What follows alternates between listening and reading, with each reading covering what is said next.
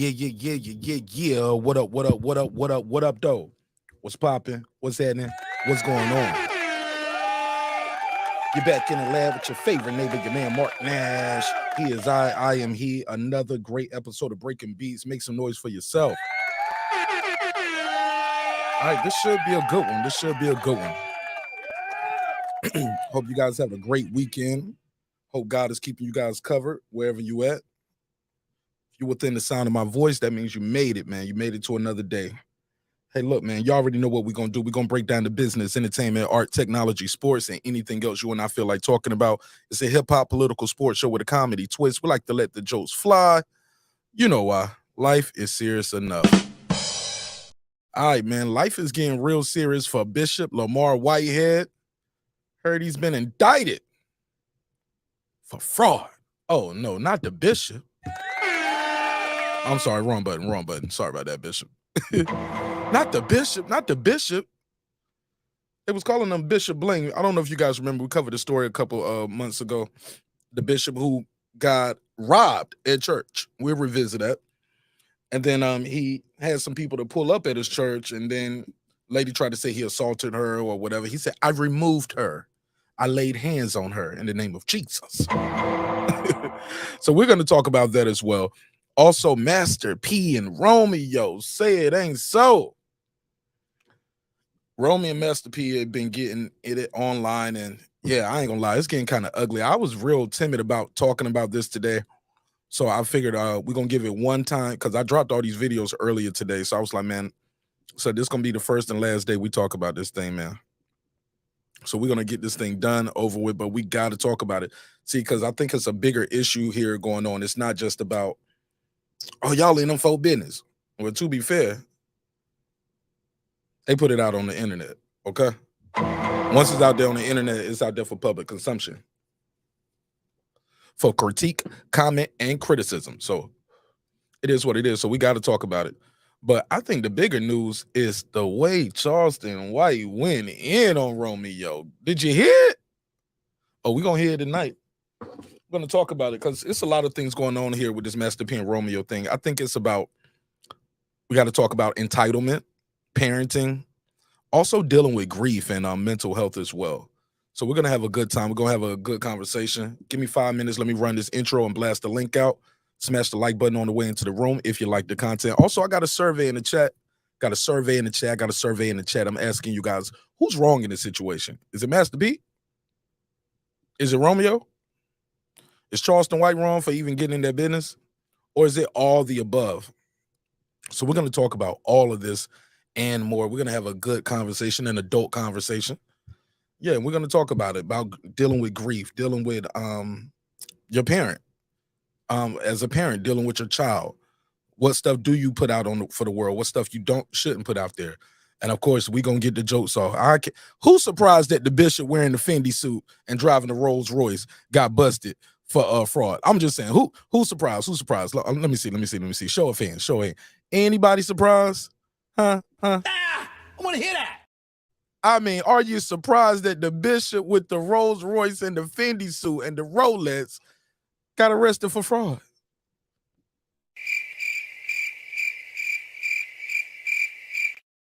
Shout out to my sister Memory, aka Girl Behind the Mic. What's up, sister? How you feeling? What's the damn deal? It never heard of it. Wrong button. But you already know. Yeah. So we're gonna have a good time. She said, I ain't surprised. Never heard of it. It never heard of it. All right, so give me 5 minutes. Let me blast this out on Twitter, a couple Facebook groups, and put it on IG and let them know we here and what we're talking about. And we're gonna run this intro. I'm gonna drop the link, and yeah, we're gonna kick it. We're gonna have a good old time breaking beat style. It's your man Nash, breaking beats. Give me 5 minutes. 5 minutes. It'll go by quick. Trust me. Let's get it. This is my passion. This is what I love to do. Oh, and we gotta give you the Meg and Tori update. Shout out to my girl Milagro Grams. And Lawyers for Workers. Yeah, we got an update on the Meg and Tori case. So we're gonna talk about that too. Let's get it. This is my passion. This is what I love to do. But some days, sometimes, I'm just like you, man. I hate this job. Damn, I hate this job. Damn, I hate this job. Damn, I hate my job. job. Yeah. Damn, I hate this job. I'm just like you. Damn, I hate this job. Damn, man, I hate this job. Man, I hate my job. From a good dream I awake, sun rays on my face, planning out my day, hoping this ain't the one that I catch a case. I feel so good, I feel so straight. My manager keep calling me saying, hurry up, you late. Hurry up, you lay off. Y'all, man, I hate this job. Man, I hate this job. Been trying to play it cool, but it's hard to play it off. I've been hanging on to this bullshit, cause my car still ain't paid off. I know I'm on my way up, my boy just got laid off, so y'all, man, I hate this job. Man, I hate this job. These hoes here so ratchet, these niggas here so sneaky. Y'all don't even really pay enough for y'all to only pay bi-weekly. I'm trying to double up my cash, take this job, shove it up your ass. Yo, man, I hate this job. Sometimes I wanna say, walk in and slap my boss. This shit is getting hard. Damn, I hate this job. Gotta make it out of this struggle, bruh. And I don't really mean to take it out on you. You just a customer, but damn, I hate this job. Damn, I hate my job. Damn, I hate this job. Damn, I hate my job. Damn, I hate this job. Damn, I hate this job. Damn, I hate my job. Damn, I hate this job. We're the reason why your stockholders always stay afloat. Yet I'm asking, are they hiring? Like everywhere I go, schedule will say 9, but I think it's fine if I clock in at 9:04. I work 40 hours a week plus overtime just to be bro. So y'all, man, I hate this job. Hate that I applied. So much has transpired since the day that I was high. Told me I could advance, but you were telling me lies. Gotta give your notice before I quit, but you don't say shit right before I'm fired. Damn, man, I hate this job. Sometimes I wanna say, walk in and slap my boss. This shit is getting hard. Damn, I hate this job. Gotta make it out of this struggle, bruh. And I don't really mean to take it out on you. You just a customer, but damn, I hate this job. Damn, I hate my job. Damn, I hate this job. Damn, I hate my job. Damn, I hate this job. Damn, I hate this job. Damn, I hate my job.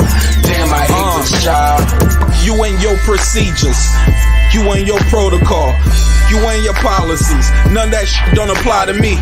You and your quotas, you and your standards, you and your 2 sick days a year. Y'all niggas bananas. Wonder why the postman's posted with hammers, going postal with Popo on camera. His wage got him enraged, stressed out, it's hard to maintain. He flips the middle, grabs his.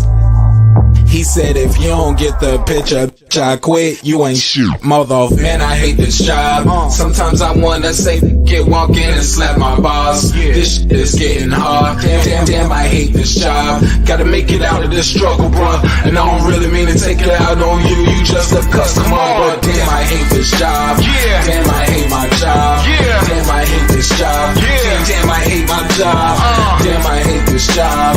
Damn, I hate this job. Damn, I hate my job. Damn, I hate this job. Look, man, I hate this job. I put my pants on one leg at a time, just like you. I'm out here trying to take care of my family. Damn, I hate this job. It's not always glamorous, for real, but I do what I gotta do for me and mine, you know? Damn, I hate this job. Damn, I hate my job. Damn, I hate this job.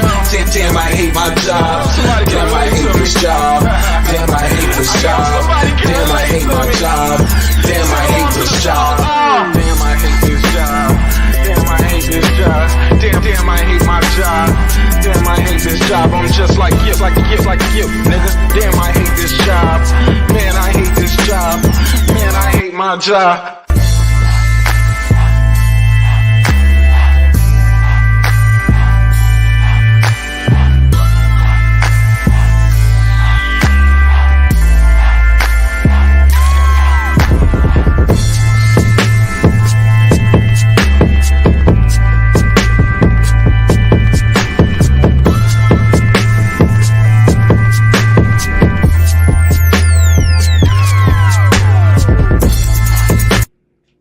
The views and opinions expressed in this program are those of the speakers, commentators, experts, and or the host. They do not explicitly nor necessarily reflect nor represent the channel's policy or the views held by the channel or broadcaster. The broadcaster or its channel cannot be held accountable for all or any views expressed during the program. Basically, If I didn't say it, don't come for me. You come for the person who said it. And please don't sue me for somebody else's words. With that said, let's start the show, motherfucker. This that squad sound.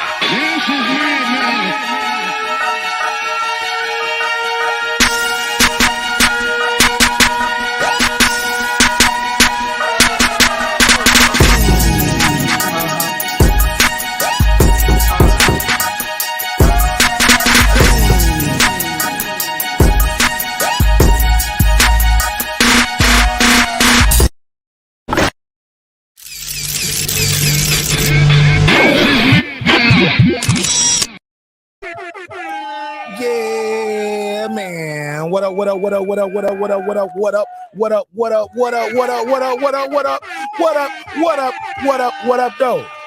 What's popping? What's happening? What's going on? You back in the lab with your favorite neighbor, your man Marq Nash. Another great episode of Breaking Beats. You already know what we're gonna do. Break down that business, entertainment, art, technology, sports, and anything else you and I feel like talking about. It's a hip-hop political sports show with a comedy twist. We like to let them jokes fly a little bit because life is serious enough, man. Yeah, you got to get these jokes off, man. If not, you'll be sitting around one sad, depressed, lonely individual. Right? So that's what we're not going to do. We're not going to do that. We're going to have a good time. We're going to be rejoiceful. We're going to have a good day today. Today, in fact, we're going to have a good week. If you are into the Christmas spirit, hey, look, it's Christmas week right here. Make some noise for that. The week of Christmas. So we're going to have a very fun show this week. Got a couple little goodies and surprises planned for y'all too. Hopefully everything pan out. I learned to stop just saying it because people will start stealing my ideas, or they reach out to the guests and be like, don't do no interview with that nigga. He going to be like TMZ and Vlad. He going, I mean, no, nigga. No, I'm not. Small hat. We're gonna have a good time. We're gonna treat you good over here. Never fails though. All right, so before we do anything and everything, we got to give a big shout out to the members. Because without the members, the show wouldn't be the show. Bear with me though, because did not get the blasted out on. I got to put the show on Instagram and Twitter real quick. While I'm doing that though, I do have a survey in the chat. I'm asking you guys, who's wrong in this situation? Master P, Romeo, Charleston White. We're going to do that story first. I feel like we need to do that story first. Oh, no. I don't want to bury the lead. We can do that one first. I wanted to do this Bishop Lamar Whitehead story. I figured like that'll be real quick. But I don't want to bury the lead with this Charleston White Master P story. We got to talk about it. Got to. It's starting to get a little shaky out here, baby. It's getting a little shaky. Let me share this on my live feed on Instagram. Bear with me. Just putting the thumbnail over there. That's it. Putting the thumbnail. Let people know the link is in the bio so they can pull up and join the conversation just like you. Y'all don't want them to miss the show, right? Link in the bio. All right, cool. So boom, let me get into this neighbors only roll call. Let me do this neighbors only roll call, and we're gonna have a good time. We're gonna have a damn good time. Let's do it. And shout out to you, whether you're watching on the backup channel, whether you're watching on Facebook. Even if you're watching on Facebook, click the like button. I really appreciate it. All right, so let's do this neighbors only roll call. Because without the neighbors, the show would not be the show at this level. You guys are the reason why the show is the show. All right, so let me do a quick roll call. Let's take it from the tippity top. My boy Juan Davila, aka Juan Epoxy Magic. What up? DJ. What up? Tony Boswell. What up? Karma Serene with the Serene Saturdays. What up? Kansas City Mac. What up? Ill Status Boxing. What up? Ace Retro. What up? That guy Eclipse 330. What up? Tank the Sweet Science Examiner. What up? Beyond and Above Media. What up? Pittsburgh T. What up? Shannon Briggs, aka Ben Adams. What up? Juan Epoxy Magic. Oh. Got 2 members? Okay. Got 2 memberships? Did you join from another account? Okay. What up? We appreciate it. Kevin Brower. What up? SF City Slicker. What up? I Know Boxing. What up? Stephen Bateman, all the way in Australia. Mama, I made it. What up, gangsta? Deuce Times. Boxing Lounge. It's Mex. Mike from Boston. Rider of the Storm. Here to there. Miss Queen Snow Bunny. I'm sorry. Scrolled away from me. Miss Queen Snow Bunny. Taylor Bell. Maddie Yoel. C. Jones 0224. Cliff Bailey. Con Shonery. Lisa Bells. Cooking with the Champ. On the mic with Terrence Bailey Sr. New Media Today USA Boxing. I'm sorry, he changed the name. It's True Media USA Boxing. Shout out to my guy, Coach Malachi Williams. HLDZ. Cooking with Sir Senior. Brandon Washington. Gangsta? Born Supreme. Lady Shandon them season all the way in the UK. Mama, we made it. Gangsta? Dub Right Side. D Bevel the Champ. Rob G Films. And of course, the big fish himself, my good brother Derek Lincoln. Gangsta? All right, let's get into the schmiggity schmoke. Let's get into the smoke. And I see y'all already on the bullshit too.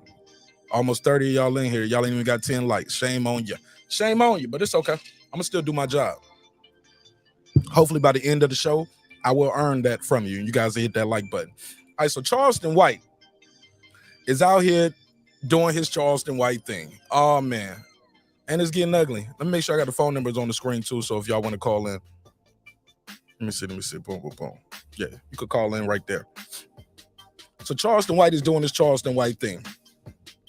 As you know, I covered this, man. I did a short on this earlier because I thought it was comical. I was like, this nigga Charleston White crazy as hell. But halfway through, I was like, I don't know about this. I kind of feel a little bad.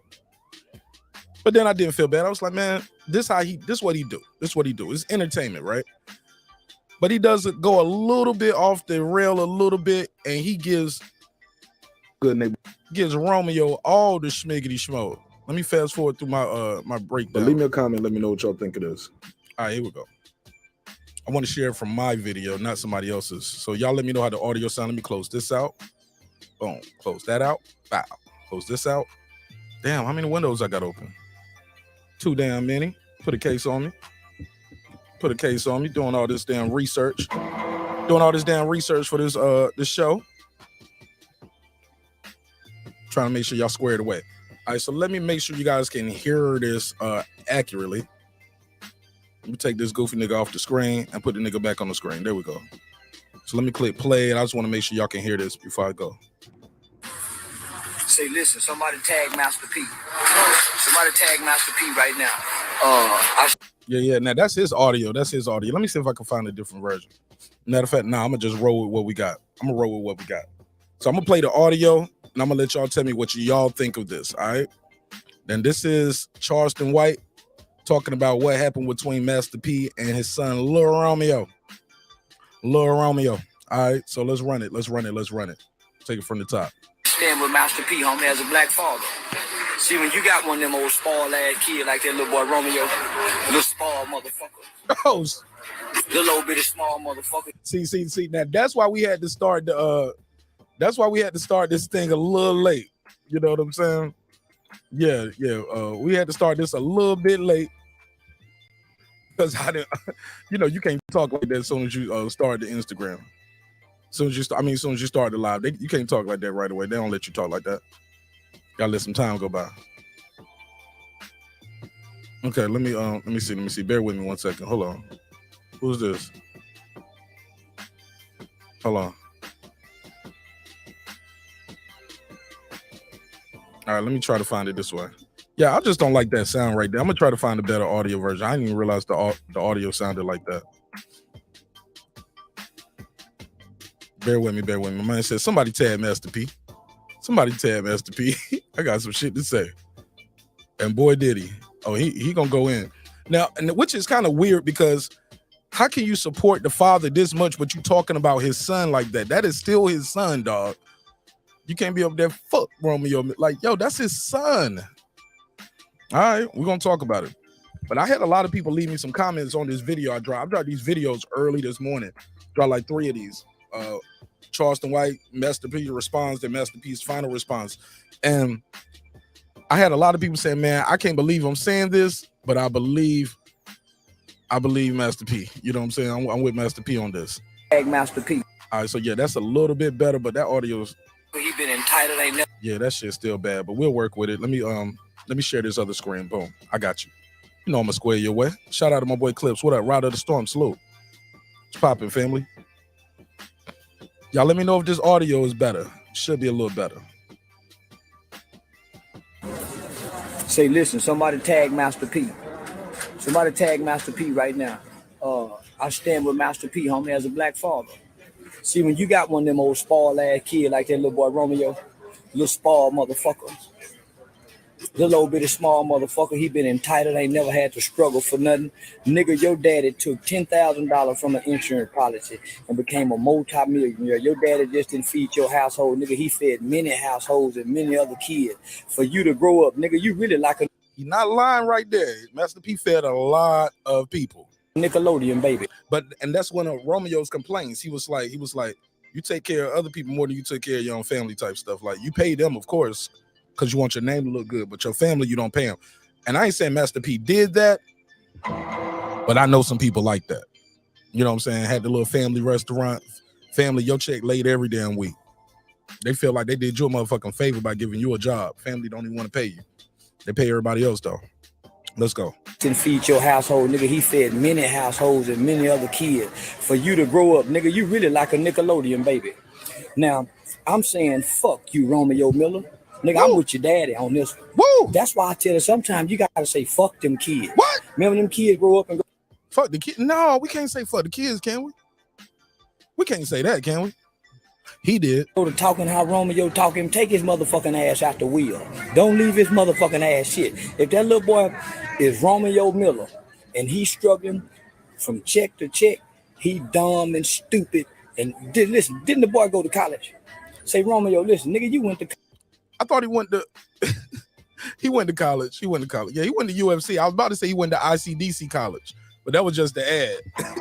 That nigga didn't go to ICDC college. ICDC college. Y'all remember the commercial? Okay, whatever. College. Your daddy put you in a position, nigga, where your dad ain't got to give you nothing, nigga. Fuck you talking about. Now, here it is, and I'm in the airport right now. But, nigga, I just heard Master P, nigga, and it break my heart that a nigga son will go up and bite on him like the way you biting on your daddy. All you spoiled motherfucking kids, nigga, 50 Cent kid, Will Smith kid, nigga, you need your ass kicked. You nigga need your motherfucking ass kicked. Nigga, now think about this, nigga. Your daddy done put you in position, right? Okay. Didn't you have a rap album? You say, well, I ain't got no money because my daddy had to pay taxes.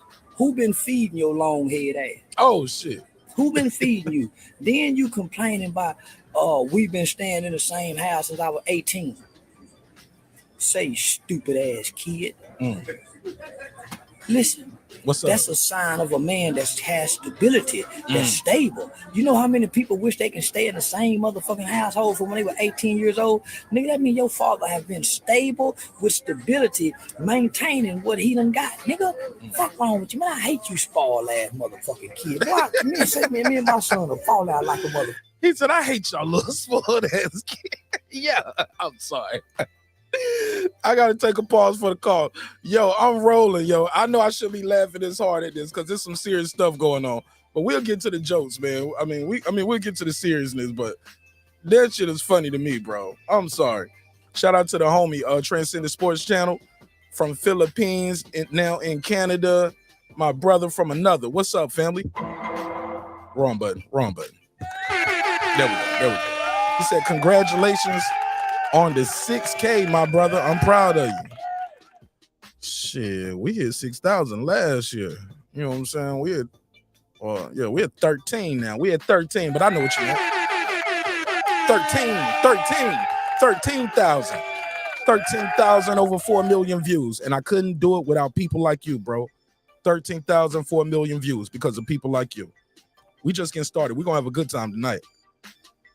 But thank you, girl. Bro, thank you so much. Let me give him, that's Canadian dollars, so I don't know how much that is, but let's give him the 10. A 10, a fucking 10. All right, let's do it. Where we at? He said, man, he would snap on his son. So who's wrong, right or wrong in this? Let's go. Maintaining what he done got, nigga.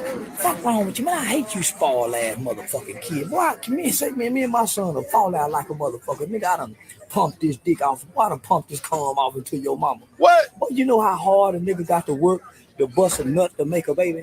What? Say, now listen, do you know how hard a nigga got to work to bust a nut to make a baby to get one of you motherfuckers on earth? You know how you don't know how many pumps and humps that nigga humped on your mama, nigga pumping that dick off on her to make you, nigga. Then when you get here, nigga, you know how much energy you take from a nigga when he come. You know all that cum shooting up out that dick. You know how weak a nigga knees and leg get to get your little stupid ass here. And then when you get here, nigga, your daddy is a millionaire. Right. Boy, when I hate you, motherfucker, you don't know what it like, nigga, to go to bed hungry. All right. Wow. All right, so that's Charleston White. That's Charleston White going off. TFT, what up? Going off is an understatement. So I'm going to drop the link out there. I'm going to open the phone lines up again. Shout out to the homie, my brother, Transcendent Sports Channel. I got 5 on it. I'll give you the $2. You give him the $2. All right, pay him the $2. Oh, pay the $2. Thanks for supporting the show in a major, major way, my brother. I really appreciate it. All right, so Transcendent Sports Channel said congratulations on the 6K. He forgot about 7,000 of the motherfuckers. He forgot the rest of y'all. We at 13, baby. I'm big time now. I'm the big fish. No, I'm joking. But no, thank you again, though, in a major way. Let me go to this next comment. Let me see what they're saying in the chat. Make sure the phone lines are open. We're going to take some damn calls, and we're going to chop it up on the panel and see what y'all think of what's going on here. Now, I'll say this. In this situation right here, let me go back now. I got to play the Master P audio. Now, Master P said some interesting things, bro.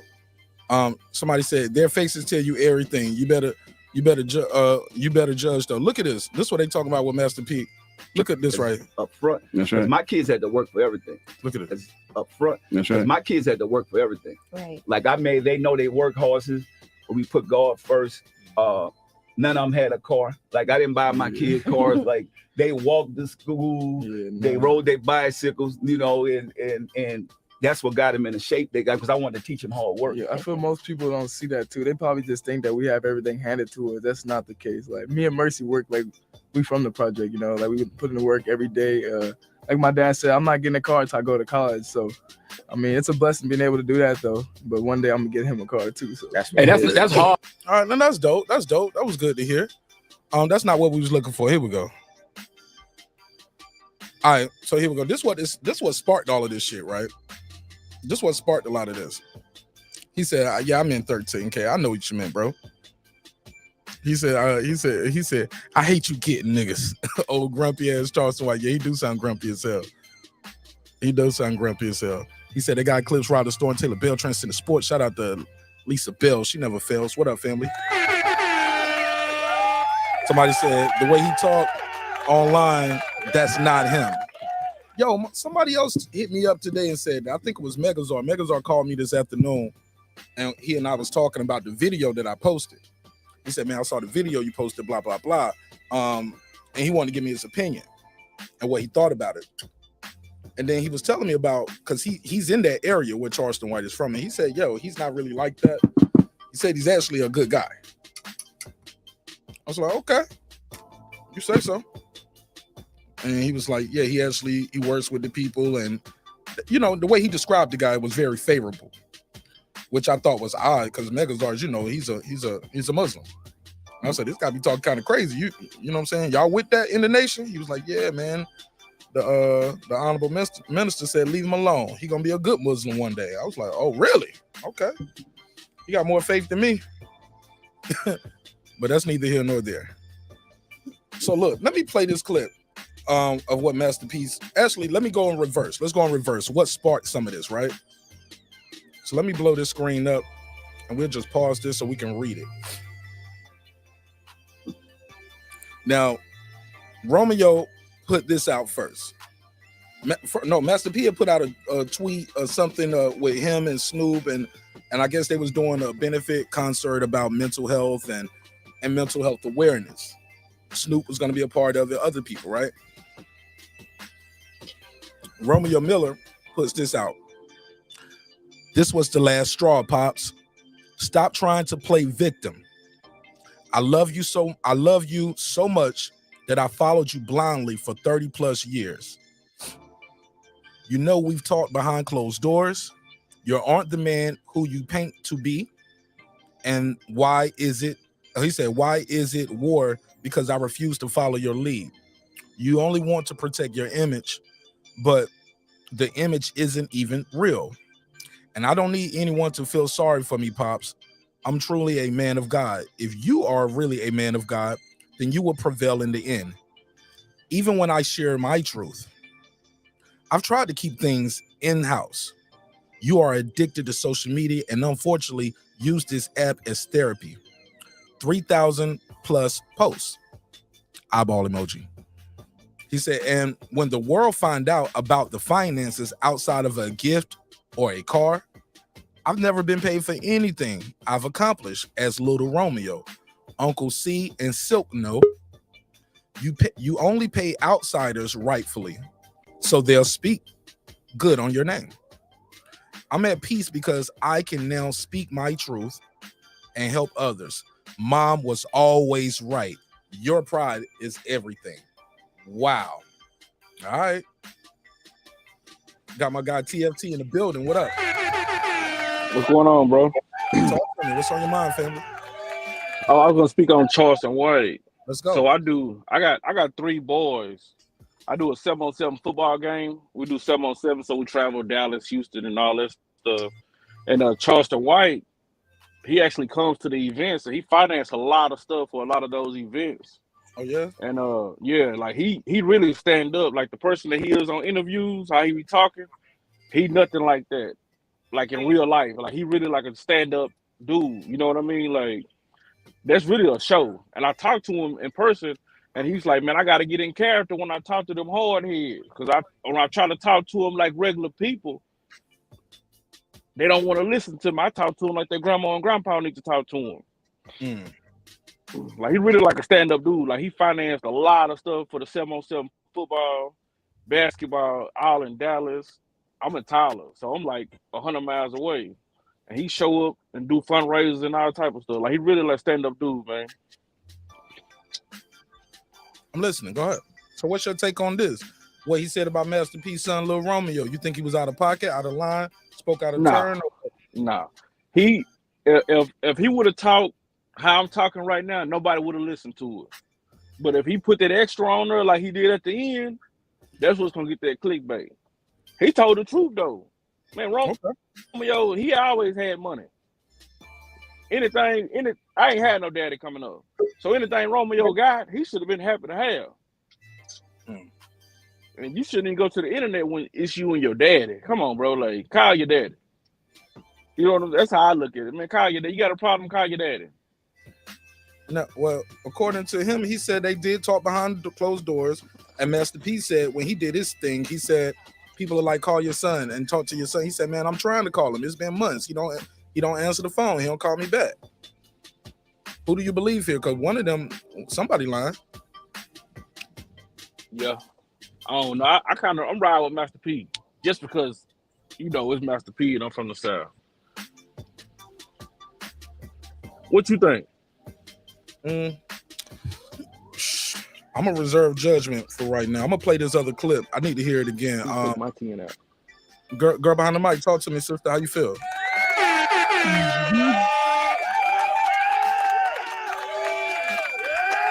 I will say this, TFT, before I girl behind the mic go. Romeo was the first one that took the shit to social media, though. So it is what it is. Like, that got to mean something, right? He chose to take this shit to social media first, not dad. So whatever that's worth. Go ahead, sister. How you feel? Feeling good. Shout out Marq Nash, chat, panel. Girl behind the mic, moving right along. We almost at 15K, baby. You been here, man. You watching? Yes. It's growing right in front of our eyes. Let's go. Like a pet. Well deserved and congrats. Let's go. What you think of this topic? I'm on Romeo's side. Okay, let's go. Yeah. Break it down. In the event of mental health and healing, no one can say where you're supposed to take your emotions or how you're supposed to hold on to your emotions. That's a form of gaslighting and manipulation. If Romeo felt it adequate to address his father on the only medium he felt that he'd get his father's ear, and he felt that it was social media, he did what he had to do as a child.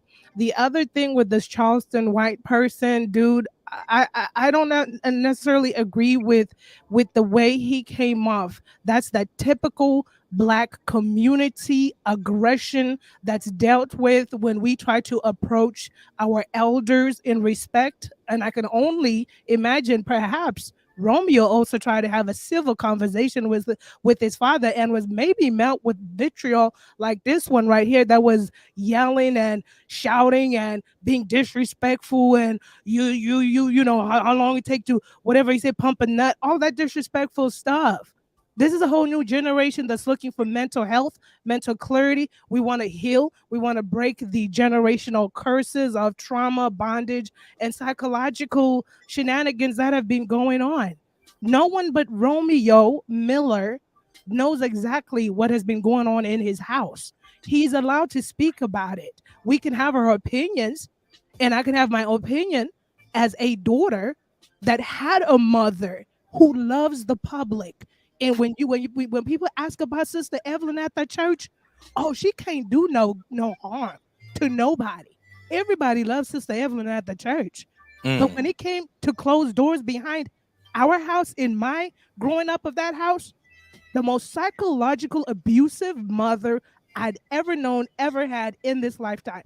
So that's why my heart leans to Romeo, because I have lived a life where you have these parents that are esteemed by society because they give to 501c3s and they're prestigious in the community, and people see them from the shadows of which they are on medias like TV or social media. But you don't live with those types of people. They're not telling you that you will never amount to nothing. You're not receiving the psychological abuse. You're not receiving the emotional abuse. You're not being your childhood. You're not being lambasted and beat by a leather whoop without knowing what you did as a child, but just to breathe the air that was allotted to you for being born into this environment. So yeah, I stand with Romeo. I'm a child too that's actually going through, and it's a long process of healing, because I know exactly how it feels to have a parent that is esteemed in public eye and you don't have anyone to talk to. I have it's my siblings and I. And granted, Romeo's situation is not my situation. We just lost a sibling in our household. It was 5 kids, and all 4 kids are disconnected from that family tree. It wasn't because my sister died. I think because the chaos and mayhem that the other siblings were stuck in finally opened their eyes. A woman that gave birth to 5 children is now got 0 children to look to. And people say, and in the Black community, people, this is the one thing, that's why some of us, we just go, if you're able to, go to therapy, because you can't even talk to a Black friend. You can talk to a Black auntie. You can talk to a Black uncle, because parents are revered. Oh, they well, like that guy say, look what you came into. Okay, did the kids ask to be born? Right. Once remember the psychologist saying that the reasonable duty of a parent when they have their children till they're 18 is to rear them, give them the best that they can. That's their job. So holding this gaslighting manipulation we grew up around, where all you kids I sacrifice for you. Who asked to be born? Yeah, that's the parent's job. You sacrifice? Well, yeah, parents sacrifice. Otherwise, don't have children. It's not to say that children are ungrateful. I forever became the most grateful child in the fact that I held onto my pain, not understanding why a woman who was a biological mother to me would hate me so much. Only questions that therapists would answer and help me overcome. So when people start saying all these things and, oh, you know, he can't, yeah, we grew up in a decent suburban environment. A lot of abuse. My parents physically fought. That's PTSD. Come to find out, the therapists are telling us that we were not supposed to see our parents fighting. When you go to school, you don't even know what's going on. You come back home, you're coming back home not knowing which one of your parents will be still alive. When you come back home, you're met with blood spatters on the kitchen floors. You don't know who's in the hospital, who's put who in the hospital. You just know one of your parents are injured. PTSD type of environment where we're all the siblings in survival mode. And yet in the Black community, oh, it's your parents. You gotta respect them. You gotta love them. You gotta. I disagree to agree. You could, yeah, I will love them endlessly, but I'm dealing with the scars, the trauma, the pain, the hurts. I'm not saying pointing a finger. It is what it is. That was the hand that I was dealt.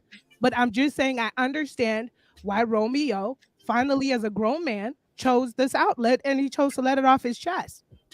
And he's allowed to be heard just because he comes from what we perceive to be picture perfect. We were not behind those doors. We don't know the type of growth he received, the type of emotional or psychological growth he received, if any, or the love, if any. We don't know all of those things, that the building blocks, the basic building blocks that it takes to raise a kid. We don't know what he's malnourished from. And just to echo one of your points, we don't know. But just to keep it real short, 'cause I love where you're going with this. Shit, you don't get to a Master P level if you at home every day at 5 p.m. and you at home all weekend going to every soccer and football. You get what I'm saying? Like when you running a record label and you had a shoe company, like Master P had a lot of artists too. He just didn't have a record label. Like he had the label at the time. He had one of the top labels, right? And he had a lot of artists. He had a lot of obligations.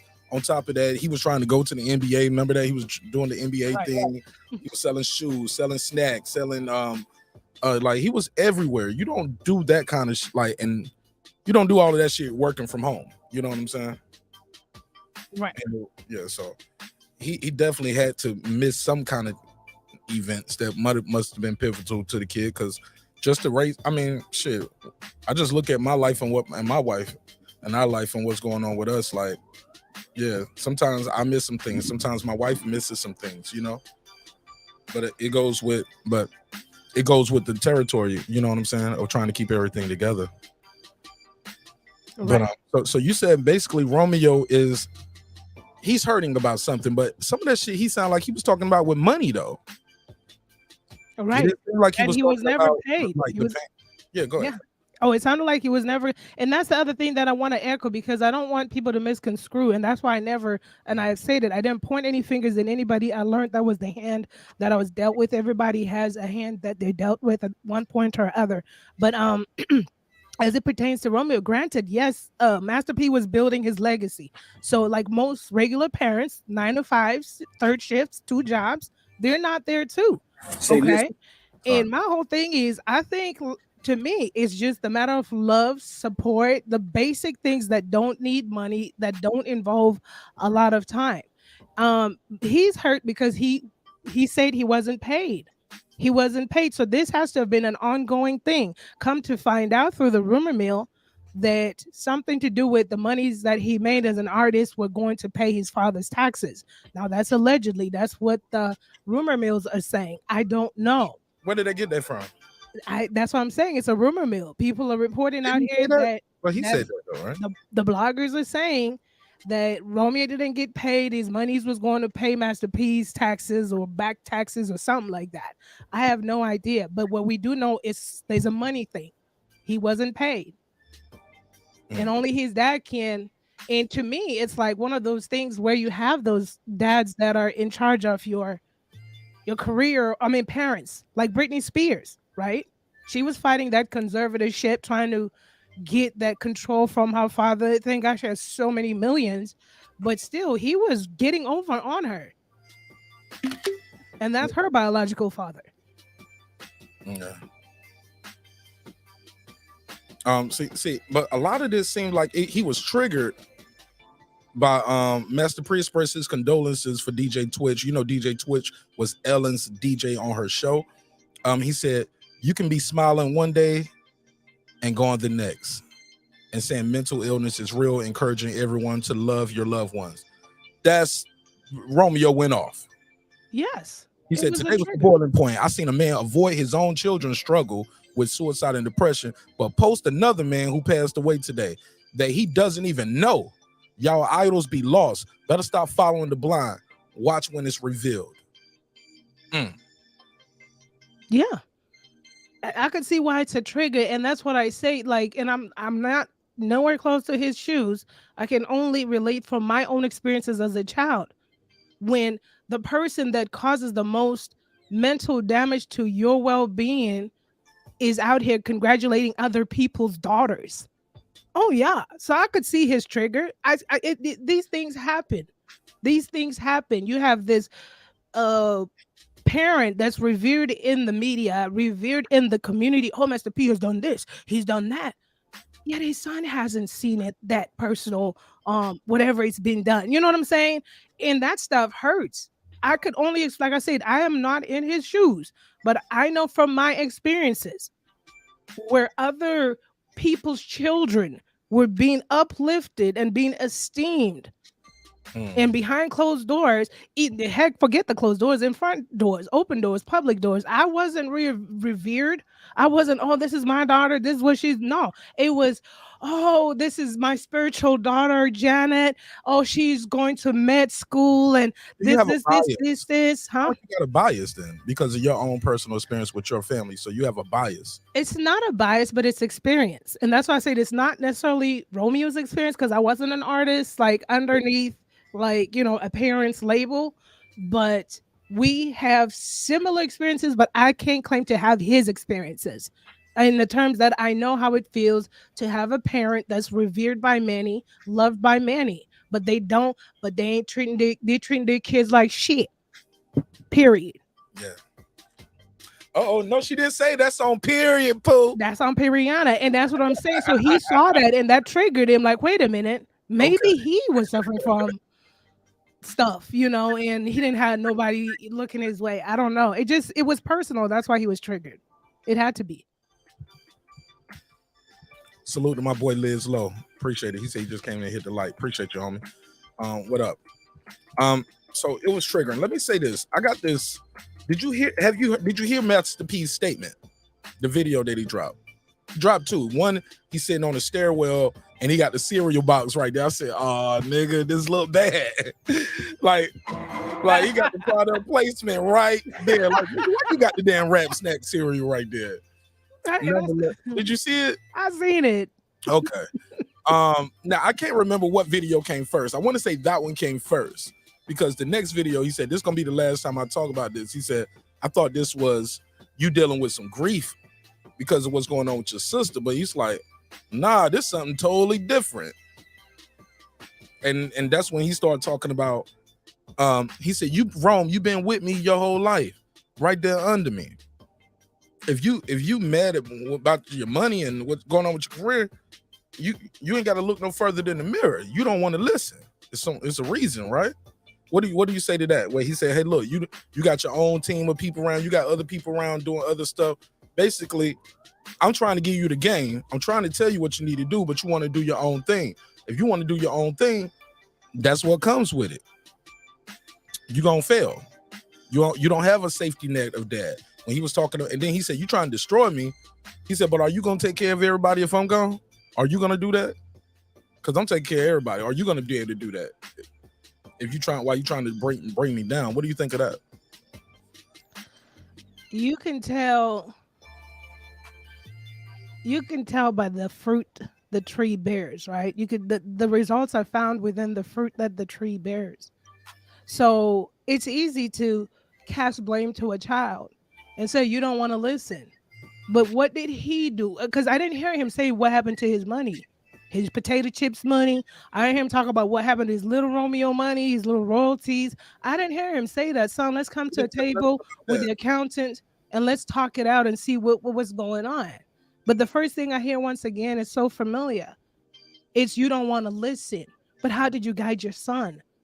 How did you, remember when I helped you get that LLC and you was on, I didn't hear that part of his responsibility. Well, listen, leadership is very easy. I learned a long time ago that it all starts from When something is stinking, it starts from the fish's head. The head is the leader.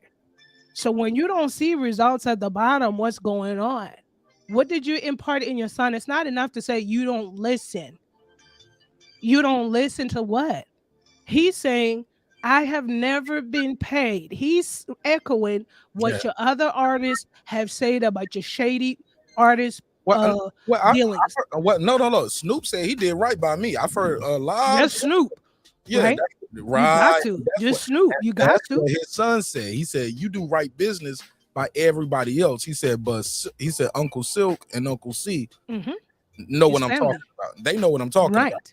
One famous family. Right. Yeah, but you did right by Snoop. Because you it's did right by image. X. You might have did right by Mystical. You might have did right by, Because it's image, right? Because if he don't do right by Snoop, he's going to then further perpetuate the shady businessman that he allegedly might be. So therefore, now Snoop looks at him in an esteemed manner once again, like, nah, dude was paying me. But his son is saying, me and uncle and the uncles, the relatives, we didn't taste any money from the music dealings. And that's a lie. And Charleston White was like, if I was him, I wouldn't leave nothing to the will. Let me tell you something, like I told my mama, don't leave me nothing. I've earned everything I have, and I still earn everything I have. I've never wanted nothing they had. At least have an insurance policy, so we don't go broke. I don't want nothing. No. Somebody need to. We don't want to go broke burying nobody. Is what I'm saying. That's gonna be on Evelyn and Bill. Who's Evelyn and Bill? That's my dad and my mama. Oh Lord! So if they ain't got no money to get buried, you just gonna leave them right there? You ain't gonna claim the body? All I say is parents treat your kids right. What? So they can turn around and treat you right. Stop it! I'm not rolling with that. You ain't gonna bury your parents or give your parents a proper burial. It wasn't that bad that you're gonna hold on to that like that. I'm not holding on to anything. I'm going through healing, like I told people. I'm going to help my parents in life. Once they're deceased, just like they have helped me and my siblings in life. You hear what I'm saying? Hold up, but once they're deceased, whatever happened it's over, right? Or are you gonna be fighting ghosts the rest of your life? I'm not fighting anything right now.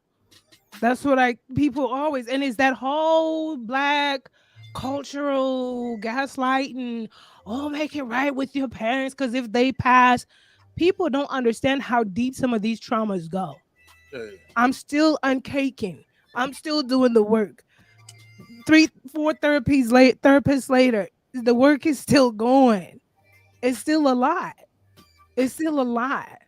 You got to get to a point in life when you're ready, you're ready. And if it's ready by the time they go, like, what am I supposed to do? I'm doing my work. Trauma is a hell of a thing. And that's why I say we need to really reevaluate ourselves as people and evaluate. There's nothing wrong with looking to self and saying, okay, where did I go wrong? What can I do right? At some point in time, your kids are going to grow up. They're going to give you feedback. Be able to receive the feedback. They're not saying you are a bad person. By no means, form, or shape did I say my parents are bad people, because I am adult enough and going through the healing enough to know that they did the best that they could, that they probably never had any role models, that they probably never had a know-how, and they both have stories. I gave them that grace in life, that they both have stories. Where their stories start, they never echoed. Where their stories end in between, before they met, it was never echoed. So they could have had possible traumas and all kinds of stuff. I have grace enough to know that logically. But to live a peaceful, amicable life with myself and me being in the present, I have to focus on my healing and the things that are not trigger bending, like end up like Romeo online here from the woodworks, just going off on people. Because some of these things still need to get sorted. What's the process though? Because it sounds like whatever's going on, like, because you're like mid-30s, right? Mid-30s, almost 40 or something like that, right? And if you've been dealing with it for over 20 years, how long have you been going to therapy? Because I did hear you say you was on your 4th therapist now. So how long, what age did you say, hey, look, I need some outside help, professional help, somebody to walk me through this, somebody who has experience in dealing with this, because I can't do this alone. What age was that? Okay, so I'm 40, just turned 40, Damn, and you old as hell. No, I know, not grown and sexy, baby, freedom 40. Hey, look, you But get 40, man. When it's time for them doctors checkups, your annual check, you be like, let me start working out a little bit more. Let me start eating better, drinking water. right. Like you're gonna change it in 2 weeks before the doctor's appointment. But go ahead. But I came into the realization that I needed help at around 33. So it took a long time. So I also feel his pain when he said he was riding with him till it took him till his 30s. Because like the children we are and the little children that we still carry within us, you always look up to these adult figures that were in our lives as heroes. You don't want to believe what your eyes and your gut tell you. You don't want to believe that because this, once again, society wise has ingrained in us that no matter what, these are your maternal and paternal beings or your guardians. So society has ingrained into us, even though we're being a little bit woke nowadays, understanding that certain types of abuse and stuff like that does come from within, but still society still tosses an eye at you when you talk about, and that's why a lot of children, even though they're adult children, even up to now, this is healing in the works, even having this to talk about it, because I already know how it looks like and feels like in our Black community. But I was 33. I knew I needed help because when I left home at 21 and I was independent, I would go back home to Southern California and it would just be so nasty, so chaotic.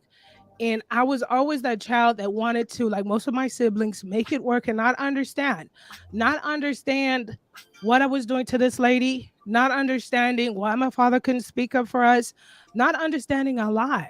So it wasn't until my mother disowned us, my sister and we wanted to do a soft intervention. And it wasn't I remember that we were like, we want to do it with love. We did it carefully. We met up for brunch. For what? And For alcoholism, or was it the fights that was going on? So actually what happened was when I was 21, when my brother was drinking, he's about 2.5 years older than me. When he was drinking for the first time in my life, he told me, he said, you don't understand what I've been through, because I didn't know what he had individually been through. And I said, what happened? He said, you never had to go with Pops while Pops was out here banging all his hoes. Oh my God, that hit me like a ton of bricks. I didn't know. I had no idea that when my dad was having his extramarital affairs, that he was dragging my older brother with him. And this is such a burden to carry, because I think my brother's thinking, how can I look my mom in the eyes in what my dad has done? I could tell he was conflicted, right? So I told my sister, and I say, listen, we got to kind of bring this to mom gently, because my mom knew that her husband was out here chasing skirts big time. And so I was like, listen, what we want to do is like tell mom gently, like maybe her and my brother could go to therapy and maybe talk about it, have a safe space to talk about it, but bring it to attention that, listen, your son told us this. And I think you guys need to, and I think to me as a girl, and I was telling my sister, I was like, I think it'll be reassuring if my mom just even approaches my brother and says, son, I'm sorry for what happened to you. I knew what was going on, just to take that burden off of him. So we prepared for that soft, gentle intervention, and we did that intervention gently. Mom, after eating and everything, we love you. This is what he has brought, my brother's name brought to us. He told me that when he was younger, Dad used to take him to his girlfriends. That nigga He was there. Shady, my guidey, ain't he? No, trying to tell you. No, I'm talking about your brother. Why he telling y'all that now? What was the point? This is heavy. It's heavy stuff for a man to carry. That's what I'm saying. The things you do to these kids, don't think for a second they'll forget or they'll grow out of it. My brother was suicidal. My brother was sent to boot. A lot of things, you don't know that. He might be feeling, listen, kids might think that I'm betraying my mother, seeing my dad with other women. My dad and my mom were married. This is his mom. This is his biological dad, his biological mom. What mom gave mom, when I say pancakes instead of grits, you give me the pancakes, I'll let you know the shit that's going on. people are built different. Bad joke. Right. People are built different. He's the oldest. It was a lot. Should have bought me that damn PlayStation when I asked for it. No, I would have told you what the hell Dad was doing. But since you didn't, you find out how you find out, heifer. Right, you on your own. But no, that wasn't the case. I think it really ate him up. And I think it's just not that event that happened. I don't think I want to die over that shit, though. I was like, I gotta kill myself. Woe is me. But I mean, I think he was carrying a lot of heavy burdens with him. I think it's a lot. You know, when my parents used to physically fight. I'm not trying to judge, though. Yeah, I'm sorry. Yeah, when my parents used to physically fight, he was the one prying us apart, pulling us away from danger. Trying, you know, it was a lot for an older child to bear, you know. And he could have been going through his own things, too. But the thing is, so when we brought it to my mom, before that, it had been so many events that happened. And I used to think that my mom was mentally ill and I was scared. I was like, oh my gosh, I need to know if this is in our genes because of the way she just like would flip. Like just look, she called me and my sisters prostitutes before. Get out, you prostitutes. We ain't did nothing but breathe the air in the house. And if I wanted to tell you that I'll tell you right now, I was prostituting for money and me and my sister was on the corner or on wherever, but that wasn't even the case. So I was like, why does she have this tendency to just like really flip and go off, like treat us like we're strangers? And so to that point when trying to finish real quick. So when I told her about her son, that's when she disowned us. Me and my sister. Yeah, I got all the receipts, emails and everything. My mom's an email person, a text person. Yeah, she told us, go to hell. You're not my children. You're out of the will. That's why I said I don't want that will. Keep your will. You ain't in the will anyway, though. Shit. Right. She always threatened us with a will. Hey, look, that's like me saying I don't want to sleep with Beyonce, nigga. Right. She always threatened us with a will. I'm like, you're not Bill Gates, though. Like, I mean, if you were Bill Gates, I'd be sucking up big time. You know what I'm saying? So your mom got to be Bill Gates to get your respect. I'm just kidding. No. Yeah, I'm just joking. You little Romeo too. Little girl behind the mic. Little girl behind the mic. Little Memory. Your name Little Memory, nigga. When your album dropping? Right. Where my royalties? Oh my God. Hey, look. I'm gonna let you know a lot of this just me before I go to Megazar. I'm gonna keep it a buck. Romeo probably didn't have as much royalties as he think he's owed. Just letting you know how crazy the music business is. And all of his hits had them little samples. Oh, Romy, give me one more chance. I don't want a girlfriend. Well, you think that Jackson 5 sample came cheap? He didn't write the raps. He won't mix and master and making no beats. Romeo probably ain't even look, and far as record sales, he wasn't Bow Wow. Let's keep it a buck. Like Bow Wow was that nigga. They was trying to put them against each other, but Bow Wow just was eclipsing Romeo. But some of them kids like Romeo, but he was never as big as Bow Wow. Can we be clear on that? So he's probably not owed as much as he thinks he owes. Shit, little we know, Master P might have bought some of them damn records his damn self just to make his son look like he was doing more. You know what I'm saying? Make sure he got a top Billboard spot. I don't know. Put a case on me. Objection. Cause for speculation. I get it. But when it comes to those samples and them beats that he had, Romeo had some big samples. Expensive, world-renowned samples. That shit ain't always cheap. So maybe he's not old, because I know a lot of artists who had a career about like Lil Romeo, and they doing little Ubers right now. They doing little Lyfts, Uber Eats. Niggas doing security at the damn airport right now. Talking about I'll be back soon, champ. All right.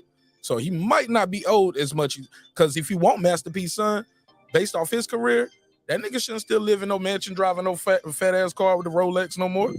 That shit should have been done if he want Master P's kid. But since he is Master P's kid, he had the lifestyle before he sold the record. Everything was given to him. All of that, I heard somebody say in the comments, man, he slept on the floor and he was right there with Master P the whole time. I was like, at what age? What was he doing? Watching Nick Jr.? He won't part of the business plan and the strategy meetings and damn sure won't doing no real business. He was a kid. And he had an opportunity to be like a famous kid. Romeo was trying to be tough early on too. Let's not forget that. His dad was trying to make him more of a heartthrob, and this kid was just trying to do some other shit. And I don't know. I'm disappointed that this shit playing out on air like this, but that's neither here or there because we here now. Shit. But everybody's entitled to their own opinion. Got my guy Megazar here, my boy Megazar. What's up, black man? What's going on, brother, man? What's going on, girl behind the mic? What's going on, sis? How y'all doing? What's good, Barry White? Shit, let me turn. I need to turn the bass up on my mic. That nigga came in here. What's going on, Marq Nash? That nigga had all this. That nigga know what's going on, fellas. Nah, cause it's that winding down voice, man. Before I turn it in. Boys, you winding down voice. This is my waking up. Hey, look, I'm midstream right now, nigga. What's going on? I sound like Choir Boy, 5 heartbeats. What's good though? Talk to me. Oh, nothing. I just this is a very sensitive subject. You know, someone who had to this day maintain a wonderful relationship with my father and with my mom up until the day she transitioned. I have to keep quiet in instances like this because I can't relate. But I do know that anytime I've had situations where I've had to talk to my parents, I went to my parents and talked to my parents. I didn't use social media or no other platform to speak to my parents. I don't feel like anything. I don't feel like that will resolve anything. That's just exacerbate tensions. And I don't think it's an effective tool when you're dealing with a family. Like Master P said, if something happened to him, is Romeo going to take care of the family? Regardless of any business dealings gone wrong, anything that's gone, Romeo wouldn't be in cheap ass BET Christmas movies if it wasn't for his daddy being Master P. Romeo wouldn't have played USC basketball if his daddy wasn't Master P. Oh no. So it's a lot of things. There's a lot of. He couldn't hoop. That nigga trash. Man, he trash as hell. He and his 2 little brothers. I tell you that. There's a lot of things that Romeo wouldn't be privy to if his father wasn't Percy Miller.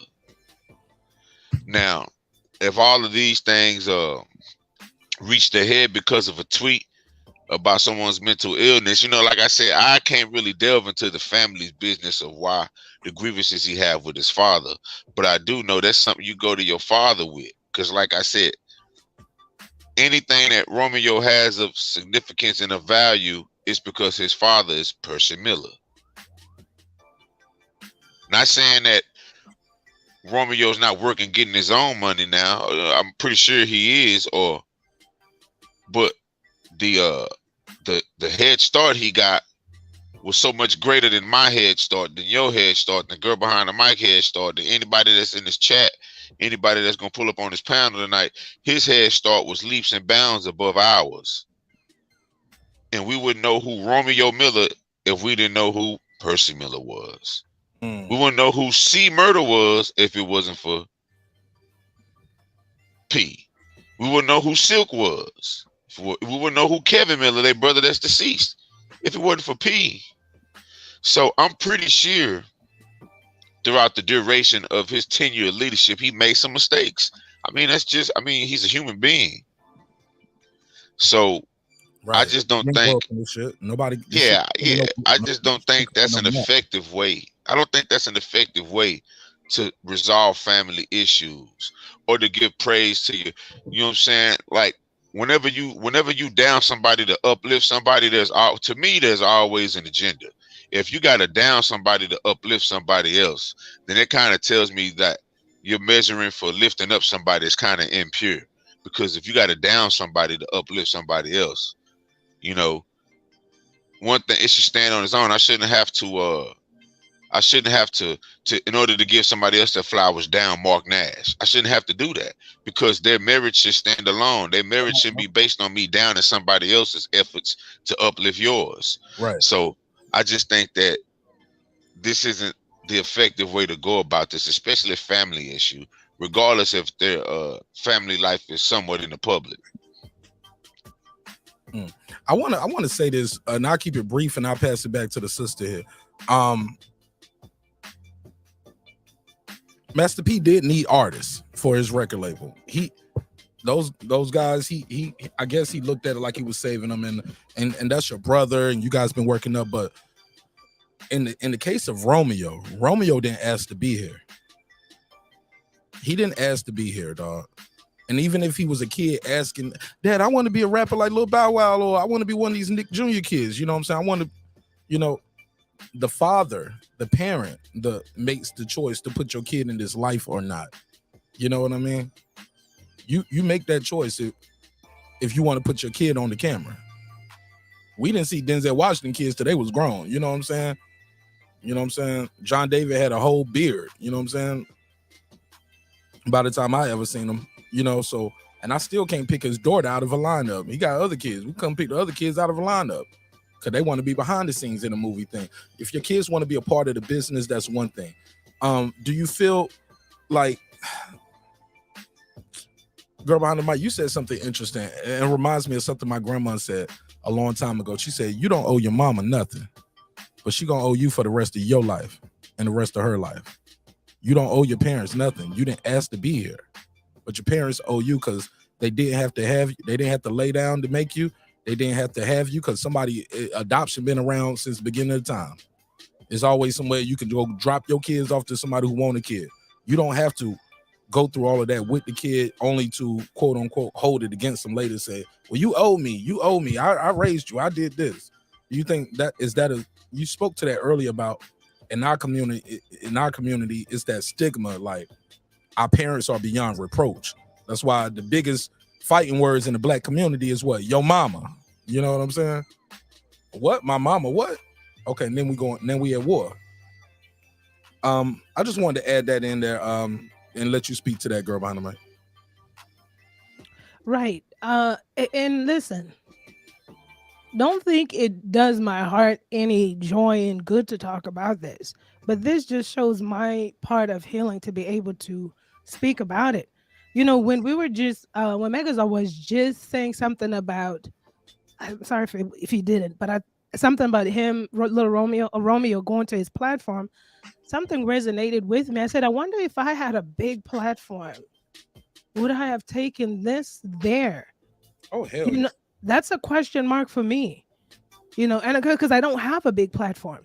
Because sometimes as a child, you get so tired, and I'm not excusing he did what he knew how to do. One thing I learned in therapy is your feelings are allowed to be felt however you want to express them.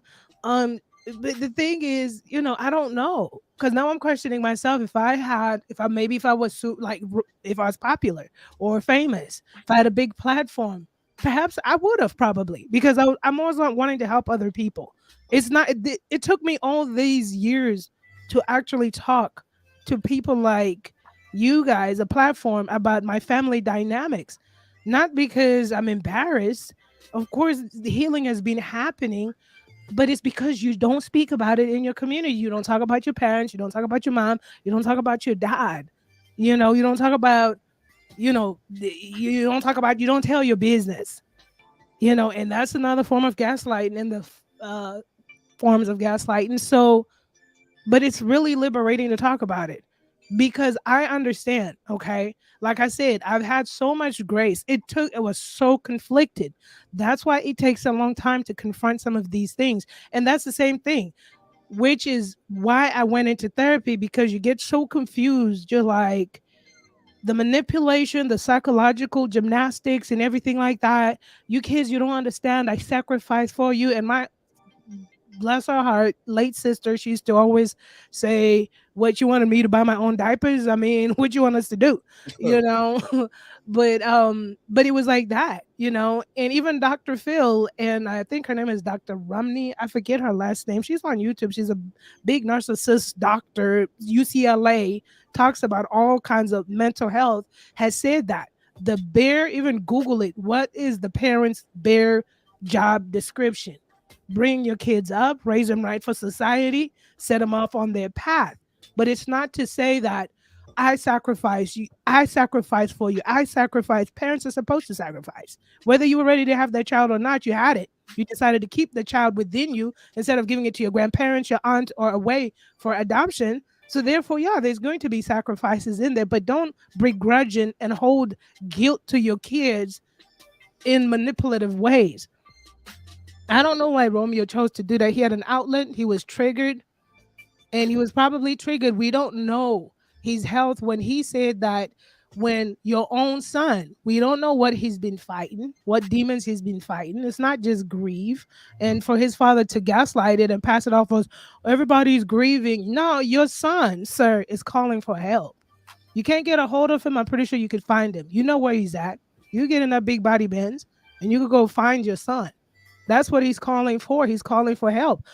Here's the preconceived notion, because I tried throughout this whole entire healing, I've tried to be very logical and rational. That's why it took a long time, because we don't go most times in the Black community. Is becoming popular, but we just don't go and talk about our family business. But to look it in the face and say, here's the thing. I've given my parents grace.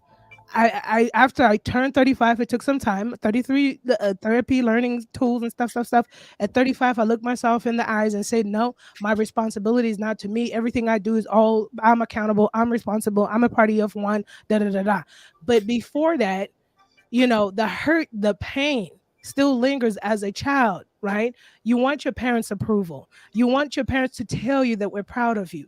You want your parents to see you. You want your parents to support you. And going back to your grandmother's thing, what I've always said, and my best friend always says, don't say that. But she the one that grew up super rich with great, it seemed like great parents, which they've come up well. But what I want to say is, I've always said as a child, I don't care. Give me one parent. Give me two. Give me a guardian.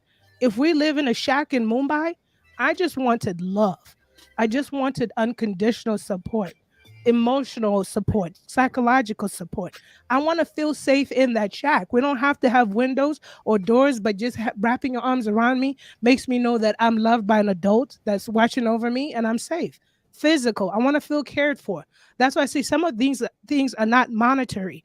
I wasn't asking for parents 100% time. They have to work.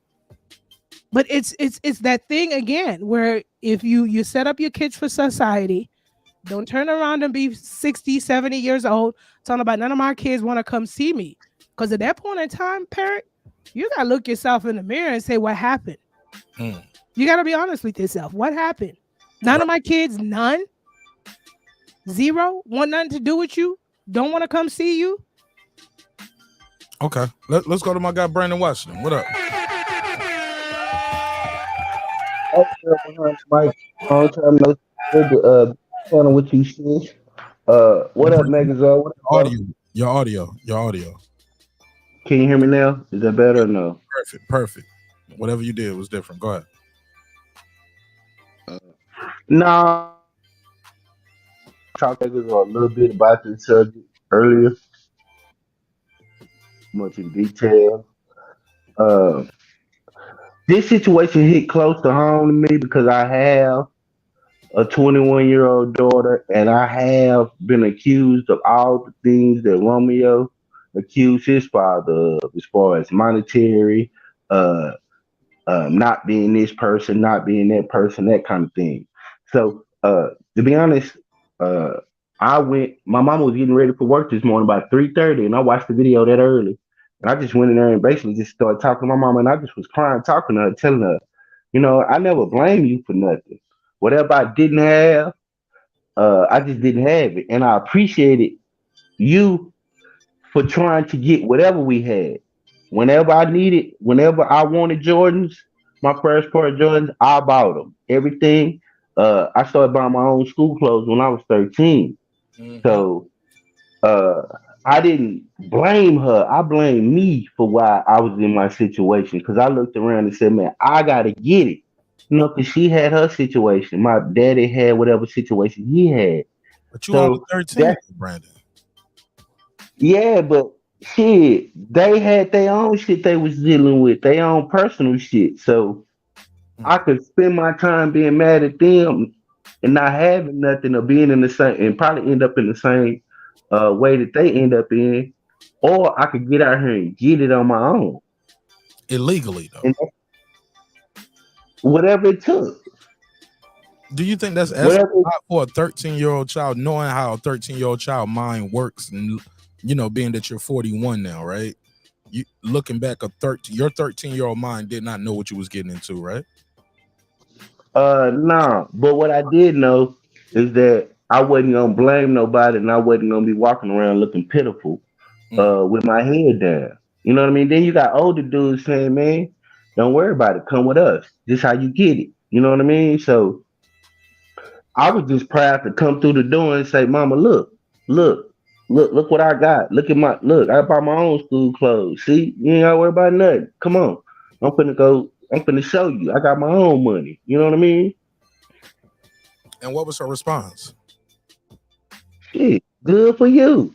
But you gotta recognize everything I did wasn't illegal. You know what I mean? Like I grew up around the Nation of Islam. I came in contact with the nation when I was like 13. Oh, okay. So the nation had a lot of hustles too, where we would sell fruit on the corner. We would we would have fundraisers. We would just do different things. So I was able to feed myself, just take care of myself. She didn't have to feed me and stuff. I just took care of myself. Whatever it took, I did it. You know what I mean? Whatever it took. So I never blame her, but she knew. But it got to a point in time where when I started getting too much stuff, she was like, "Hey, I'm just telling you, whatever you're doing, you know, these are the consequences." And that's what it was. Right? Didn't you tell me your mom had you pretty young, right? Yeah, 16. 16. Okay.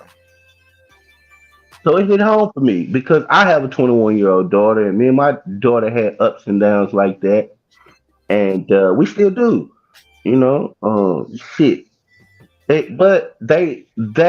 what's weird is I don't know if because she's 21, I don't think that she's the 21 that I was, and that's what I expected from her.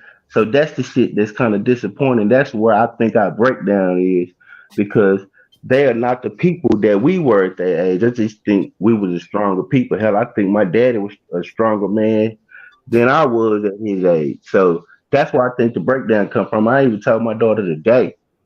Uh, I was like, man, you 21. That's kind of hard for me because I still think of you as 13, 12. So I don't even know how I don't even know how to develop this new relationship with you being a young woman. Even though she still asks me for stuff like she's 13, like I'm still buying her Jordans and shit. Daddy, can you buy me Jordans? This which is crazy, but whatever. But um like I tell her, like I suck. She was like, no, you don't. I was like, I got to figure out how to relate to you as a young woman, and it's just I don't know how to do that yet. When did I think I might have asked you this before, but at what age did you? Or I might have asked you this off air, just talking to you about fatherhood and parentry, being a parent. What age did you feel like, whoa, it went from daddy's little girl to I'm a big girl, I can do it by myself, or hey, get out of here, go get my mama or something? She was probably about 13. Probably about 13. About 13. 13 is when, because you got to remember, they start getting introduced to stuff, and if you're not paying attention or if you're not in the household primary every day, um, they start to drift away. And if you ain't there to just be able to help guide them and reassure them that what they going through is okay, then you kind of lose them. So I know I did. I didn't understand. I just wasn't equipped. I didn't understand. And then you got the other parent weaponizing your child against you. So you got all these different dynamics, and it's kind of discouraging. So, but yeah, about 13 for me. Damn. It's open. Anybody want to respond? Jump in. Cause I'm talkative. But I'm like that with any person that's up here. Once you talk, I keep going back and forth with you. So I'm gonna let anybody jump in. Go ahead. It's open. And I do respect your hustle, Brandon. Right at 13. But he shouldn't be having to deal with that shit, right, girl? Mike? No, but he did, right? Yeah. And I appreciate that. And you said, you weren't pointing fingers at anyone. You had the wherewithal. You're mature about that, right? I was able to work at 16. I've been working since I was 16. I've been supporting myself since I was 16. Yes, granted, till I left the house at 21, my parents paid the rent and the mortgage and the utilities and whatnot where we lived. But everything else I did for myself, my cars, my insurance, right? So granted, that's a form of surviving as well, right? But what about the people out there that don't know how? The kids that don't know how, right? Because there's some 11-year-olds, 12-year-olds, 13, 14, even 15, 16 that don't know how. They seem to be like they're in the circumstances that they're in, right? Because it's not a one size fits all. You have the wherewithal. I knew at 16, my mom said, I'm not buying you anything. That's what she told me. She said, you go to work and go to high school. And that's what I did. But if I ever desired having children and I had children of my own, I would never personally want my child to work and go to high school. I would want my child to just focus on school. Yeah. Unless if they say they want to work one day, like really that's what they want to do on their own, just that one day, as long as it doesn't interrupt their books, I would consider, because I missed out on ball games, football, high school spirit. I never went to a high school football game in my life. None of that. High school, I missed out on my entire high school experience. Exactly. Even no prom, no now, to this day, I've never been to a high school football game. Yeah. I've been to a pee-wee league for the first time. Never seen it. I always I would have loved to. Yeah. So I missed out on an entire high school experience. And most times I always say the most part I miss in life is high school, because I missed out on all those experiences. It was like that at that age. I wasn't like blaming. I just wanted cute shoes, and I was, when you get the money at that age, you're doing for yourself. You're like, I want cute clothes, cute shoes, and right. And plus, you don't want to hear your parents say $120 for shoes. Right.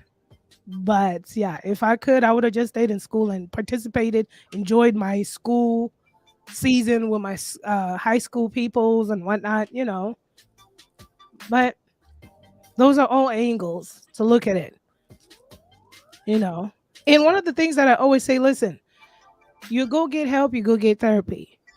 I realized at 33 that something was going on, and it was still hard for me to comprehend. It took some time. I never blamed my parents because I was already doing for myself a lot, but I just was really hurt.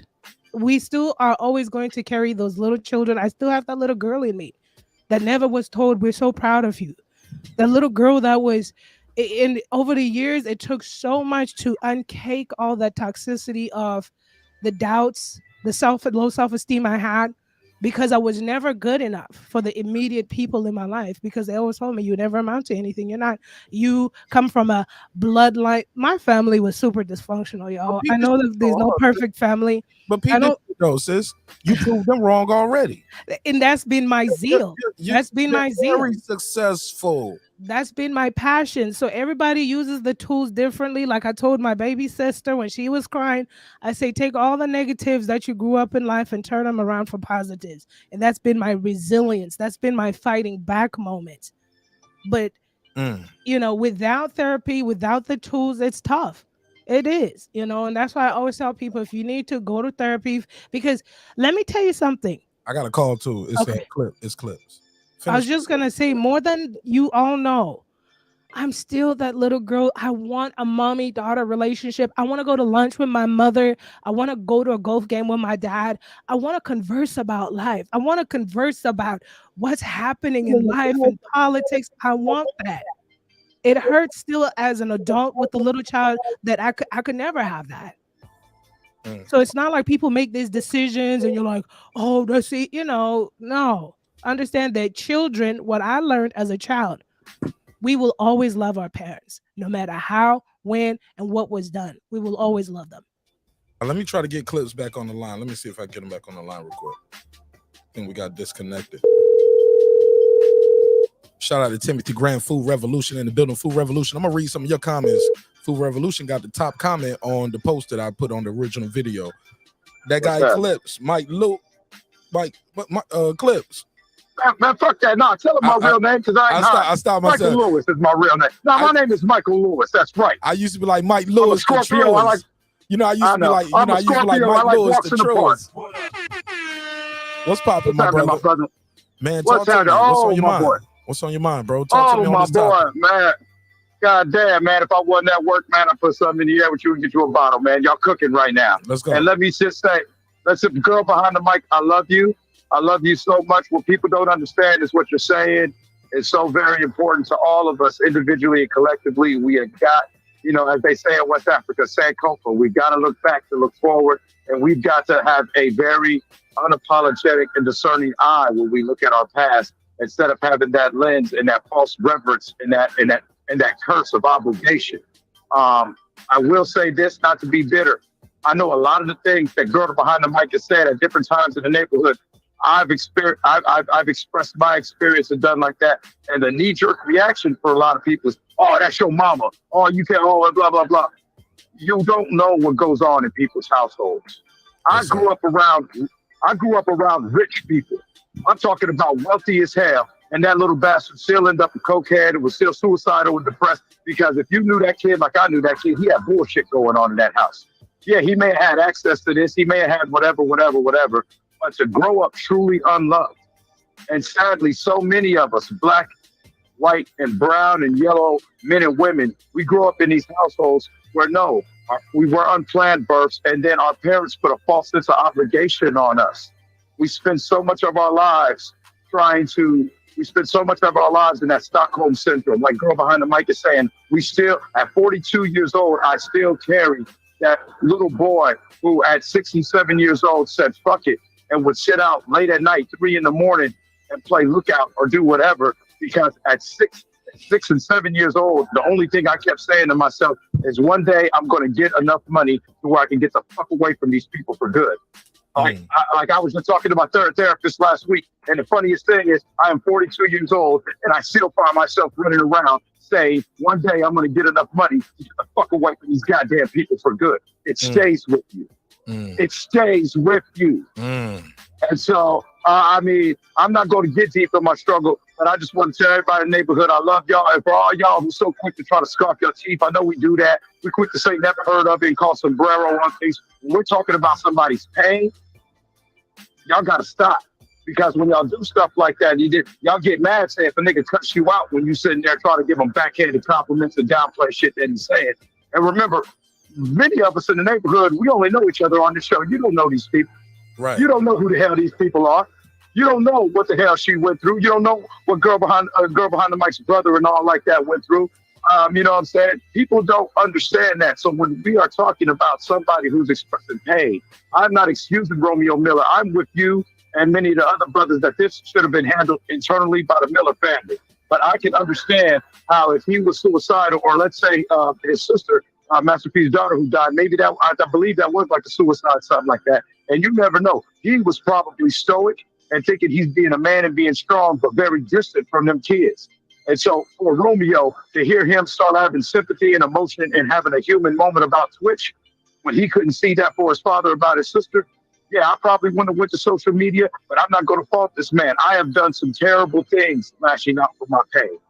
Okay, half the shit that motherfuckers will suck their teeth and call cap on. Okay, I have spent more money than most niggas have lied about to keep me and my friends out of jail, because at the end of the day, no, we didn't get famous, we didn't get whatever. But I always tell people, my dudes are alive. We're in our 40s. Our kids are grown. Some of our kids have kids now, and that was all that was important to us, because we weren't supposed to be here. We were all kids from broken homes just trying to fight, and we did some terrible fucking things. And we will have to spend the rest of our life trying to heal from and right that scale. And until we as individuals in the collective can acknowledge that and all keep doing the work, these generational curses will keep passing on, and we will keep normalizing bullshit. I don't care if it's your mama. I don't care if it's your daddy. I don't care if it's you. If it's problematic, it needs to be addressed, and we can deal with it.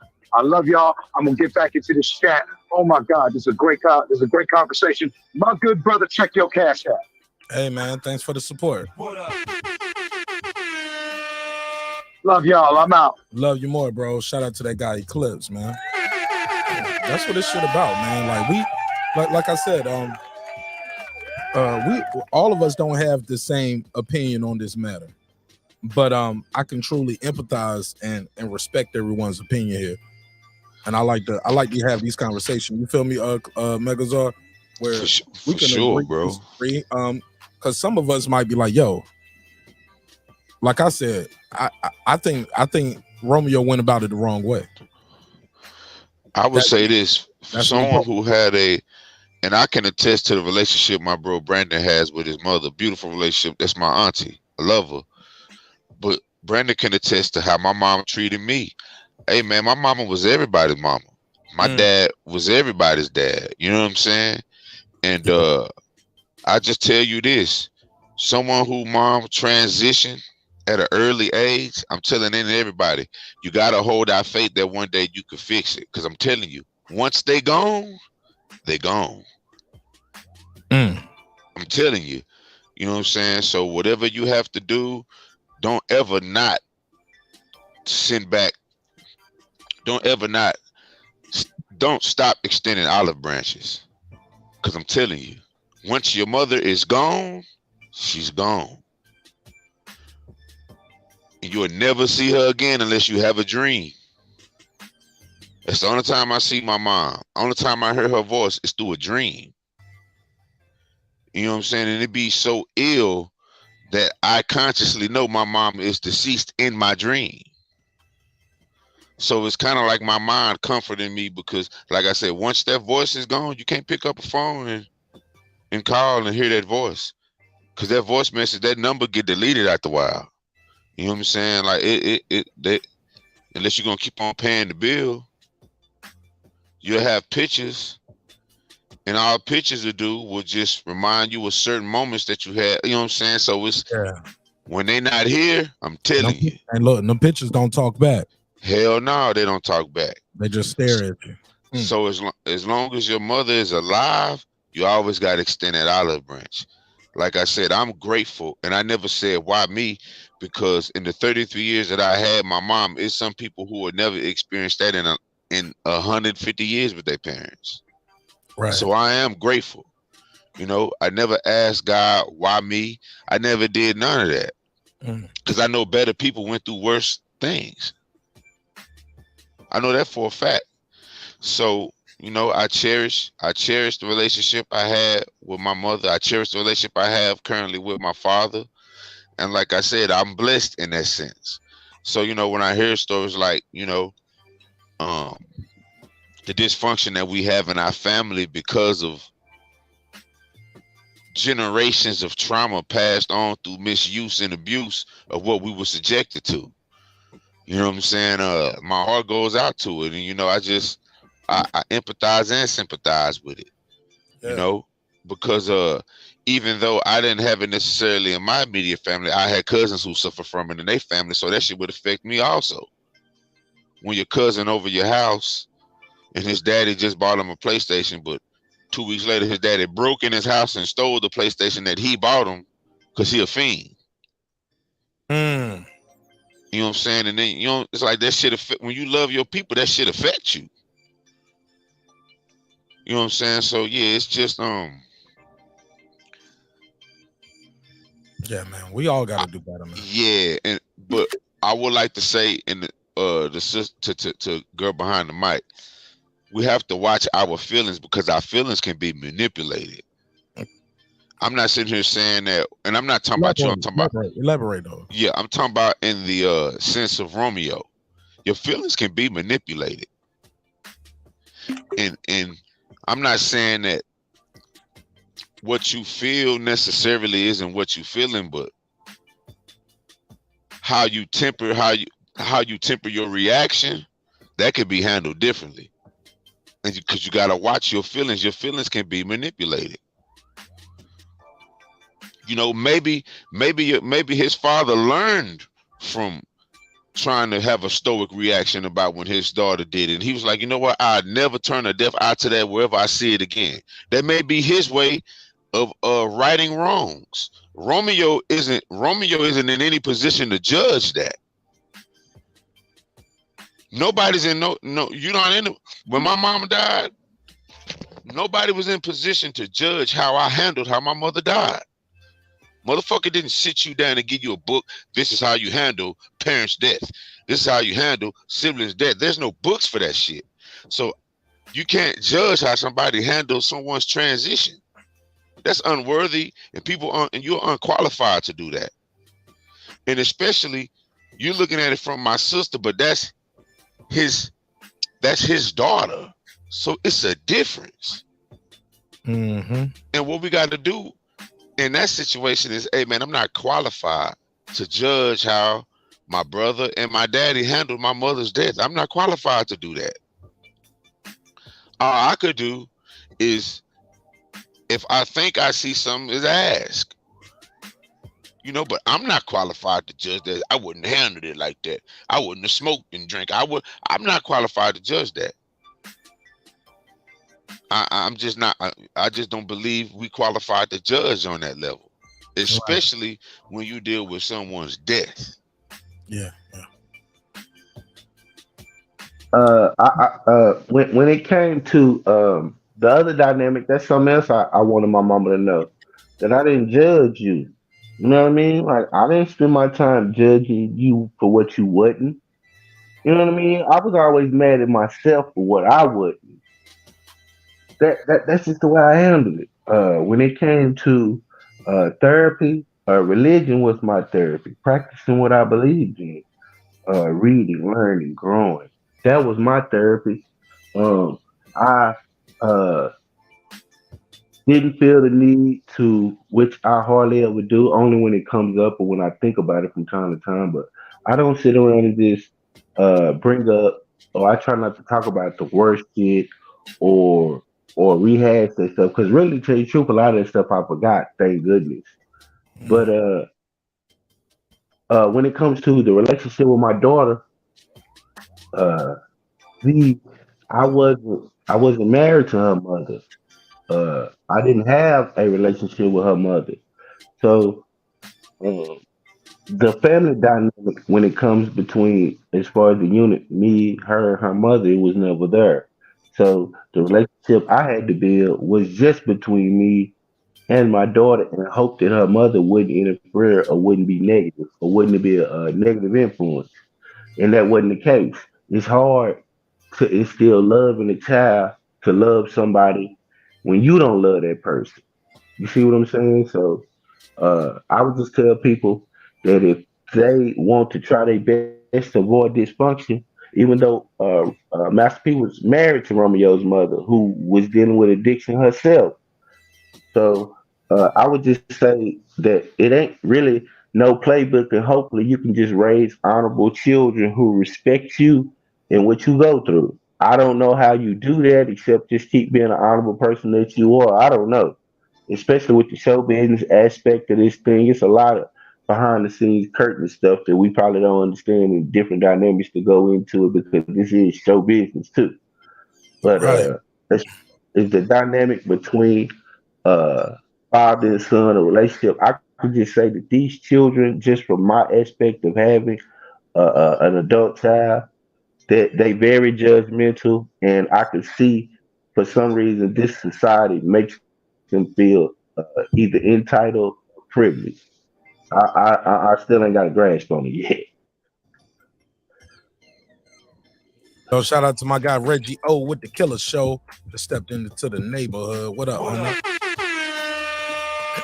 I want to say this, man. I do want to transition to another topic. I feel like we kind of beat this one into the ground at this point, but I appreciate everyone sharing their stories though, because I think that's truly important for everybody to get a chance to vent. I want to say this, man. I got another topic on the docket, but I'm gonna do a quick intermission for a little comedy, real quick. Okay. I don't know if y'all seen this going on. Mario is still in music and hip hop news, right? Yeah, got to slide this one in. Mario went on, I guess he went to the Life Jennings show. He said, went to the Life Jennings show last night.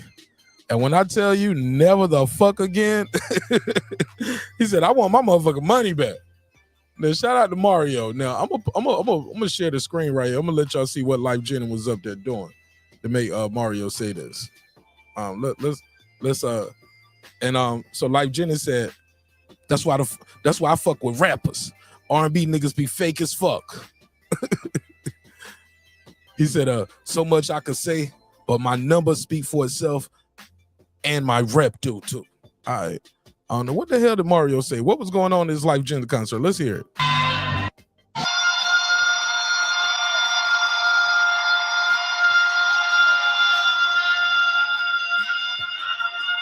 Uh-oh. Should have let that note go a little earlier.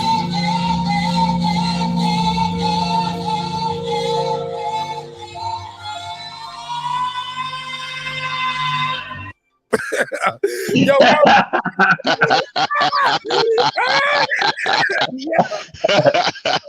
yo, Mario ain't shit for that. Mario know he had one of the best R&B verses ever.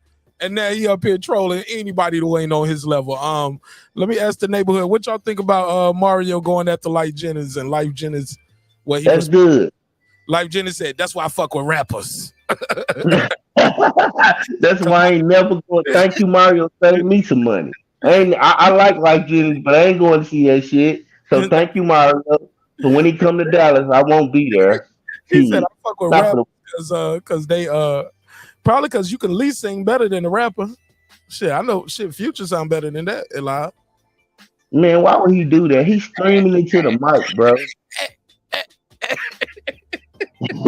He's screaming at the top of his lungs into the mic. How can you get mad at a critique when you're doing something in the public forum? Like, if the shit bad, it's bad, bro. Like, you can't get mad. You. And that's why that nigga was at a random concert hall doing that shit and not, that was horrible. Play that shit again, Mark. High school gym or some shit. Hold on. Let me hear this shit. That nigga was at a random concert hall. He should have faded. Pull the mic away. He held it too long. He didn't catch the echo because he still had the echo, so the echo get the holler. And yo, when you see he walked away like, I killed that shit, nigga. I killed that shit. Mark, that shit sound like a horn. Play it again like a high horn. Play it again, bro. That sound like a horn. Hold on. Let me go hear this one.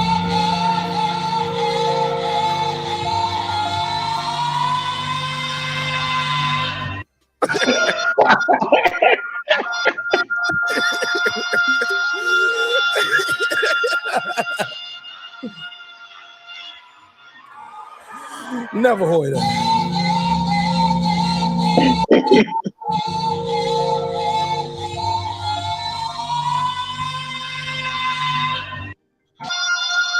Oh man. This is terrible. Somebody gonna Mario's in the crowd like, man, what the fuck is this? Like, what the fuck is this? Mario didn't have to post that though. If that's your friend though, you didn't have to put that shit out there and co-sign that shit. You could have just said, shit, man, as far as I know, the nigga killed it. Every time I heard this shit, I might have went to the bathroom on it. Like, ride what you got, man. You don't do that to your friend. If that bizarre put on a show like that, I'm gonna go backstage and say, bro, what the fuck is you doing, bro? Like, what the fuck is you doing? Are you gonna and if you do it again, Brandon, you don't send that clip of your friend to Breaking Beats to put out there. No, I won't do that. Okay. But if he do it too many times, then we gotta. Hey man, listen. Like you gotta stop. The social media, that's your friend. Is that his friend? Brandon, if you had some embarrassing shit of me on film right now, would you just send it to Reggie? Because you know what Reggie would do with it. Would you send it to Fred? Would you send it to? No. I ain't gonna say no other names. I'll just say I would delete. I probably would delete. Fred ain't. I would delete. Fuck Fred, but I would delete that moment to expose me though. Then Fred would be like, "Oh, this thing. Let me get him." If I had any footage, I would delete it, bro. Yeah. So Mario should have deleted that shit, right? Nah, this shit is entertainment. Thank you, Mario. Nah, I ain't gonna lie. Mario. I mean, Mario, I know people talking about life record. Mario never went to jail, but Mario known for getting on niggas' ass too now. Like, that's why he was borderline blackballed from the industry. Mario. They said he, had a pride with his temper and shit. Baltimore. That nigga. Yeah, West Baltimore too. He ain't just from Baltimore. He from West Baltimore. He should have played that shit. He should have he dropped that Mario tag on it afterward. After he said, he should have said, Mario. That's fucked up. He still said, "You's a dancing nigga. You always was a little dancing nigga." What he told him, the jokes are rolling. Hold on. Let's get some of these jokes in. Somebody said, that scream might have. He said that scream might have to be a new drop whenever someone is feeling themselves too much on the show. let me hold on. Can I grab it? Let me do a screen grab real quick. Let me get an audio grab. Hold on. Let's see how good I really. Hold on. Let me see how good I really am. Can we get an audio grab? I tried this one day, man. That whole shit collapsed on me. But I was probably trying to record too much. I was trying to record a whole post-fight interview. Let me hear this here.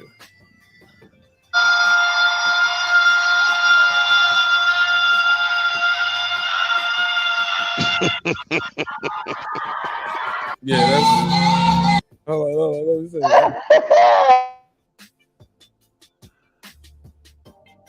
Oh no, I clicked it twice. Damn. Hold on, let me hear it. Oh no, damn, I did it twice.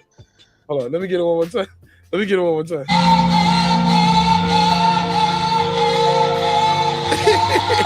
I will get a drop. We get a drop real quick. Nah, I want it fresh. I want it from the top. I need it from the top, like Jadakiss said. I need it from the top. Y'all niggas be funny, man. Y'all niggas be funny with these joints. Let me go back. But while I'm doing that, let me say this. Yeah, Mario did the right thing, Mark. Think about it. Have to do that to his friend though, bro. This is what black people do, bro. This is what we do to each other. We see funny shit. He probably would laugh so goddamn hard. It was like, yo, this the funniest shit, man. Wait till the people see this. Like that's probably what he was on. You know, and he probably paid his money. He probably was mad. Like, man, this is fucking drunk cocaine. I mean, damn, you don't put all the drugs on that nigga. They do Life Jennings on all of that shit. Yes, bro. You ain't seen his little unsung. Go watch his unsung, bro. Okay, well, hold on. Let me unsing this shit one time real quick. Hold up.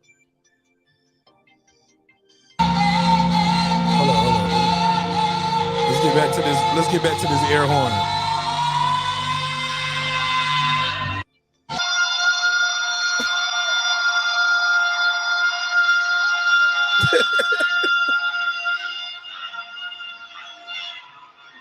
Man, bro, what the fuck? Hell no, bro. Come on, bro. Why is niggas even cheering, bro? Like, niggas, bro, I'd have left out of that goddamn concert if I was there. That don't make no damn sense. Yeah, I'm known to walk out on some shit, so I'd have laughed my ass off and walked the fuck out. I'd have laughed. I'd have been like, man, what? Oh, I'm sorry. Go ahead. I want to hear what the sister got to think. That was that a panty dropper? No. No. Keep them panties on. No. It's more like a scare tactic. I don't know. Everybody needs to get their refund back or some percentage of it. It's a new ring alarm, goddamn it. Intruder alert. That's Viper. That's Viper. Stand back. Intruder alert. When your back window. All I'm saying is this though. Did the guy have to take the shit to social media? Yeah. Yeah, I appreciate it. Thank you, Mario. Yeah, I'm gonna be real with you. Yeah, he did. Cause it was that bad, Mark. Some shit some shit that bad. Let's get back to this air horn. I don't think he should have taken it to social media. I don't know their relationship, but I'm just saying it's from one artist to another. You know, so he could continue to sell his tickets. I mean, I'm not a musician, but I'm pretty sure it's tough to perform live, right? I mean, that's bad, but I'm just saying, really, sometimes when musicians perform live, is it really perfect? I'm be real with you. Say, Yes, the rap Casey, contests hey, are better. Yes, let me rappers tell are some, better. That's why let me he hang tell out with the rappers. He can let me outsing them be niggas. let me be real with you. Casey and they JoJo at their worst didn't sound like that, bro. Like when them niggas was on Tom Joyner, time is slipping away from me. But they didn't sound like that, bro. That was horrible, bro. That's like they picked a random nigga out the crowd and say, finish my song. That's what it sound Nah, like. bro. Nah, bro. JoJo was treated bad, bro. JoJo, No, when he no, no. passed out, that shit was funny to motherfucker. In case he kept saying, "Get up, JoJo." Nah, it was. It wasn't that bad though. I still knew that was Casey and JoJo up there. They just was completely washed up. But if nobody told me that was Life Jennings, I wouldn't have never known. Bro, like, who is this Swiss Beast looking ass nigga up here singing? That's all I would have thought. Well, Come on, bro. hey, boy, he said that like this his last performance at church. He like, I'm on my way to jail. He must have another case. He finna go back. That was his David Ruffin farewell. You remember the David Ruffin shit? That was that Fire Heartbeat shit. That was that shit. I feel like going on. No, David Ruffins always no, that nigga always sounded good though. No matter what how you put it though. He always sounded good. Now Eddie Kane though. Now Eddie Kane fell all the way off. Nah, that's damn near. I'm be real with you. That damn near what that was. I was. Nigga said, dang. When he first walked up on him, he opened up his jacket. Dang. Girl Behind the Mic still ain't seen that. I told you, Girl Behind the Mic. Did you and your husband watch Five Heartbeats yet? Not yet. See, y'all bullshit. Y'all Girl Behind the Mic, you gotta watch that. That's black people classic. That's one of these that's one of our classics. You gotta watch it. You gonna get all the stories. 5 Heartbeats. Man, I'm telling you. That shit's so good, man. It's better than the Temptations. Yeah, Five Heartbeats better than the Temptations movie to me. Bro,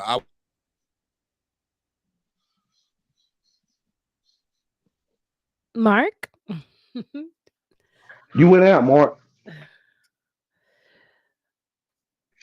Look, all right, well, we'll hold it down. It's the B Dub and Mark and Megazord and Girl Behind the Mic show.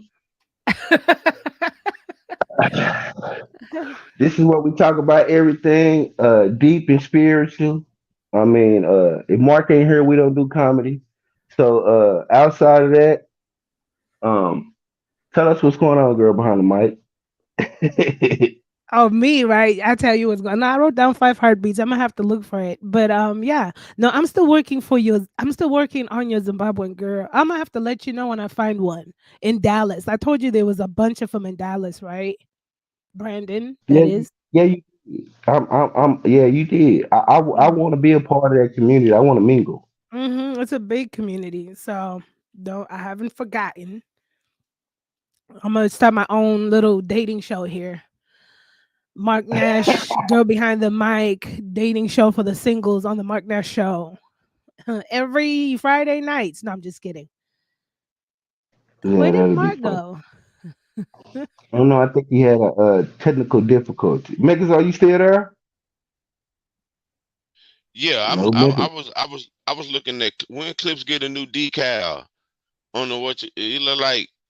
It ain't quite method, man. It's technique, man. He look like on his what's the name? The graphics.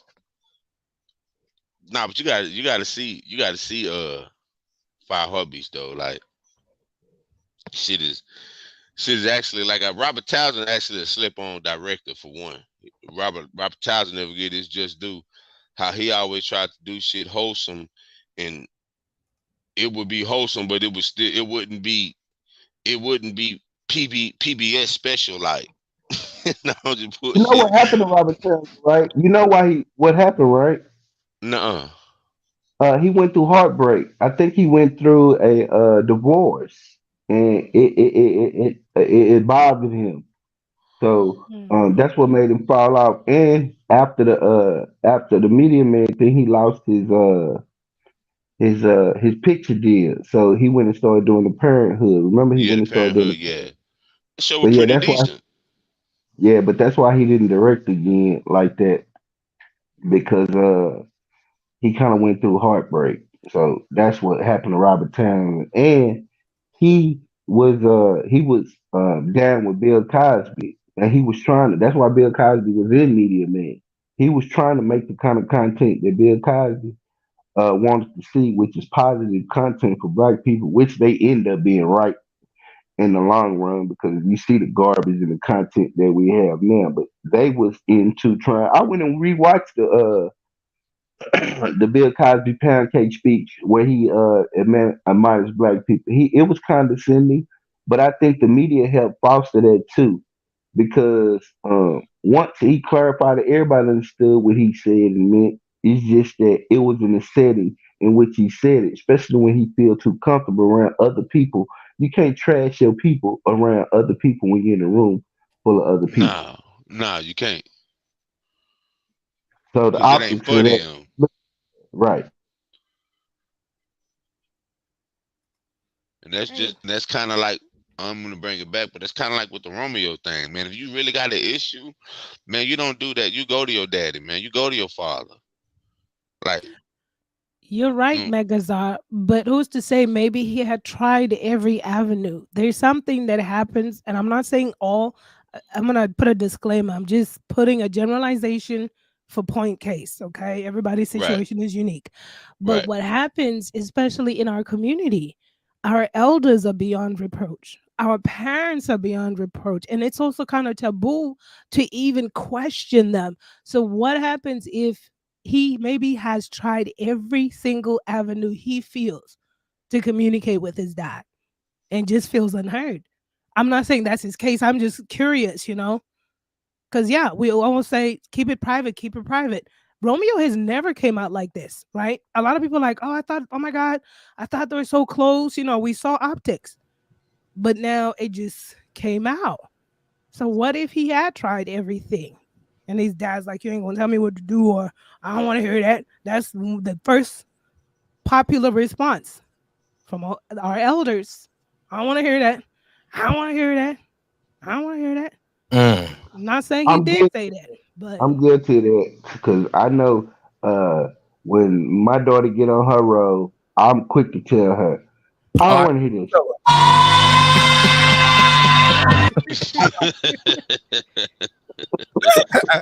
I'm sorry. I'm back. Obviously. Yeah, I'm quick to say I don't want to hear that. So when girl behind the mic said beyond reproach, I have been, I believe it's been situations where I have put myself beyond reproach, where I'm like, yeah, I'm not dealing with that. Like sometimes I catch myself doing it with my son, just because I'm like, yeah, man, I don't want to hear that. I'm not dealing with that, and that's me being beyond reproach. So I, I fall victim to that as a parent. It's easy to do that, like, because you look at it, and you like, who are you to question me? So not saying that's right. I'm saying that I agree with girl behind the mic. That can be the case because I've been there. right. And sometimes most of our elders are like that. Like they don't want to hear us. And so kids feel unheard. And when you feel unheard, you do radical things. You shouldn't. Maybe this was his radical approach. I have no idea. Something prompted him, triggered him, prompted him. Because this is not his behavior. All right. Well, shoot, I got another topic on the docket. I definitely want to get y'all take on it. Did y'all hear about the Bishop Bling? Y'all remember we covered this guy before. This is your bishop, right? And I called it too, Mark. Remember? I don't remember. I'll take your word for it though. I ain't gonna say you didn't when you did. Look at this nigga face. You said what you say? What did you say? Look at this nigga face. That's what it sounded like you said. Yo, I just the timing was so perfect. I was like, did she say what I think she said? Like, no, she ain't on it. Like Yo, she We on. in, man. We look at his face and be like, yeah, that nigga ain't no good. Right. Right. It's fake. We probably the only people that do that. Look people in their face and be like, yeah. Y'all do that to your own people, niggas. All right, so look, all right, let's jump into this topic, man. Let me transition.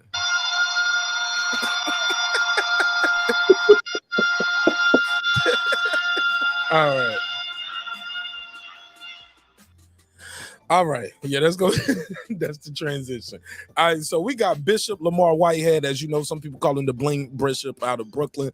Look, say that 3 times fast. The Bling Bishop out of Brooklyn. He was in the news earlier. We covered the story. He got robbed at church. Yeah. They took the ring.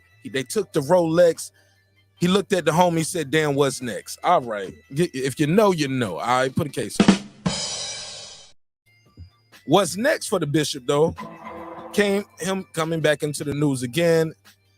And it was a young lady ran up in the church. He had to put the holy hands on her and let her know, thou shalt not interrupt this pimping up in this church. Goddamn. You know what I'm saying? So they took them both downtown. He was released. She was kept. She was charged for assault, right? And interrupting a religious service. Blah blah blah. He's back in the news again, ladies and gentlemen. Oh man, it's getting bad. Y'all heard about this?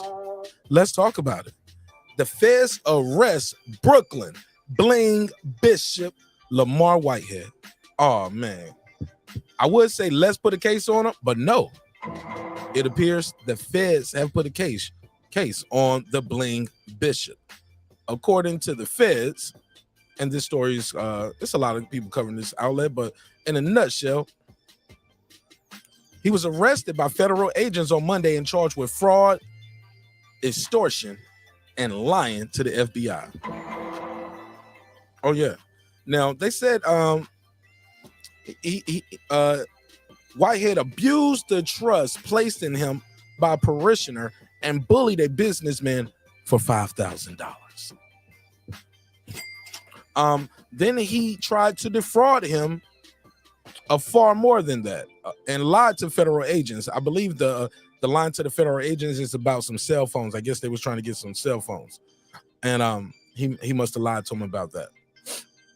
As you know, he was famously robbed on gunpoint on camera for $1 million in flashy jewelry in the middle of delivering the ceremony. Whitehead is 44 years old.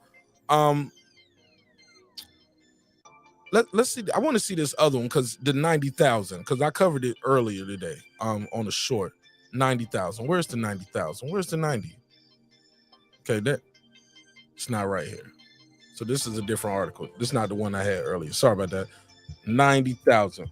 But basically, they according to that narrative that I read earlier, let me find it. Where we at? Here we go. New York Post. Let's just go right here. Yeah, but they say he took $90,000 from a lady's life savings. Here we go.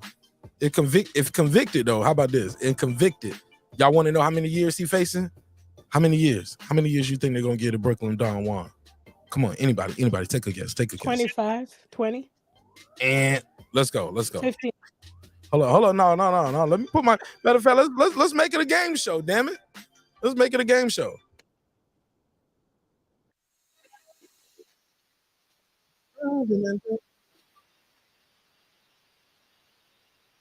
And we're back. We're back with an episode of How Many Years Behind Bars Will the Brooklyn Bling Bishop Get? Girl behind the mic, your first answer was 25 million. Is that correct? Is that your final answer? No, 15 is my final. You are wrong. We're going to go to East Dallas with my guy Megazar. Megazar, how many years would a Bling Bishop from Brooklyn get for his crimes against the church and the government? Anywhere from 3 to 5 years. That's what he's No, you think that's what they looking to get? Think that's what you're looking, or you think that's what he's gonna end up with at the end? If he go, it'll be about 3 to 5 years. Oh no, that ain't what he facing though. What you think he facing? How many years is he facing behind jail? I'll go in the middle of that 4. Okay, let me give you the big old X. All right, Brandon Washington. Man, that dude got to be facing at least 20 years. Brandon Washington, you are incorrect, but you're the closest to us.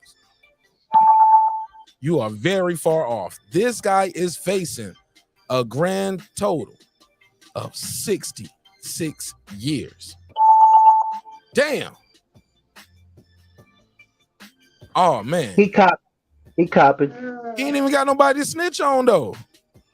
This nigga he gonna have to snitch on some shit he got in confessions. He facing 66 years. Oh my God. Good Lord, that's a lot of jail. Here we go. He's facing 66 years. The feds alleged that Whitehead, 44 years old, swindled one of his parishioners out of $90,000 of her retirement. Shame on you, Rev, if this true. If it's true. Out of her retirement savings by promising to use the cash to buy her a home and instead blowing it on luxury goods and clothing, according to the indictment. In another alleged scheme, he extorted a businessman for $5,000 and asked the man to lend him $500,000, promising he could obtain favorable actions by the New York City government in exchange for the cash. Oh shit, he don't implicated the okay. And he said you can gain favorable actions from the New York State government in exchange for the cash and interest in real estate transactions. Wow. His campaign of fraud and deception stops now, U.S. Attorney Damian Williams said in a statement after White House arrest. He said, if you are, let me say it with my New York accent, how did the attorney probably sound with it? If you are willing to attempt to obtain funds through false promises or threats, the FBI will ensure that you will be made the face of the consequences. You're going to face your actions and not criminal justice system, son. Work the mother, B. FBI on your ass, G. On guard. Word up. Yeah, that's the quote from the U.S. Attorney, Damian Williams. Anybody want to read to this story?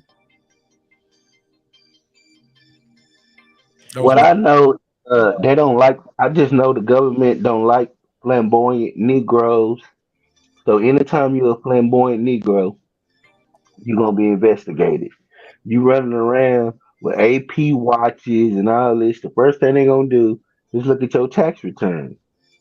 That's the first thing they're going to do. They're going to look at your criminal history, then they're going to look at your tax return. Then they're going to see what kind of complaints they got against you. And flamboyant Negroes like him always go to jail. Don't they go to jail? Always go to jail. So that's for being a flamboyant Negro. Diddy ain't been to jail yet.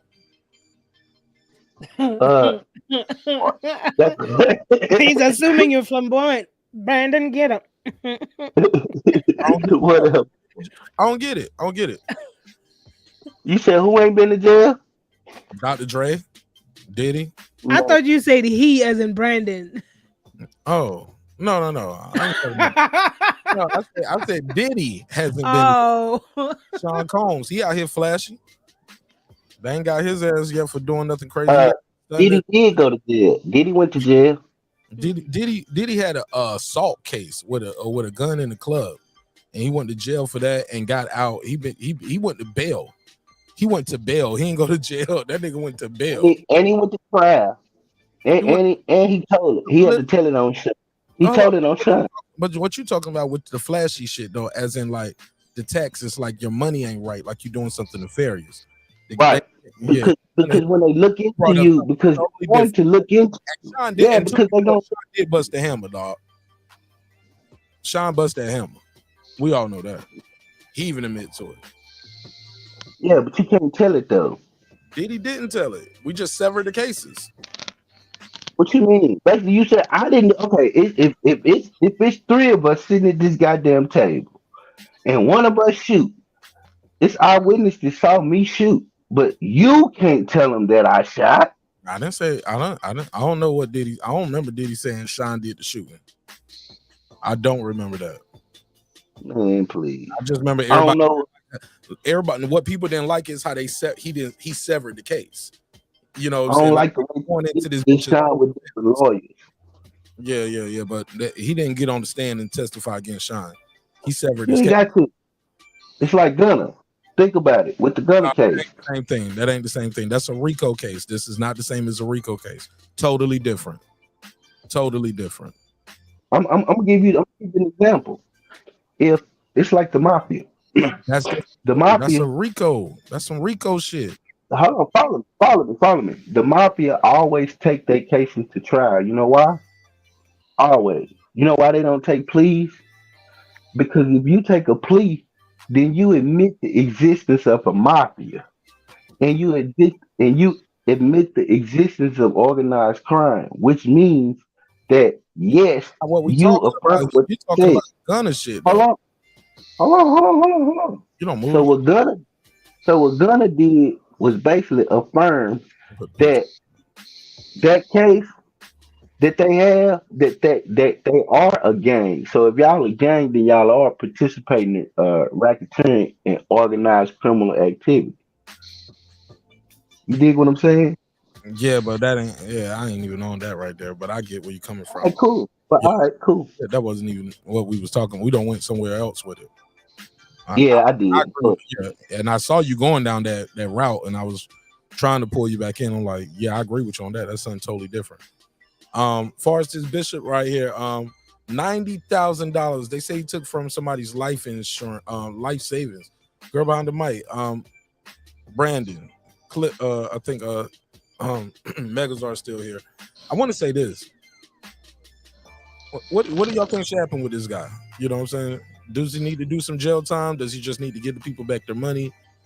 Like, how do you teach this guy a lesson? I think he's gonna do jail time if this is the feds on him. And I thought he was a reformed pastor. I thought he's done some time in prison. I could have sworn that's his history, but I could be wrong.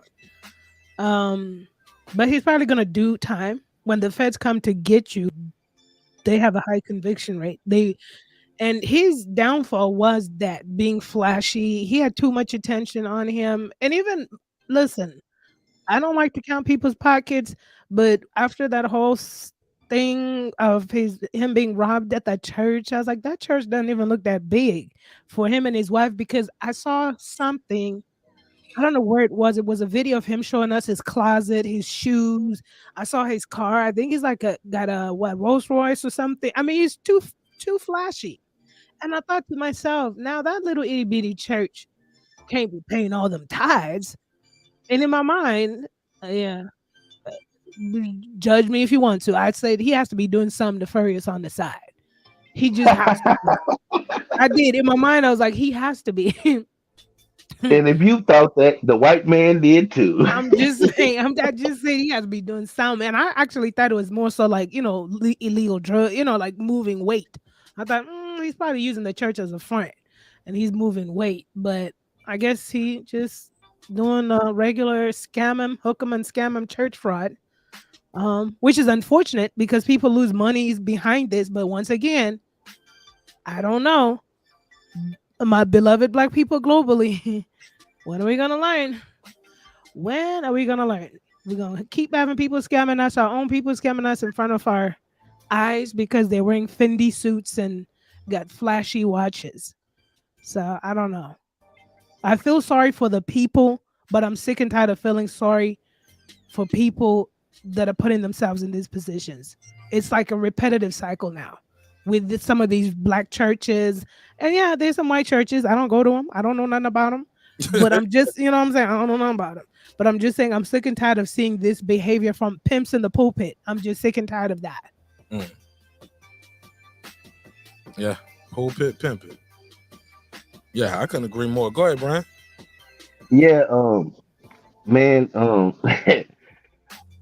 I hope he go to jail. Damn. I mean, because he doing too much. Bro, you doing too much. People, I'm getting tired of seeing people pimping on our people, and we at the bottom. Is that a swirl part? I know he ain't cut no swirl in there. That's why he need to go to jail. He doing too much, bro. You too fly to be a pastor. And Mark, he did have a criminal history too. I think he been to prison, so Yeah. he learned it. This one of the old hustles. That don't mean nothing. Malcolm X went to prison. Yeah, Uh-oh. yeah, but Malcolm, here's the thing though. Malcolm X wasn't allowed to be flamboyant like that. That's against the NOI. We can't walk around with big ass gaudy watches on with our suits on and big ass pin. We don't wear that shit. Like, nah, we talk to be conservative, Brandon, you ain't got no and big ass chain. nah, that's not what I said. That's not Okay. what I said. Brandon said we ain't talking about me right You don't wear that when you out minister when you minister to the people. That's what Man, bro, listen, that's what you God call wants you to that's have nice things. that's what you call an event piece. Special events only. Man, don't nobody who walks around like that regular? Man, nobody walks around with fucking jewelry on, big ass chain. I don't walk around like that every day. No. He don't do it every day. He do it on Sunday when he going to preach. Man, nah, he look like he do this shit every day. He got a Rolls Royce.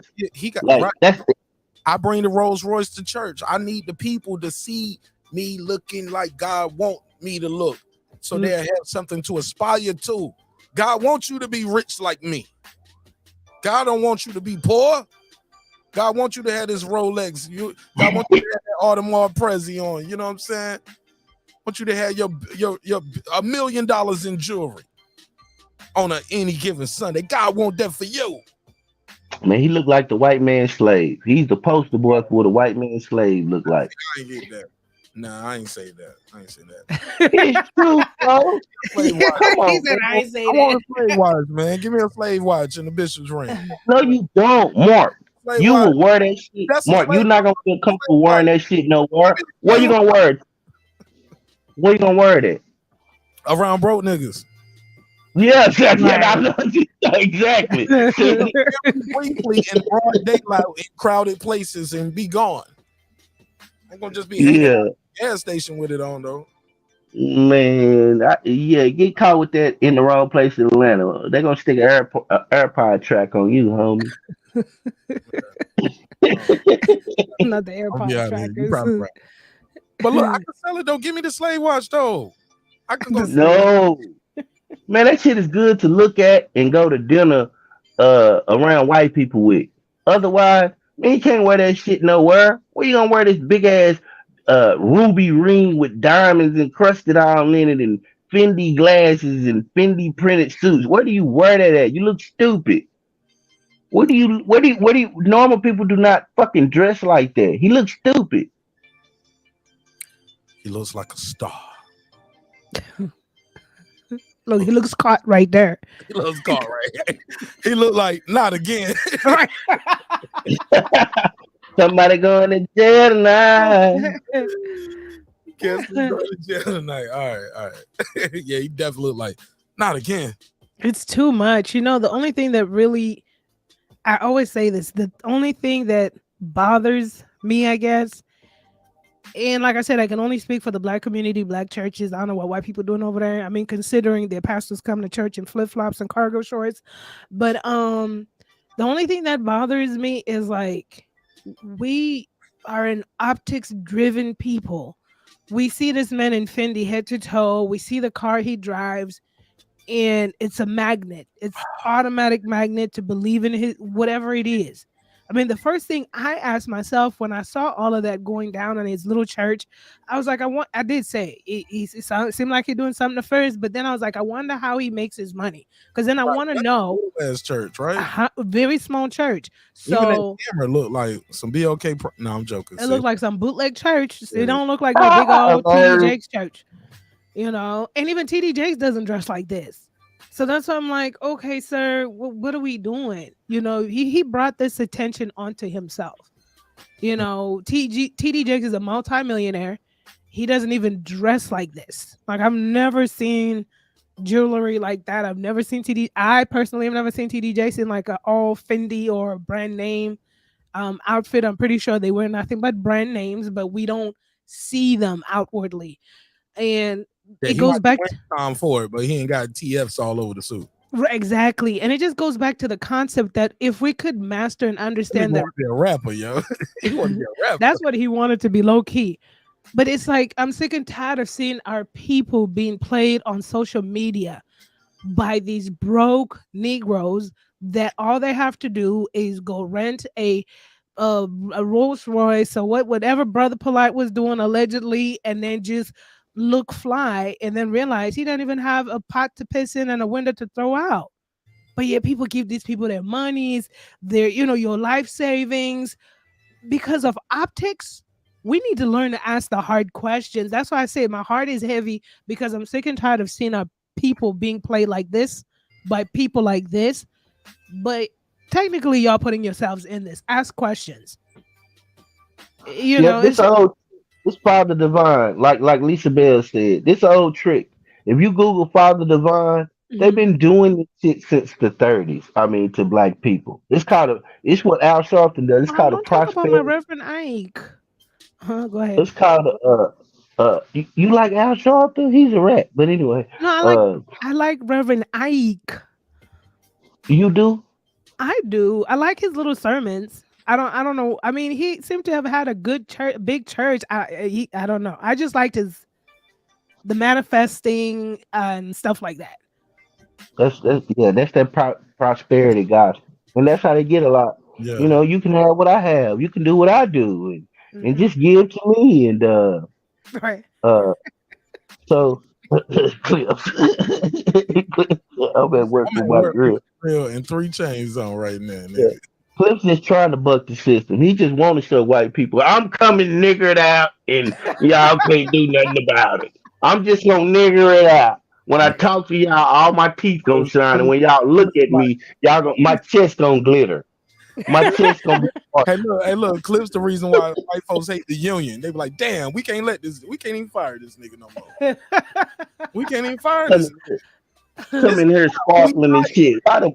We hired a good guy named Michael. Who is this guy, Eclipse? Shout out to the guy Eclipse. Thanks for sending the cash out, bro, and supporting the show in a major way. God knows we need it. Let me give him the drop. A 10. A fucking 10. Salute. I want to say something, man, about this guy though. This happens a lot though in our community, like where we get individuals where I guess they preach prosperity type ministries and things like that. And I think it's attractive to people, especially in our culture, because people are so desolate. They're used to not having things. Get what I'm saying? And I was joking about it earlier, but I'm very serious when I say that. When you see the bishop up there, well-spoken, articulates himself well, clean cut, got a beautiful wife, look like he got it all figured out, nice car. Like, when I just started the church, shoot, he don't need my $5 or $10. He look like he got it all figured out. You get what I'm saying? But when you hear him up there and he's able to speak, in the words of Chris Rock, he speaks so well.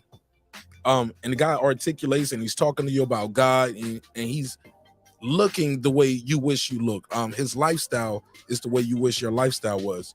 It can be attractive to people. It can be very attractive, and especially when you say, hey, God wants me to give. God wants me to plant a seed. You sow into your ministry. So I get where it's coming from. So I'm not really trying to bash the brother, because I don't know the brother. All I know is he just continuously is in the news for everything other than saving souls. He's in the news for getting robbed. He's in the news because people are trying to assault him at church. He's in the news now because the feds came and picked you up for fraud. You've been indicted. We ain't never seen no pastor get robbed on camera at church where they just walk in and be like, give it up. Jews that big. I wouldn't give a shit where it is. That was a setup, bro, and it was some BS. He had some others. I think he fucked with the credit cards and the scammers. But anyway, he said that shit wasn't insured, though. That shit wasn't even insured. But to be fair, he did go to jail in the past. Whitehead was convicted of identity theft charges brought by the state prosecutors in 2006 for using personal information of several people to buy cars and motorcycles. He was sentenced up to 30 years in prison, but was released in 2013 for good behavior. So he did about 7 years. Yeah, creature came out and went right to its habits. Or he was charged. I don't know how long it took to take him to court. Because they could have charged him in 2006. He could have finally did whatever, copped a plea or went to jail in 2008. You know what I'm saying? And did 5 years, Right. Like the gospel came out smarter, get a 501c3 underneath you, them little elderly people coming to the church, get them for their savings. So, I mean, this is who he is. Right. And I do want him to do his time for what he has done because I'm tired of people like him doing this to the Right. vulnerable community, and we Black people need to wise up, and I don't know how to even combat that. It's That's what I'm tough. telling you. It's attractive to Black people. That like I It learned. is, but I don't get it though. You I know what get I'm it. saying? I ain't I finna thought give you my I money. articulated it very Girl well. behind the mic. Hold on. Let me We say this, man. Hold on. Let me say this. I keep it real short. When you are poor and you don't have anything, and you have this guy right here so close to you, he's so close that you can almost touch him, and he seems like he got it all. It's inspiring. It's inspiration. Like it's like to some people. Some people don't look at it as the guy's hustling. They just see, hey, look, he believed in himself. He believed in God. God blessed him. Maybe if I'm close to him and I follow his tutelage, God will bless me as well. That's how they see it. Go ahead, Brian. I agree with you 100%, and that's why when you giving hope to the hopeless, they'll give you their coins and their little pennies if they believe in you. That's what we always been told. That's what happened to girl behind the mic. You looking at it that from this perspective, but look at it. That's what happened to the Africans. They were sold a dream. Jesus gonna say you white Jesus, white Jesus. I seen a documentary on BBC where they was talking about that. They said he handed us this, which was the Bible. He looked down at his feet and said they took this. So they handed them the Bible and took their land Right. behind religion. And now, if you go, and we some of the most God-fearing people across the whole planet. They talk about how bad we are, but if you look at us across the planet, shit, we believe in these people. We believe in this Christianity. We believe uh, in something outside of ourselves because they took away from us what our true religion was, whatever that was we practiced. But I bet you it was centered in us. That's for sure. So that's where it comes from. And it's gonna keep popping up until I think Black people just need to get to themselves. This social media is driving a lot.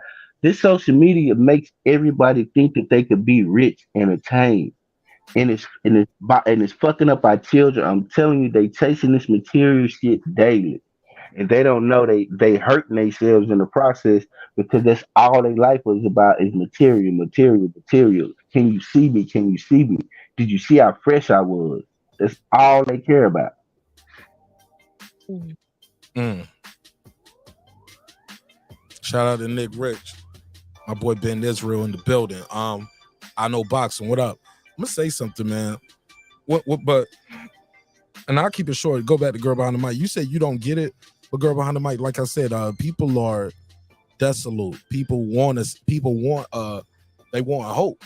Like Brand said, they want to feel like, yo, God, this guy's closer to God.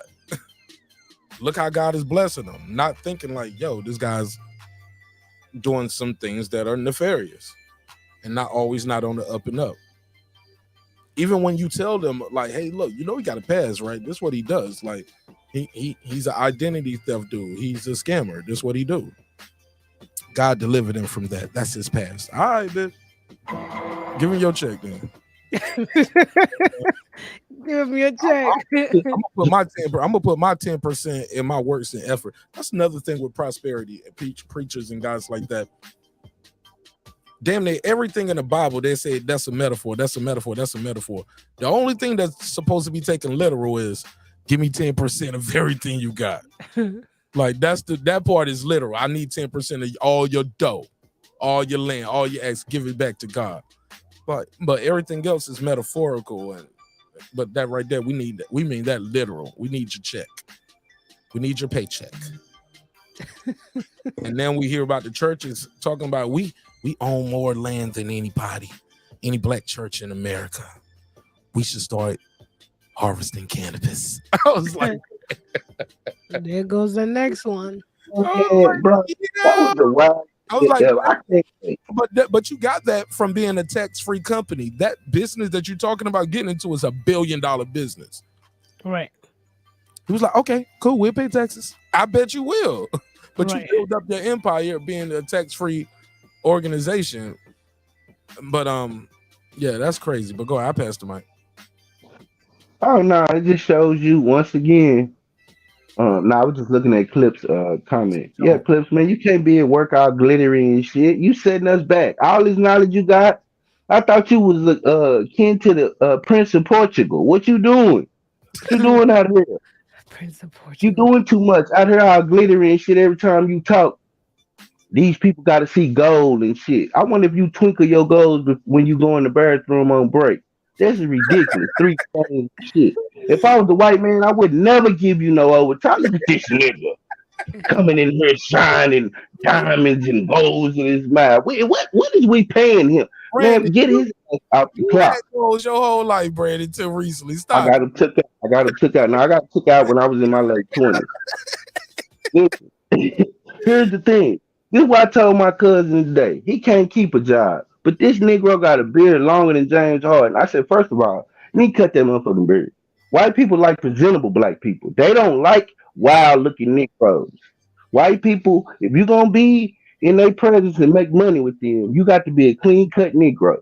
He talking about, nah, it don't really look like this. I'm gonna put a rubber band on it. I said, I wouldn't hire your motherfucking ass. Looking like looking like a goddamn wrestler. What is you doing?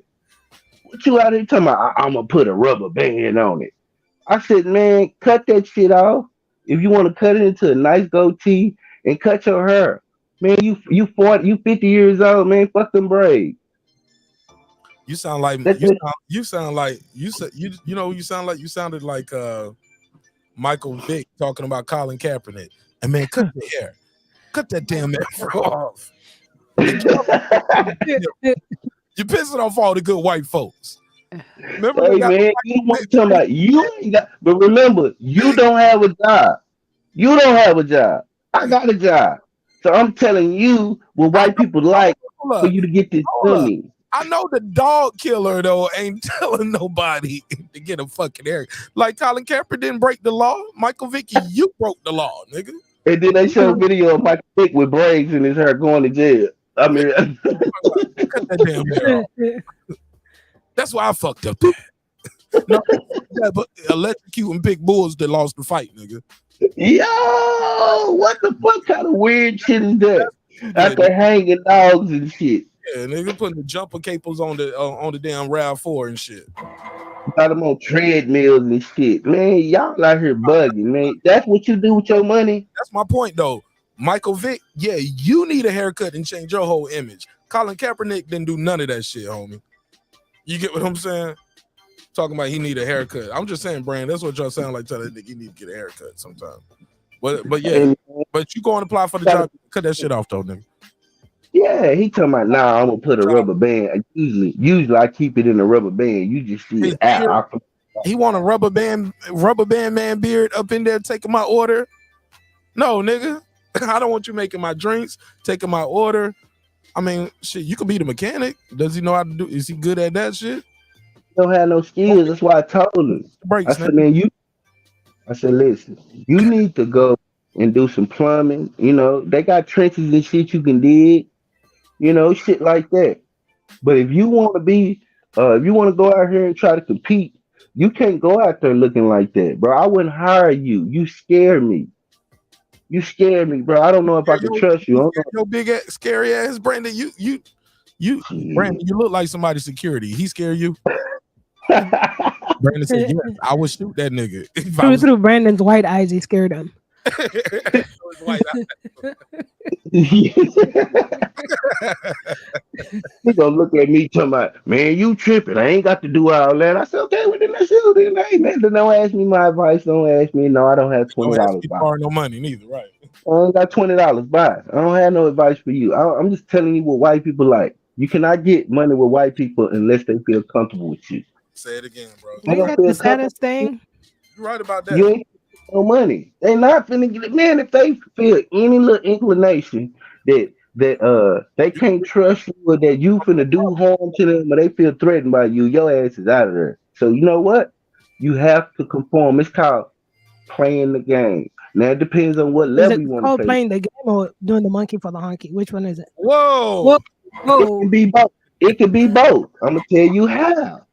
Because it depends on how you do. See, it depends. When the boss come in the office, do you say good morning and keep it going, or do Good you morning, say yes, good sir, morning? Mr. Yeah. Smith. How is it, How's it How doing was your today? weekend? How was your weekend? Did you sleep well? Oh yeah. Hold up, Brandon Washington. Brandon Washington, you sound like chaotic truth in this motherfucker. Hold up. You Can I sound get just you like anything to chaotic drink, truth. master? He was like, you need to be pleasant. Black people aren't pleasant to be around. That's why you always get into chaotic truth. Because he say the silent parts out loud. Brandon, I work in corporate Washington. Chaotic truth the same way. Y'all the same nigga. He was like, but he don't supposed to say that around company, Marq. Now you don't, bro. That's something that's just internal. Some shit you just don't say. So Brandon, but you know what comes with you being very pleasant and not just being professional doing your job. They want you to hang out with them, Brandon. They want you to come have a drink with them. Come to the company. And that's why I draw the line. Brandon Muslim Washington. Come get Are a you couple going of to the weak company beers. Christmas party? Mm-hmm. You got to go to the company Christmas party. Mark, Dry that's food. one I do not do. They know that. I don't go to none of their shit. I don't like them. I don't want to be around them. They know that.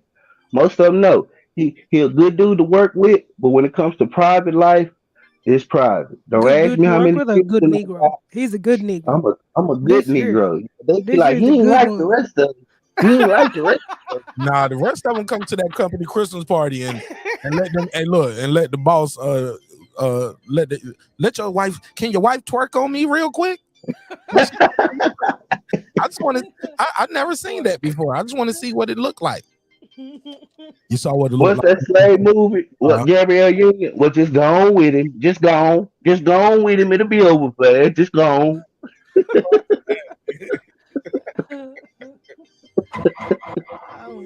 He's sitting outside. His wife getting knocked down. He's sitting outside waiting. Man, you got me fucked up. Can your wife just dance on me with a little bit? You dance with my wife, bitch. I don't want to dance with Miss Ethel. Yo, George Washington looking at his wife. I got invited to some shit like that, a threesome at work, and I act like I didn't know what the white man was talking about. I just pretended like I didn't know. What, they gave you the pineapples or something? Because you know I pineapples. was working, right? I was working. And you know, I'm a story time. We ain't did this one in a minute. Everybody want to know. So here's how the story go. Brandon Washington. Story time. Check it out. So I don't know if I work in HVAC, like on construction sites around in that kind of environment, you know, now working in a lab. But white men are fascinated by black men's penises because I think they watch a lot of black porn. So they kind of bring it up in their own little way.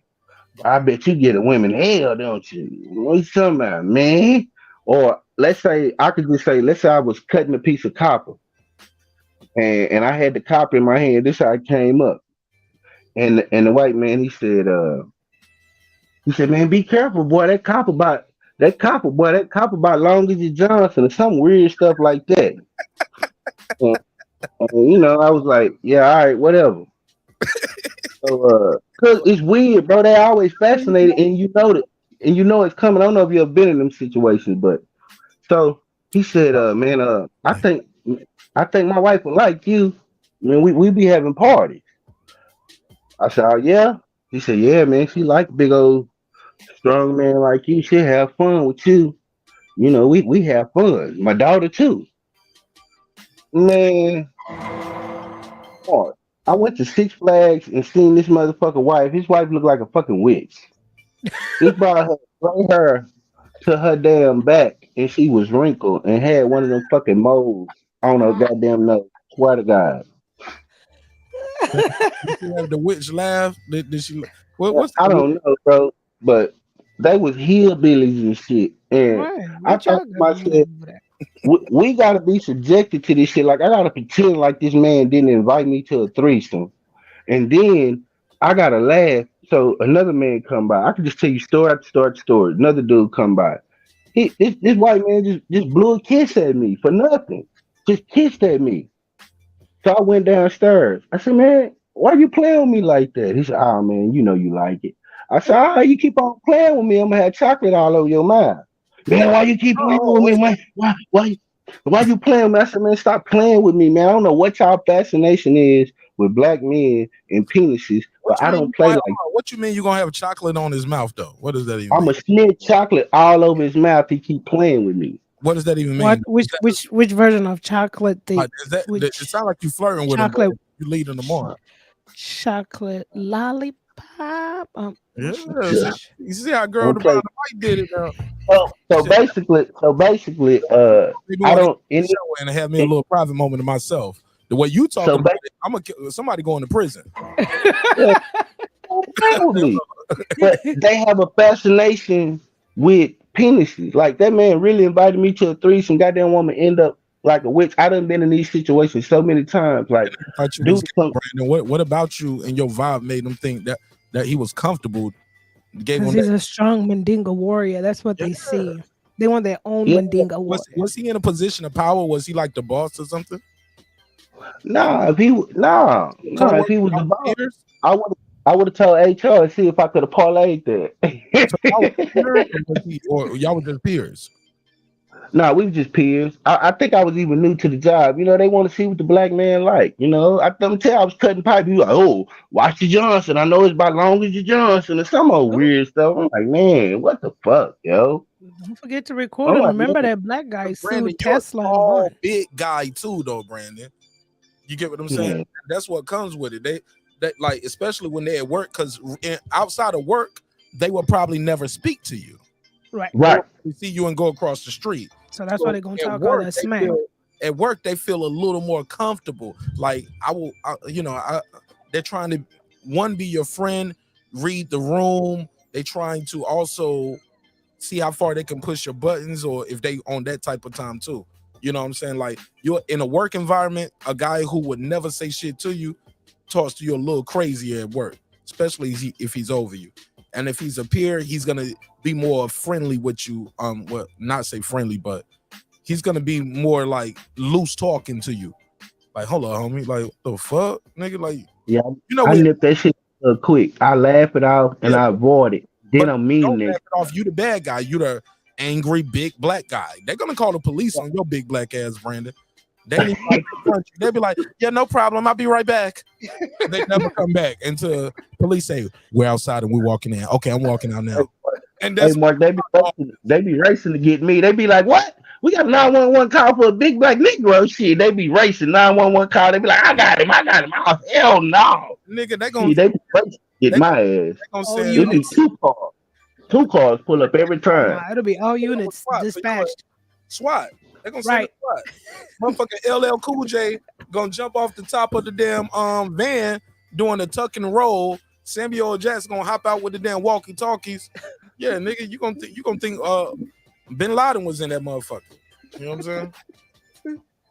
No, Yeah, that shit wild, Brandon. man. That shit wild. Ain't nobody but Ben Brandon. Yeah, then white women, you definitely gotta navigate them. I don't white women, Emmett Tills, shit, Emmett Tills. Oh my God, Brandon, get off the gas. You know how Don't you reject them. Brandon, Well, Brandon, get off. listen to me. You know how many Man, black girls don't have black babies since Emmett Till? just listen to me. I'm working with them. Want to have your baby right now, Brandon Washington? How many have you worked with or had power? Or how many have you had worked with and been in control? Brandon, I ain't 6'5" neither though. No, that's not what I asked you. Your life is different from mine.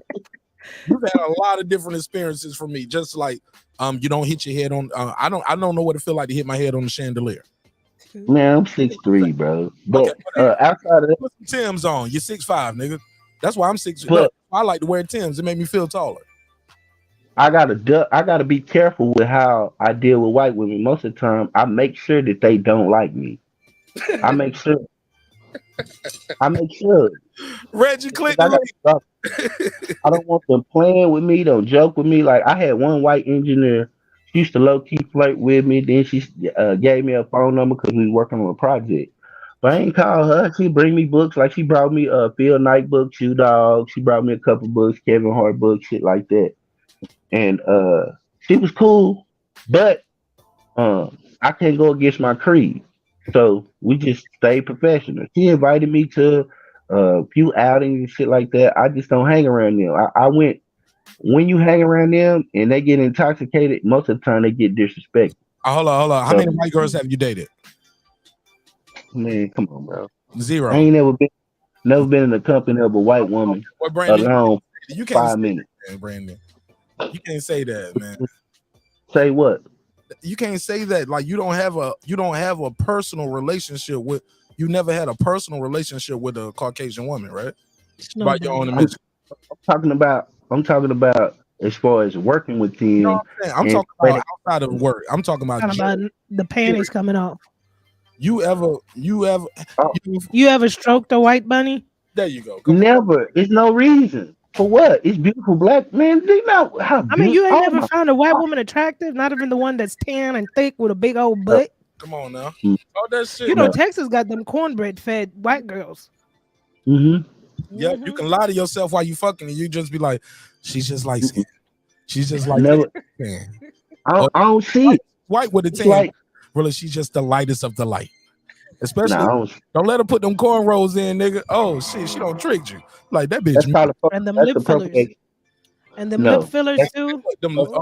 No, don't let her have to be looking like Topanga. She already got naturally thick. I like Topanga though. I did like Topanga. I ain't gonna lie. I had a thing for Topanga. I like Topanga. She biracial. I did like Topanga. Who didn't? I did. I can't front. Now Topanga had me. Now that'll be the only white girl that I walk up to and be like, "Can I have a hug?" Hey, Brandon, watch. Hey, look, Topanga hug your ass right now. You know what you're gonna say?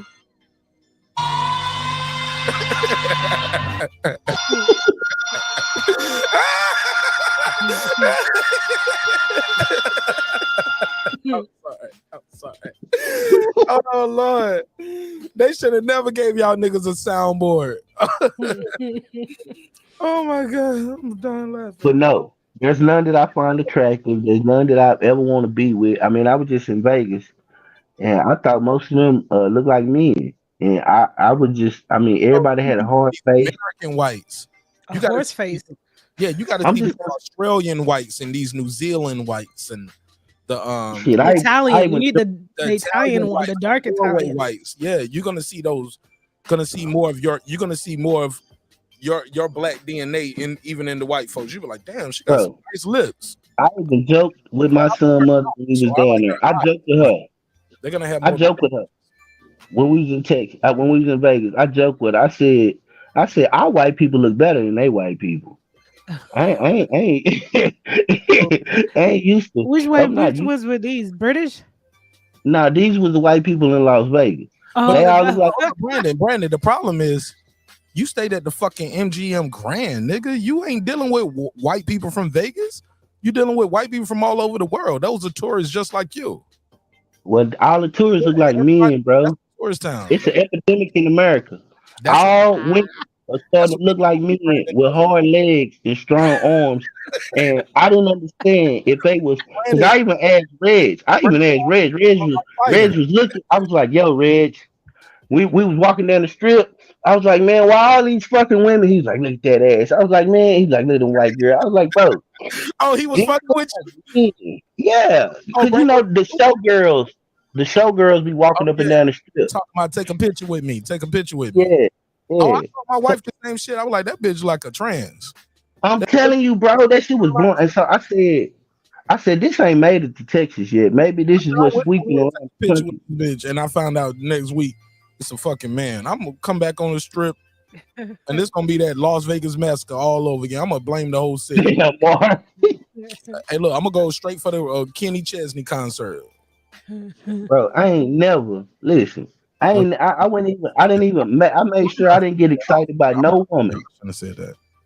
So you ain't never just smelled a white girl's hair, stroked her hair just a little bit in the elevator? You just got lice. Brandon said that. Bitch got head lice.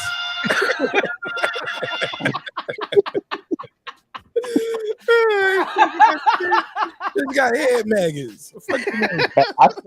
I sat next to a white woman on the airplane. She smelled funny. That's about, I mean, She smelled funny. He's I said this to a white lady on the plane. Did you, Brandon? You gotta stop this, shit, man. You gotta stop that shit. I'm telling the truth, man. I listen. Here's the thing, man. Listening to this right now, and their girlfriend might be white, or they have a white mom or a white. I work with white people every day. I get money with these people. I mean, come on. They fly me from place to place. But if you when my teeth, my dentist is white, and black girls' hair smell funny, would you be like, "Oh, nah, they probably say, you know, that weed be smelling funny." That's a lie.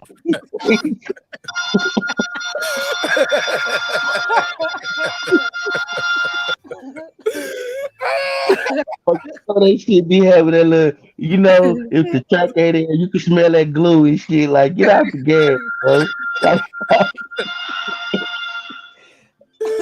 Y'all ain't shit, man. Y'all ain't shit. Man, no, that shit be smelling funny. Oh my god! I bet you white women don't pat their hair though. I bet you they just scratch their head. Oh my god! I cannot. They don't want to scratch their head because they finna put some relax on it in 6 months in 3 weeks and they don't want it to burn. Like your head ain't gonna remember that goddamn little scratch from a couple weeks ago. What the fuck is you doing? Committing assault on themselves, but they be like, yeah. They just pat the shit out their head. Somebody do something to him, they be like, so ma'am, did he cause these contusions on your head and for? No, I did that to myself. My weed was itching.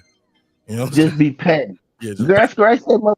Stick a stick in there, a weave stick in there, a chopstick weave stick, and scratch that goddamn spot. They need to make that. They need to make a chopstick with a hook on it. Scratcher. Chopstick with a hook on it. The weave scratcher. Then don't get me on it, man. Shit, let me invent this shit. Let me draw this shit up. Hey man, and then you market it like it won't burn when you put the next perm on. It's guaranteed not to burn. Yeah, because the tip's around it, not pointed. Exactly. So we designed it.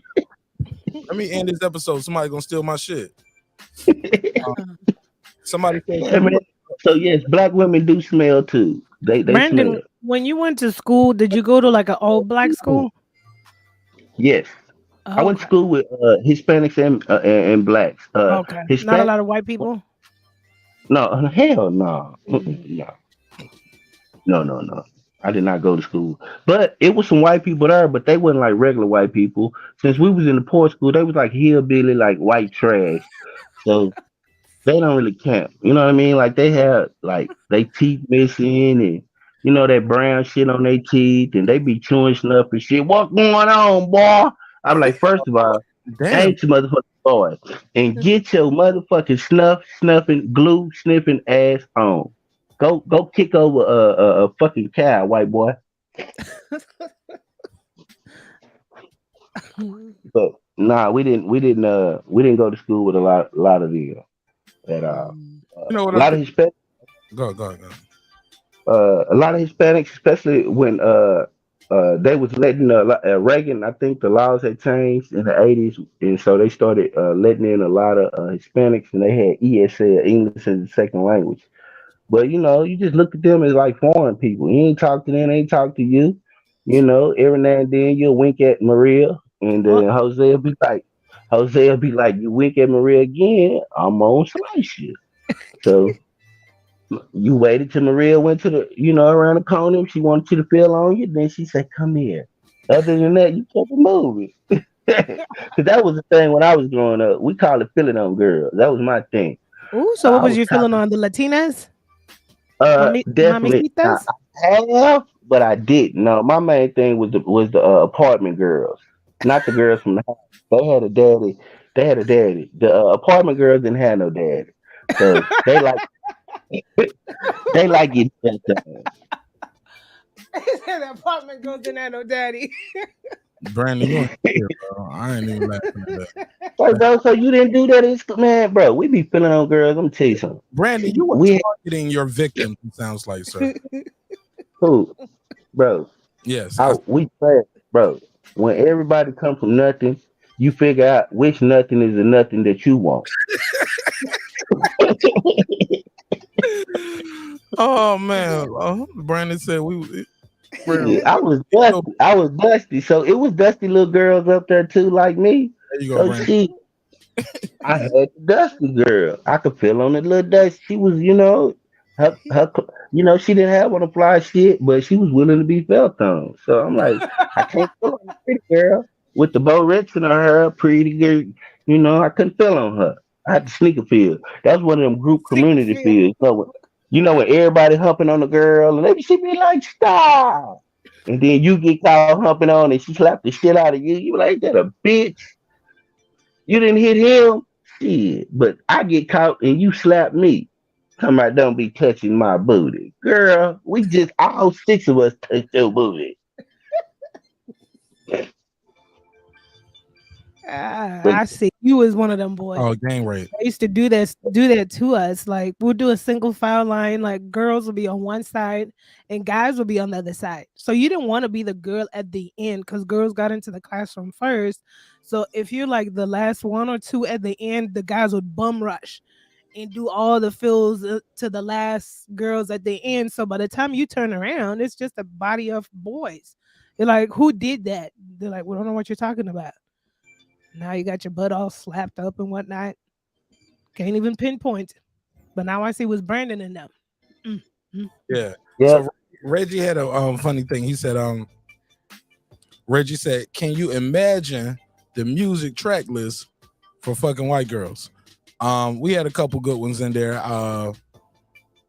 Clip said the playlist would have a lot of Drake, Lionel Richie, and Seal. Seal's good. You'll never hear Seal sounding like this. Yo, never heard of it. You'll never hear Seal sounding like that. Yeah, Seal be on point. Every time I think about white women, I think about 12 years. I think about 12 years a slave. So hold on. So I was like, Reggie, let's name some songs. Let's see what the chat's saying. We got some good names out there. Lisa Bell said she's surprised that people still dip snuff. Nick Rich, she said, girls just want to have fun. Girls just want to have fun. That's a good one. All right. Somebody said, come here, little Dusty. I don't know what it came. I said Backstreet Boys, Tearing Up My Heart. I like that one. I think that'll be on the white girls playlist for when you sleeping with white girls. And also, I want to see you that karaoke on the B-degree.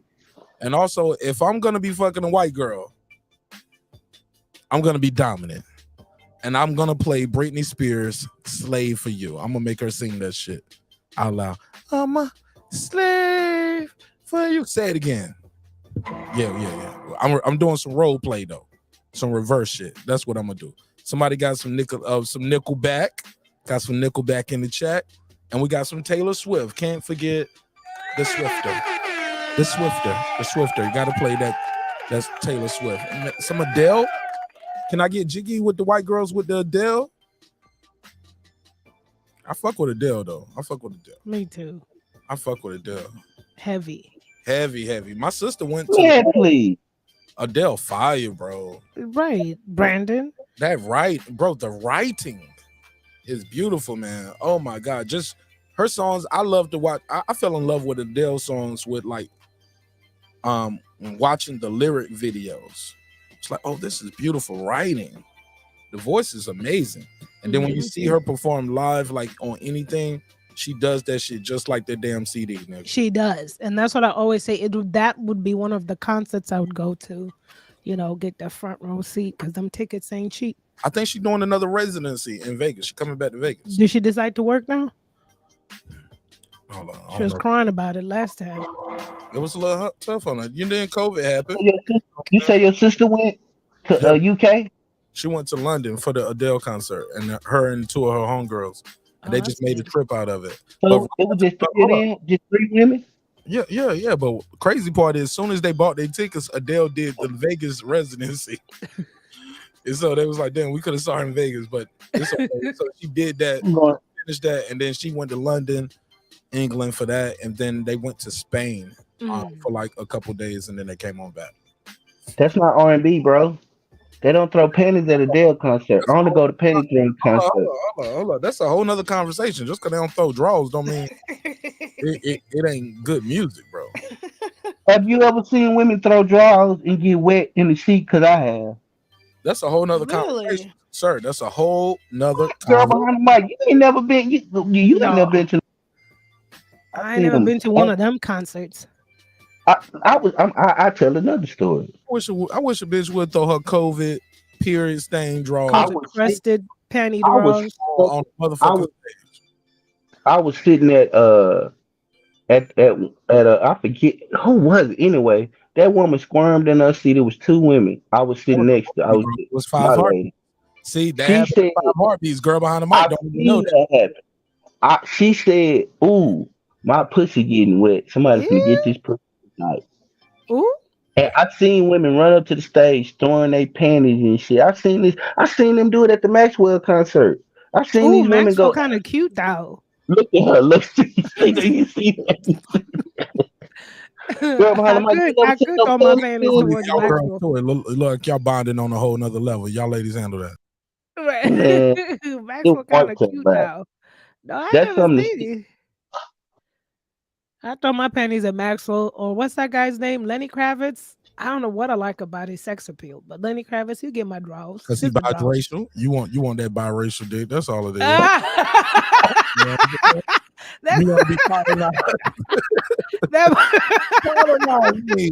that's the biracial dick. That's all it is.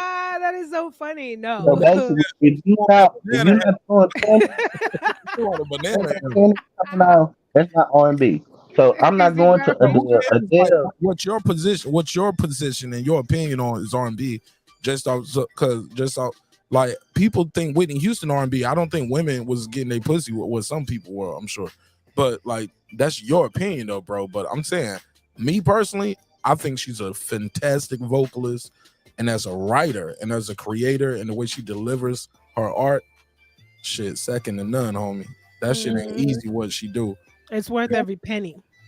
Yeah, that shit ain't easy, homie. Cause I don't seen a whole bunch of niggas that get up there and they bomb. And they still some of my favorite artists, but still buy the CD, still go to the no, probably won't go to the show no more unless somebody else on the bill. But yeah, I know it's hard for you to believe that two black folks are saying Adele is dope, Brandon. It's okay. But she's good. I go to panty dropper concert. But you ain't wearing no panties. You like and you ain't in there trying to fuck every girl in the room, Brandon. Like, so what's your?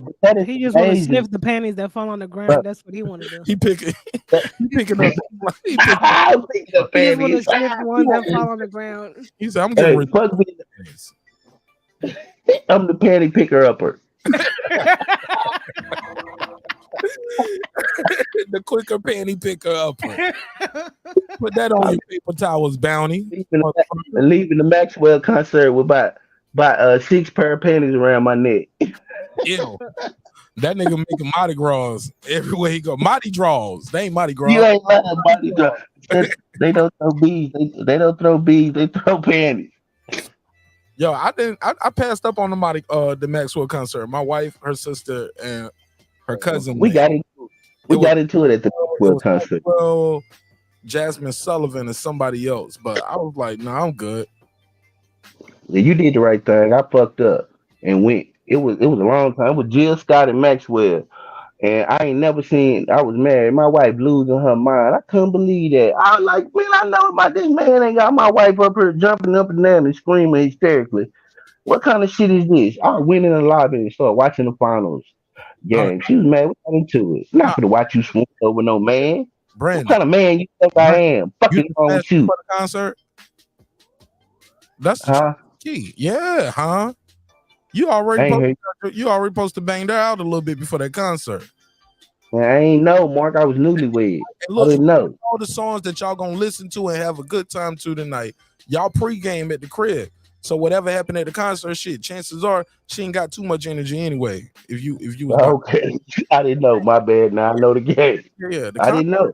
Concert is for her. Shit, the trick is both of y'all supposed to be so tired at the concert, like shit, I'm ready to go.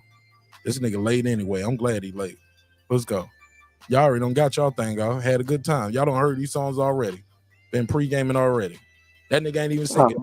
She's screaming and jumping up and down, and I'm like, I didn't even want to. And I seen women throwing their panties, and I said, I wonder if she gonna throw her panties. You know what? I tell her I'm gonna go to the restroom, and I ain't come back. Fuck Maxwell. Shit, I went outside She and found talked to some of the ladies. peace. You left her to The her. road. Leave me to Yeah, I my. left her That's funny. I had respect, even though I like Jill Scott. I love Jill Scott. I told him, that's my past. Jill Scott, call me up to the stage. It is what it is. You have to deal with it. You throw your drawers at Jill Scott? Is that what you say? I will put some out shit. Look here. Jill Scott I like them kind of It'll be women. more than drawers. What? I What's like going them kind of women. That is a Well, Jill beautiful Scott's black woman. single. Maybe I need to see if I could get in her DM to see if you guys could link up. Don't she stay in Texas? Jill I Scott's think she single. stay in Georgia around Mark. You better get her because she's talking about leaving Hold on, the she around country here? and going to Europe or something like that. Hold on, she around here? He said she's in Georgia, and I heard an interview not too long ago when she was talking about. How does she feel about stepkids? I think she would be open because she says she likes regular dudes in terms of what somebody asked her, and she was like, Don't get no regular than me. Well, that's what I'm saying. You better shoot your shot. I'm just saying, not regular, like basic, but like she doesn't care for celebrities, is what I'm saying. Come on, guys. Come on now. We're as regular as it get. Right. She just wants real love. She said she respects a man who just treats her. Here's how you gotta approach her. She said she appreciates people that recognize who she is, but what I got in my mind, she doesn't want you to be like a fanboy. But if you approach it like a regular girl, she said, and get her number, she'll give it to you. So go shoot your shot. Jill Scott's a beautiful woman, and she'll sing to you. Yeah. I want her to do everything she On that said microphone. she Lord. could do. At Crown Royal too. She got a song called Is that Crown the one Royal. she did the video too when she was doing the microphone work? The microphone works. Probably. That's my I need that in my life. Microphone work, boy. All right. I saw. Remember them pictures that leaked of all them? Just yeah. got. Yeah, I looked at those. She was talking about that want me. I was like, yeah, it was, bitch. It's okay. I ain't even mad. Good work. Chili from Philly. All right, but that's neither here nor there. Probably gonna get canceled after this episode. But shout out to the hillbilly bitches out there too. Brandon Watson, as y'all can see on the screen, he was Will Smith in his story right there. That hillbilly bitch trying to get to Brandon Watson, boy. She wanted him. Yeah, that wasn't happening. I got too much integrity. Plus, I can't. I got stage fright, so he couldn't have watched. You know what I mean? And that's probably his thing. He wanted to watch. You know what I mean? Like I've heard plenty of stories with dude. I'm telling him like I can film it and you can watch the tape, but what I'm about to do in here, you gonna get mad halfway through. Y'all niggas might kill me and said I was raping the bitch. Yeah, but you're not finna be in the room. Wow. Nah, I'm not. Would you let them watch for like $5 million cash, no taxes on it? Oh shit. What you say, Mark? That's a dishy proposal, bro. Remember what happened in the movie, bro? Chill out, Mark. Tell your wife, just go on with him. Just go on. You watch your wife get up.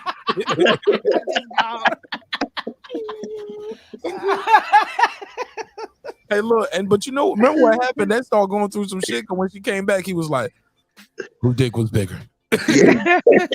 Like, did he fuck you better than me? And then finally, she was like, "Yes, it was amazing." Yeah.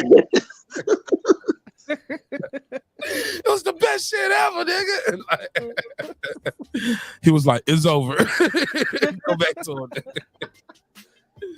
Then she come back crawling back at the end. That nigga trying to build a house with the money that he got from the nigga fucking his lady. Trying to build a house that she always wanted. You were gonna lose that house. Well, you lost her mouth. And you lost your spouse.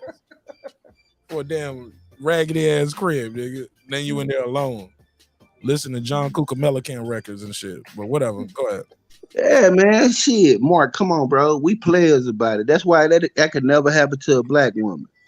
Because as soon as he be able to get $1 million out of his mouth, we're gonna be like, Bobby, I mean, you ain't gonna be able to set it up, no nothing. You ain't gotta hurry. You ain't gotta buy no dress. You ain't got to feed or fly nowhere.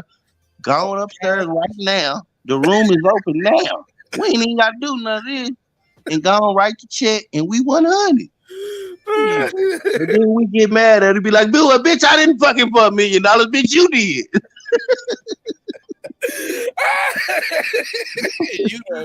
you a hoe. I'm the pimp. Yeah, you a hoe. Every time you get mad at a bitch, $1 million fucking ass bitch.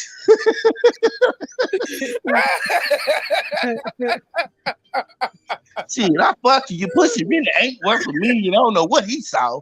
Shit, you better leave me alone. Hey, you talking about?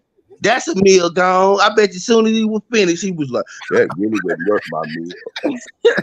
Shit, we can't even double up. Shit, you should have put the shit on him. We might be double up. Shit, where your nasty sister at? That's what we should have said. Oh my God, stop. Your sister. I bet your sister like your mama, shit, we would have been in business. Hey, boy, I'm tell you the wildest shit. You be like, I wonder if your vagina like your sister vagina. Oh, shit. Don't say that. I can't even. Look at Mark. They got too close. Mark was like, yeah. My wife got two. Mark was like, my wife might hear it. Don't say that. My wife got two sisters. One older, one younger. All legal though. I wouldn't even talk about you, Mark. I was not. It's all legal though. I don't even want to talk about this. Hey, you be wondering. You be like, no, don't tell me what I look. I'm a God man. I'm generalizing, Mark, and I'm making a joke, bro. I'm a man of God. Just like Bishop Lamar Whitehead. I'm a man of God. I tell my lady, I be like, look, I'm not getting in the hot tub with your sister. We just not doing it. That's awkward. It's weird, and I don't like it. And it's hard for me not to look at your goddamn sister with her titties out and shit. That's hard. That's hard. I mean, you in here with a bikini on and shit.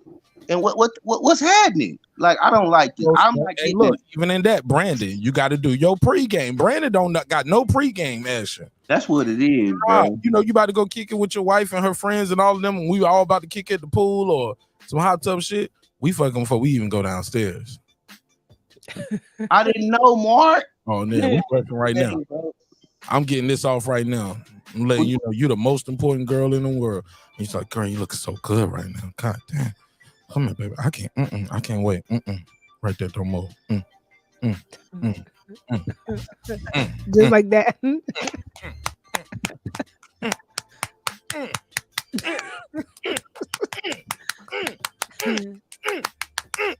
God damn, Mark. That's it.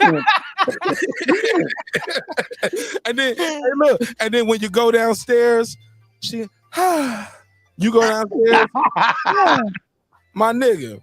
So the sexual tension ain't no sexual tension in the air. Man, you ain't even about to get excited and aroused by them. You like, shit, I don't got my nut on, nigga. I'm good.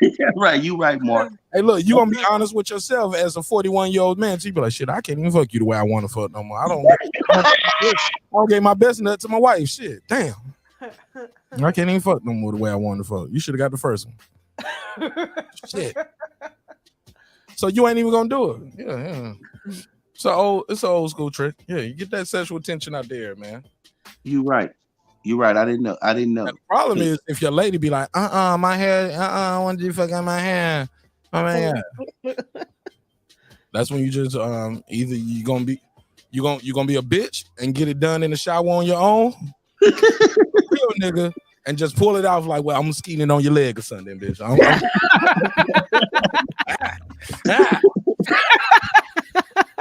Rich or poor, deaf to a poor. No, don't do that. Why you just gonna do it right in front of me?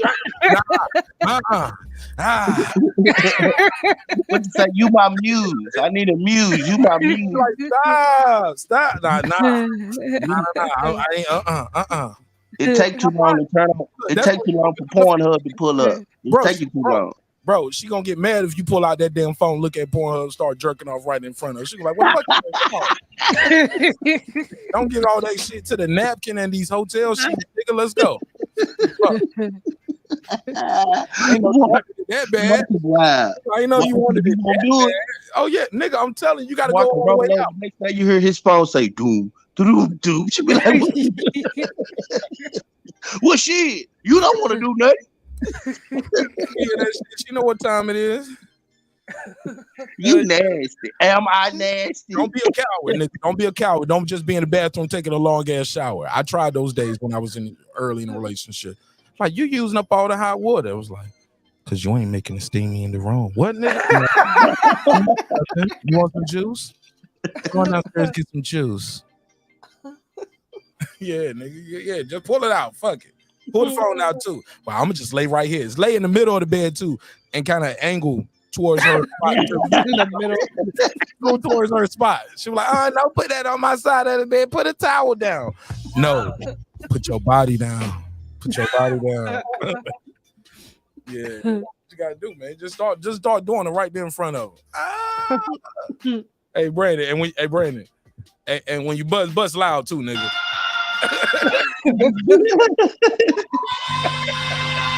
Right there, that could have been in you. It could have been.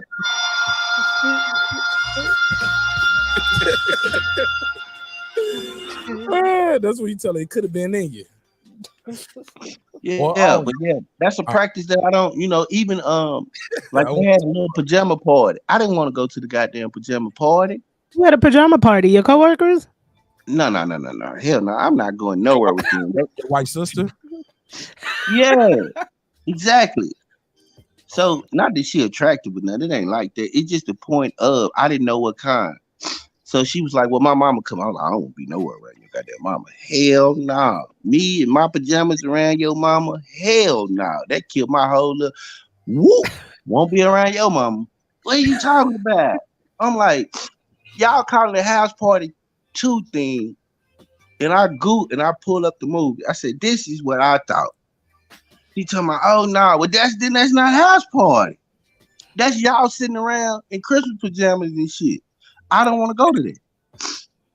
Brandon said, I got too much baggage bringing, man. I need some thicker garments. I don't want to go to that shit. Then she gonna be getting mad at me. Why you gotta be coming out like that? I mean, was you, man, listen, it is what it is. And leave me alone.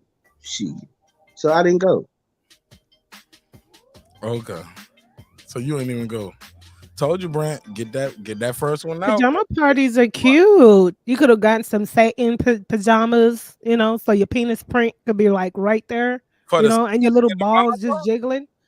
For the sister and she the didn't mama. want that. For the sister and the mama, nah. Nah, not the mama. Hey, look, mama get excited around that motherfucking dinner table.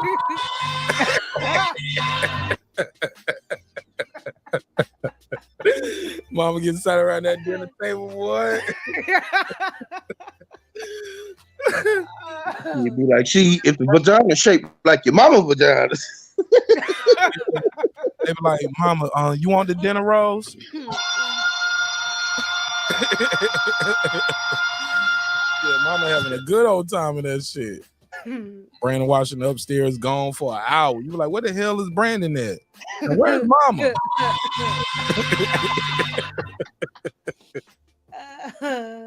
All right, man. We ain't shit for this tonight, man. My face is stretching. I'm laughing so fucking hard. I hope y'all having a good time wherever y'all at and y'all enjoying this show too, man. You can support the show by clicking that damn like button. Click the like button. Click the like button. Mark, did Lisa say that Barry Gibbs is sexy too? Hold up now. Barry Gibbs? I don't know who Barry Gibbs is. Google Barry Gibbs. You know Barry Gibbs from the group. Barry Gibbs. What? But Yeah, even still, I don't care what Barry Gibbs look like. Unless he look like Marq Nash, I ain't gonna say he a handsome man. Like, staying alive. You know Barry Gibbs. Oh, model face ass nigga right here. Oh yeah, she bugging. Barry Gibbs got all the hoes. For real? Barry Gibbs got all the hoes in his era. He was the singing ass nigga right here. Bro. Oh, he had the Jesus hair face looking ass nigga. Yeah, he looked like he was saving souls. Hell yeah, let me put him on the screen. Barry Gibbs was getting all the hoes, black hoes too. They thought I cannot believe that Lisa Bells is attracted to white Jesus. Look at this nigga right here. He cometh in a Hyundai. He look like White Sunshine. That nigga, he cometh in a Hyundai right here. Hell yeah, this nigga coming. Yeah, look at this nigga. Look at his hair. That nigga hair on fleek, nigga. He getting all the hoes. I don't like that. Oh, I'm and like he that played boy. the guitar. I'm like the old boy in Nebraska eating a banana. I don't like that shit. Yeah, Bro, yeah. soon as this nigga pull out the guitar, all the bitch in your hood gonna be like this. No, I hang around militant black women. They don't find that attractive. Yeah. I'm telling you, man. Them niggas had that hair. Oh, the shiny suits, and he's singing. He's rich. He's successful. He's a star. Oh yeah, that nigga was on Fleet, not Fleek, on Fleet. As in, he gonna have 3 cars of girls following his damn tour bus everywhere he go on Fleet. Yeah. I think Teddy Pendergrass is better than him. Fuck him. Don't tell us who you got a crush on, Brandon. Don't tell us that. Hey man, Teddy Pendergrass is a handsome black man. That's a handsome black man. Okay, Brandon. Hey man, I got an alternative for all that shit. You give me Barry Gibb, I say Teddy Pendergrass. You say Eminem, I say Nas. What else you want? But she was talking about him being attractive, Brandon. You don't have to give it to somebody that you thought was more attractive, is what I'm saying, brother. No, but I'm saying the black. Brandon, you've been having some moments this year. I have. I'm going through transition. You transitioning to middle age. Yeah, I'm going through my mid life shit. This shit is wild too. I like it too. I'm buying old cars and shit. Oh, okay. Putting rims on them and shit. Just doing shit. Okay. That nigga wore Aerospin's underwear to the show. That was hilarious. I said undershirt. You know I'm making but you said underwear first, and you know I'm making that a video. No, you don't have my permission. I'm gonna strike you from YouTube. Come on, Brandon. Be Go ahead. You know I'm just and playing. then your picture already out there, so I can put the picture up. So I'll be like, man, look at this big ass nigga. This nigga look like he's supposed to be fighting Deontay Wilder. Talking about he got his Aerospin's underpants on. I even had to laugh at Reg. Reg was standing there, but he didn't really hear me. I said, Reg. Yeah, that was kind of awkward. He was like, what? I was like, shit, I was dapping Earl up and I didn't really know what to say when I was walking out. So I was like, love you, bro. But he didn't say it back. So I didn't know what to say. Hey, look, he didn't reach for the hug neither, Brandon. He reached for the handshake. No, he reached for the hug, bro. He reached for the hug. Bro, get out of here. Brandon, watch it. That nigga came up to you with open arms, left and right, reached out and said, like, come to Papa. I told him I'm from the city, bro. Once I told him I'm from the city, it's all love. Nigga, stop it. Brandon. Come on, bro. Brandon. Ask Reg.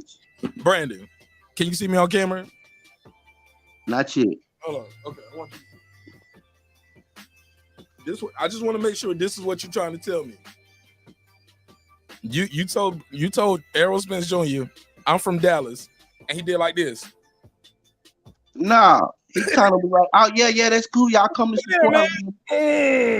Yeah, so I kind of reached in and I ain't know what to do. I didn't know to ask for a picture. I didn't know what to do. It was one of them weird.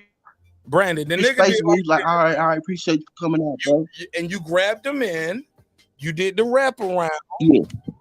Right. I did. And you leaned over because you're taller and bigger. So you leaned down and said, I love you. I was pulling away and I said, I love you. You want him to see eye to eye. That nigga pulled away and said, I love you. I was like, love you, bro. And I was like, love you, bro. That's what you told me. Yeah, I was like, love you, bro. He kind of looked and I was like, yeah. That nigga looked like, I believe you. Yeah, exactly, bro. That's what but I can't tell you back because you might ask me, so where y'all going after this? Exactly, some weirdo shit, because you know we boxing nerds. You gotta be careful. Because when these boxers see us, you can't, that nigga gonna be like, shit. Where y'all going after this? Drinks on me. That nigga be trying to take the box out, the millionaire box. Like, shit, nigga, what everybody on me. Nigga gonna max out his Amex and everything. Trying to impress the big fish. Well, when you run up on Bud, don't let that shit slip out. I'm just telling you, be prepared. I'm gonna tell him too. I'm a lead with it.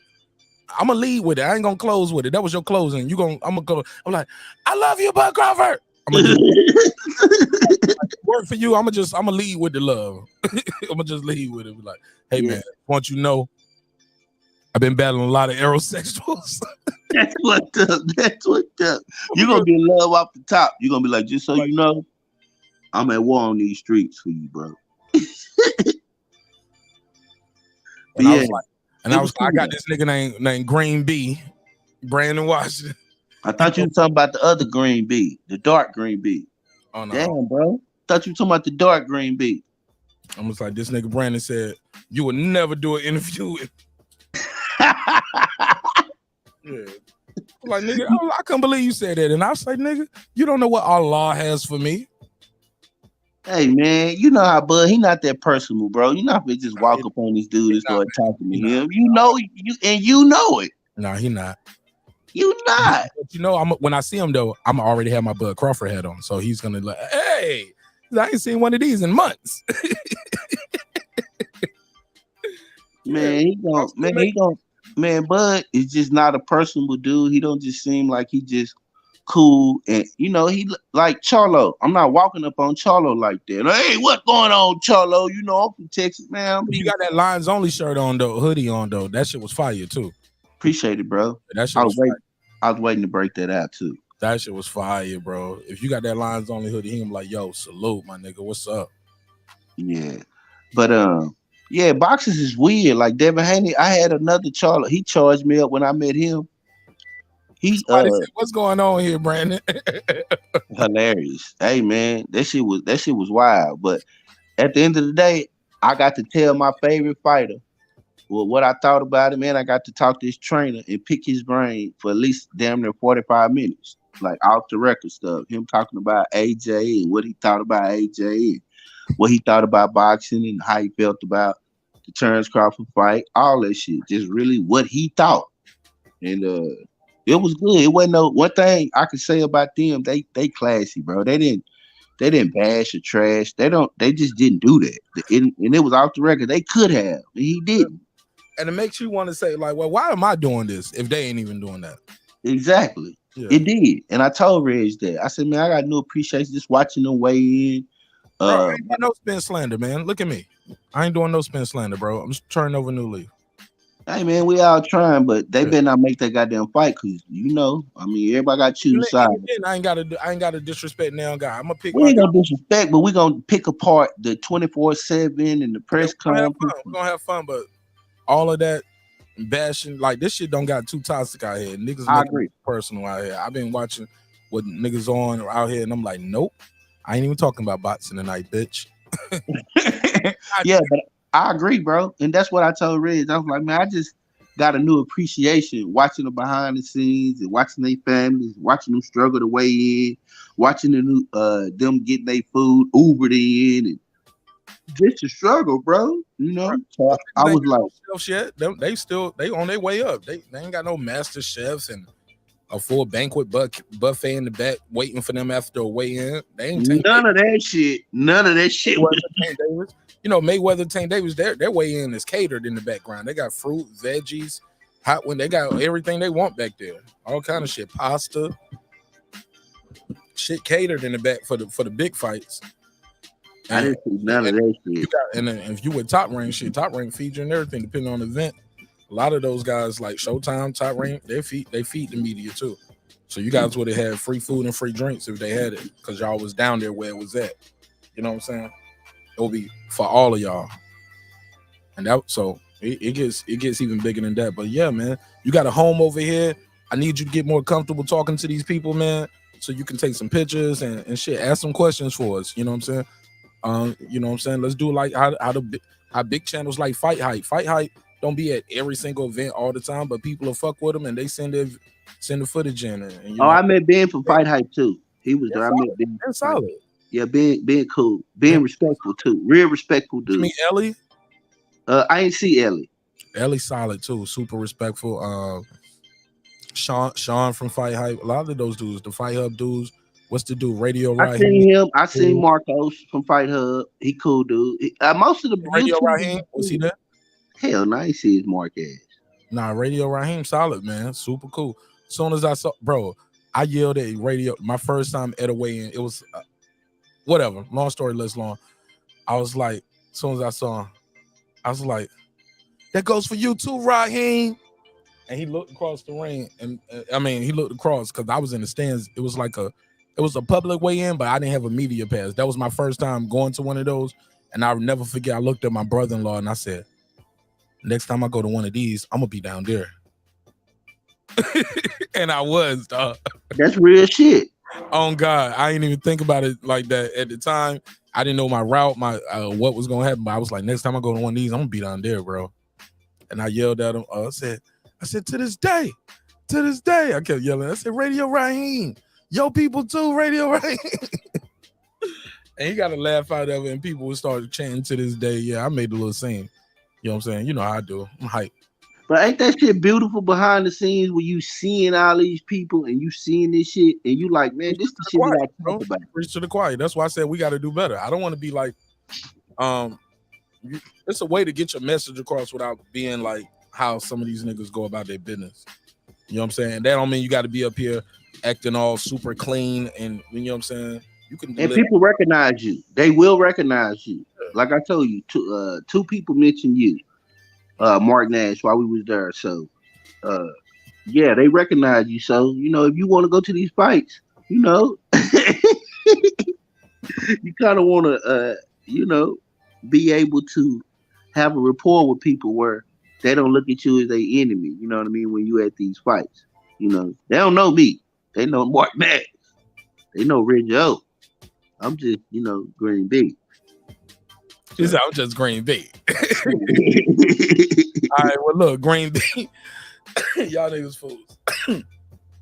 I gotta go, man, because I gotta do some Tory Lane Meg the Stallion coverage, and I think the video I gotta finish watching. There's about an hour left on this video, so I gotta get my update. So I gotta do a video on that, and I need to do some members only content in regards to that too. So boom. Anybody got anything else they want to say about anything we talked about? We talked about Master P, what was going on with him and Romeo, Charleston White, how he spoke on it. Also, we talked about the busted bishop. He went from the blame bishop to the busted bishop. Got caught out here doing some fraud, allegedly. He will have his day in court. He's facing 66 years. Girl behind the mic, Brandon Washington. Brandon, girl behind the mic. Anybody want to go first? Go ahead. I'll go first. When it comes to the Charleston White thing, I think characters like him need to be out. That side needs to be heard too.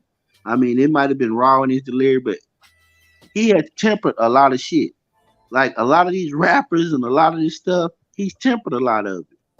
So when it comes to our behavior, I like certain pundits and critics of the community like Charleston White, because it lets you know when you need to tighten up too.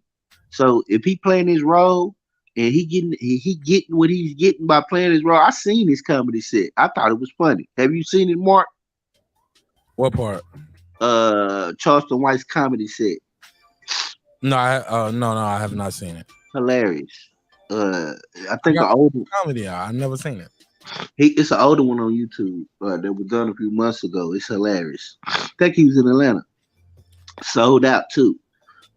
So I think characters like him are needed. And sometimes you poke in and you pay attention to what they say, or other times you just take with a grain of salt, because at the end of the day, it's really our entertainment.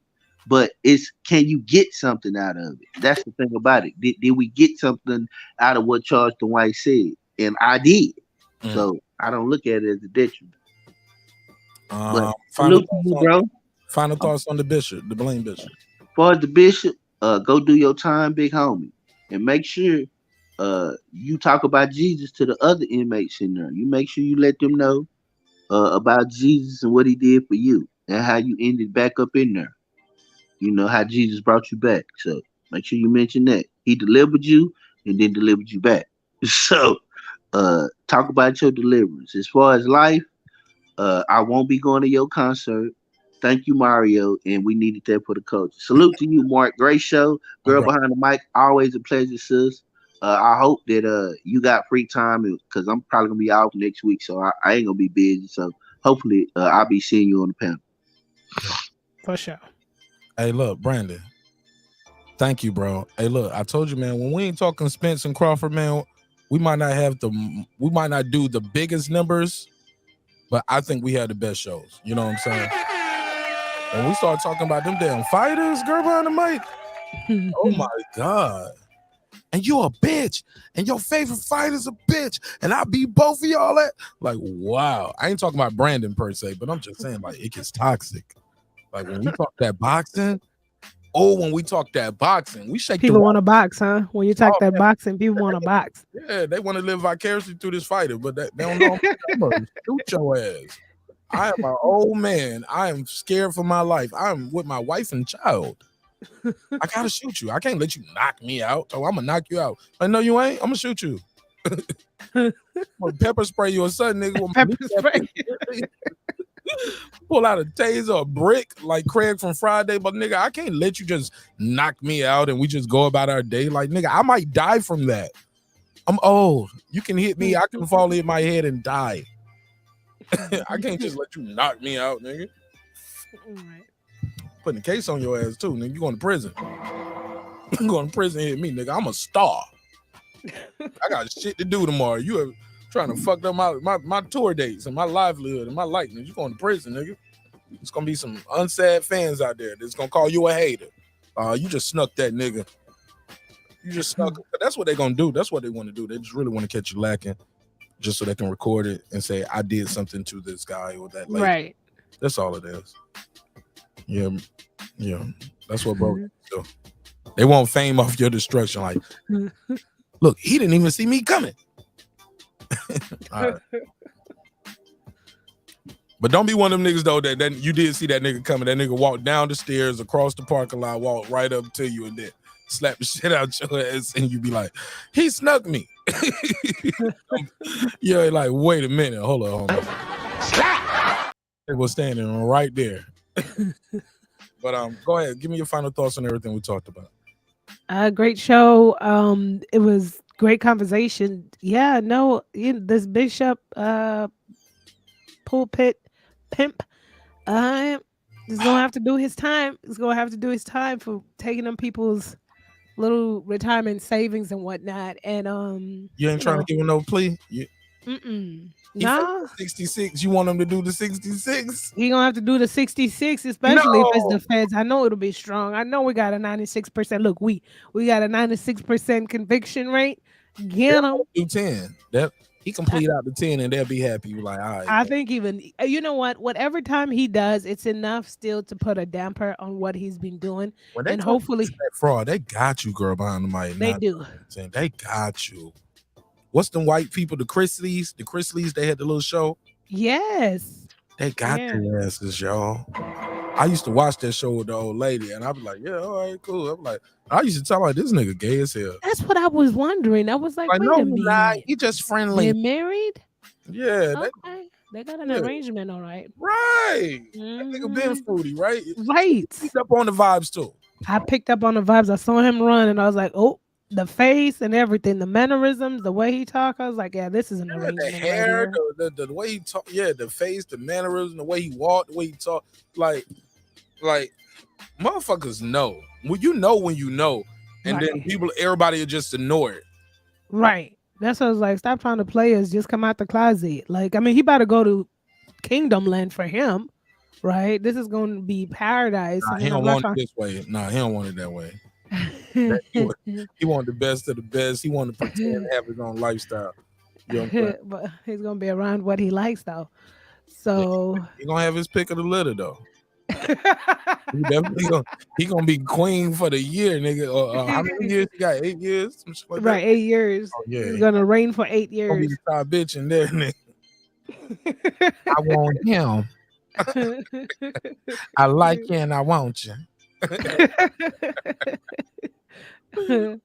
Yeah, so he's just going. I don't know. Hopefully, it's enough for his congregation to see through it. He better not come out and start another church, and he better not have no parishioners in that church because I'm be so pissed off.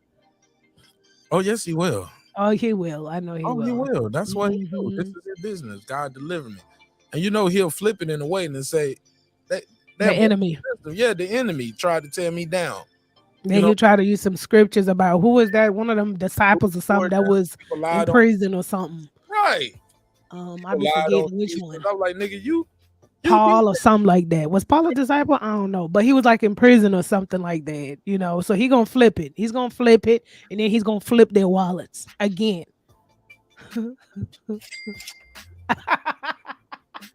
Chain.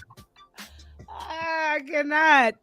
That's one thing I don't have. I just be like, dang, how do these people do it? I wish I had a scammer's heart, but I don't, you know, because I'm like, they make it, you know what I mean? They make it seem so easy. I wish I had a scammer's heart. I wish I had a scammer's heart, but I just don't. I can't do people like this and just know you're doing people like this. You know what I'm saying? I can't just be taking people's money, finessing them. That's too much. I'm like, how do they do this? And how you sleep at night? Just to finesse people, just know you're just running game on people, and then you are buying stuff on other people's money. That's what pissed me off the most. Why not do something? We already know some of these church systems are a little bit corrupt, but why not do something the traditional route like most people do? Okay, you charge speaking engagements for thousands of dollars. You know what I mean? But write a little book, sell that book for hundreds of dollars or something on the Word Network or something like that. You know, like what's her name? Juanita Bynum, you know, put some sand in some little bottle and call it sand from Egypt or something. Do that. That one. But why just go right out and get people's money? You know, retirement money. I don't know, man. It's a crazy world. It just bothers me. That's why I was like, my heart ain't set up to be a scammer or to finesse people like that. But they be making it seem easy though. I'll be like, damn, what can I sell? Can I sell some spritzer water or something? What can I do? Right. But I can't do it. So hopefully he'll do his time. And then I hope that, you know, Romeo gets on the healing path if he's not, or continues to be on a healing path. You know, families could be very complicated. Relationships in general are complicated. But then you add the family dynamic and it's complicated. So, and it'll be a long road, you know. Some of these things, your children become older, they see and think for themselves. And likewise, you know, parents sometimes forget that their children have become older and that they have their own opinions or formulated opinions.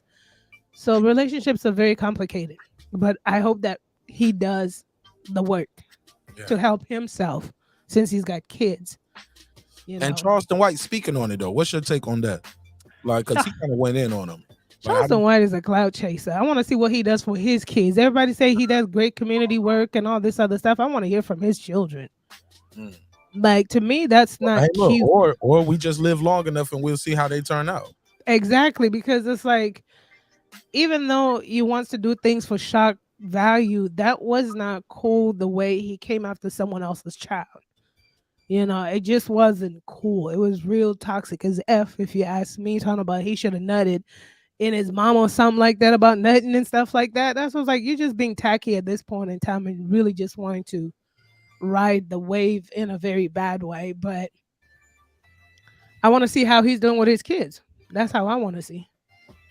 Because what's crazy, here's a fun fact. What's crazy about life is this guy, Bishop Fendi, he set up here. Did you make that one up or you heard that somewhere? I just made it up because of that Fendi suit. You know, Bishop Dolce & Gabbana, the Bishop Fendi over here. He set up there and he started attacking a blogger, a religious blogger from YouTube who does like blogging about religious organizations and church scandals. So he went after him not too long ago, probably 3, 4, 5 months ago. Yeah, after that lady pulled up in his church, he was like, "Yeah, they been trying to get at me." Yeah. After that, he went after him, and he formed an alliance with Tasha K, and they went after that dude that has a channel on YouTube who talks about religious stuff. But look at you now. Like, I thought to myself, this is the biggest laugh of all. All that energy he said on Instagram, he said on social media, going after this man and his platform and whatever allegations he had. But you had all this dirt. That's what I don't understand. I'm like, if you got all this dirt, Why are you in other people's business? Mm. But now look at his face. He just looked guilty as F. He looked like not again. Right. Here we go again. He said by the time to sell all them Fendi suits, you know what I'm saying? That's on my motherfucking face. Remember my motherfucking face. Put the money on them books, sell them Fendi suits. Yeah. Yeah. Grand opening, grand closing. Hey, look. Beware of false prophets is what my Bible said, right? Right. So it is what it is. Gonna be what it's gonna be, man. I'm about to get into some more content for the members. And Christmas week right here. So I'm gonna do a lot of members only content. And that you guys that are even at the chat and member level, you guys are gonna get some of the exclusives as well. Girl behind the mic, you want to plug anything before I let you go? Oh, no. Last thing. We got to talk about Life Jennings and Mario. He didn't have to do that. I'm just saying. He didn't have to do him like that. He didn't have to do him that, like man. that. Because he gonna be performing too, and God forbid something happen. Like, this ain't perfect. I mean, yes, he sounds horrible, but let the people pay their tickets and go see it for themselves. Yeah. You know. Yeah, you could have kept that to himself. You don't have to. He don't have to expose Life Jennings to be good at being Mario. Exactly. You know what I'm saying? Right. And tell people never again, because you're highly favored. Like you just had a big ass versus. You destroyed the guy. You know what I'm saying? People know you can. People know you are. We've seen you live on a big stage in a battle, and you killed that shit vocally. He didn't have to do this. That's all I'm saying. All right. You know what I'm saying?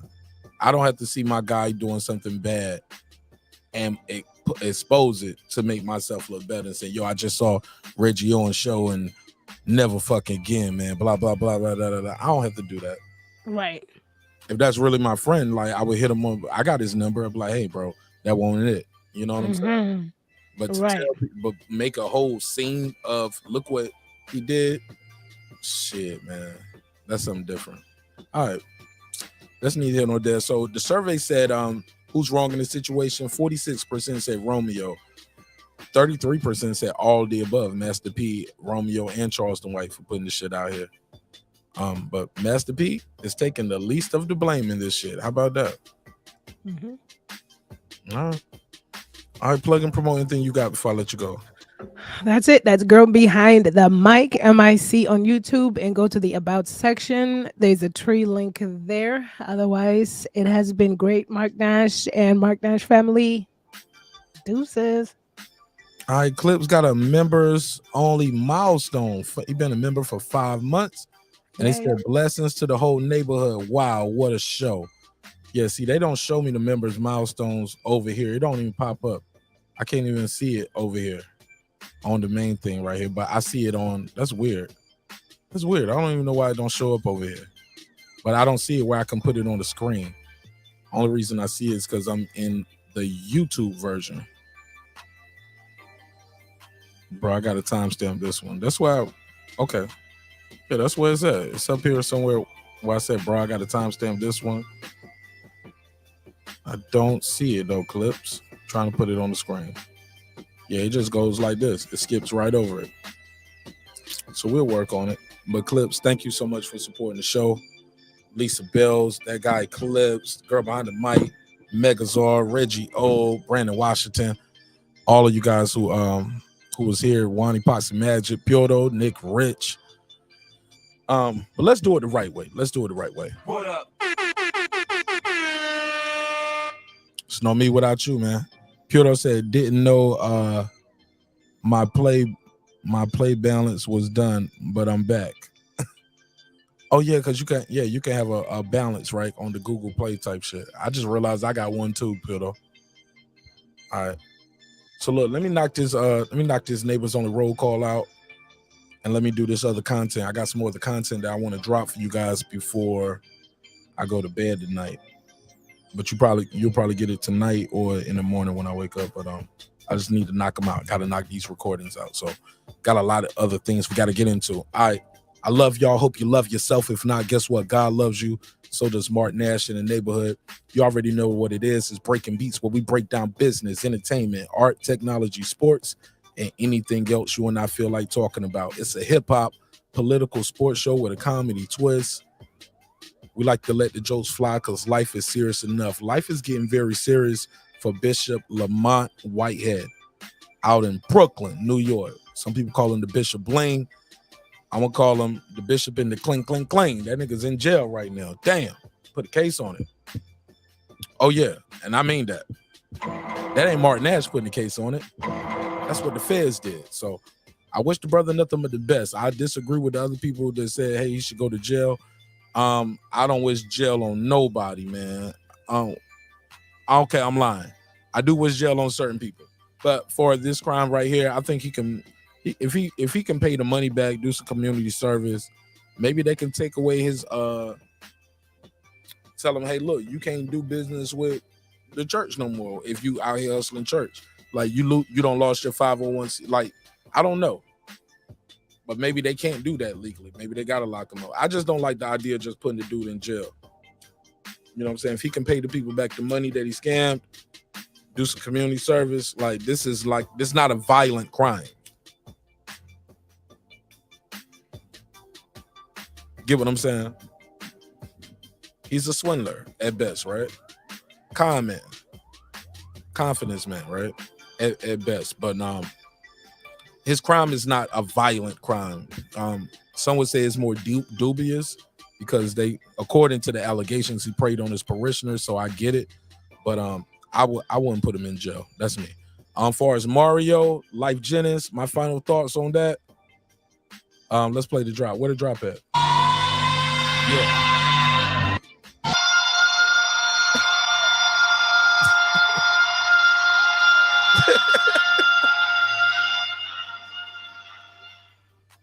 If I'm bombing like that at my concert and you are my friend, please don't retweet that. Don't share that out. Don't make it a compilation like that. You don't have to do that, Mario.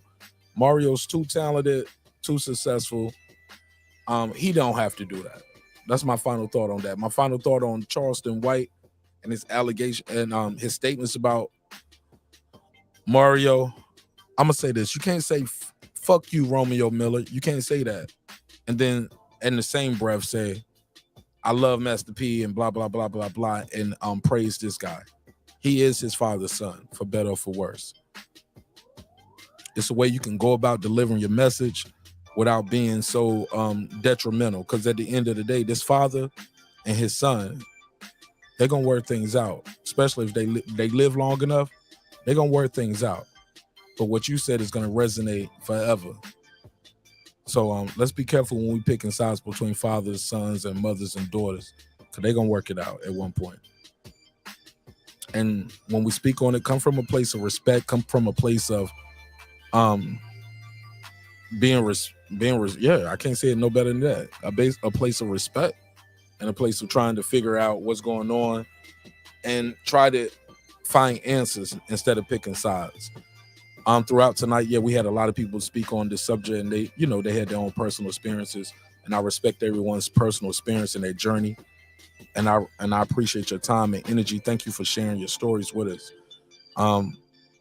He said, Mark said he ain't trying to go out like Fred. Nah, man. That guy ain't my enemy, man. I wish him nothing but the best. I promise I do. I crack my jokes with y'all, but aside from y'all, I don't be up here on him like that. He ain't my enemy. He just better stop stealing my topics, dog, and stop stealing my catchphrases. We all know who created the YouTube daddy shit first. Come on, fam. Run it till you. We put it on the shirt. We did it first. Stop all that YouTube daddy shit, Fred. That's my only issue with Fred right there. Stop with the YouTube daddy shit unless you're gonna give me my props, homie. And buy a shirt. You buy a shirt and you wear the shirt one time on air, you can say YouTube daddies all you want to. Other than that, you biting, homie. You know what I'm saying? So either you supporting us or you stealing from us. Let me know. All right. Yeah, but niggas be over there stealing out. You know what I'm saying? Niggas be jacking the flow. Niggas know what's up. All right. It's your man Marq Nash, another great episode of Breaking Beats, where we break down business, entertainment, art, technology, sports. I already said that already. Let's just do the neighbors only roll call, and let's close the show out in a major way. Boom. Let's go over here. Yeah, man, I enjoyed this one, man. I enjoyed this one. I really enjoyed this one. That's why I'm landing the plane too. Cause I probably want to go back and put some timestamps in this one. I really enjoyed this one. It's your man Nash. Let's give it neighbors only roll call. Shout out to my boy Pluto. What up? Juan Davila, Epoxy Magic, What up? DJ, What up? Tony Boswell, What up? Karma Serene, What up? Kansas City Mac, What up? Ill Status Boxing, What up? Ace Retro, What up? that guy Clips 330, What up? Tank the Sweet Size Examiner. He's an architect. What up, gangsta? Beyond and Above Media. What up? Pittsburgh T, friends and family, homie. Appreciate you. What up? That guy Clips, friends and family. What up, gangsta?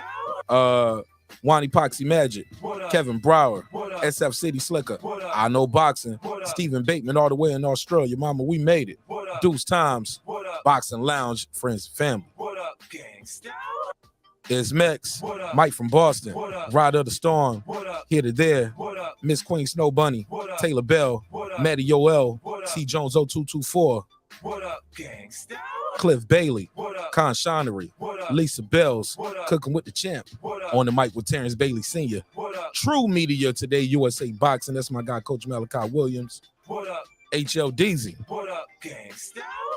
Cooking with Sir Senior, What up? Brandon Washington, What up? Born Supreme, What up? Lady Shan, What up? Dub Right Side, What up? D Bevel the Champ, What up, gangsta? Rob G Films, What up? and of course the big fish himself, my good brother Derek Lincoln. What up, gangsta? Appreciate y'all.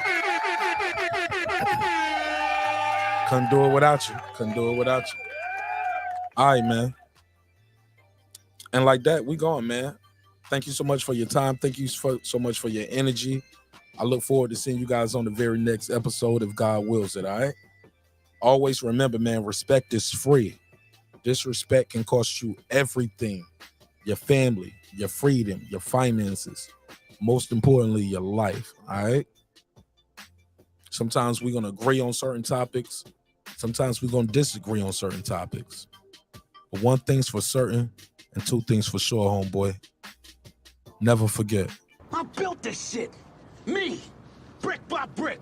And I'll be damned if I let you tear it down just because you don't like the way another nigga talk.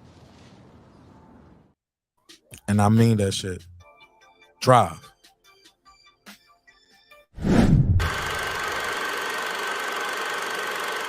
This that squad sound.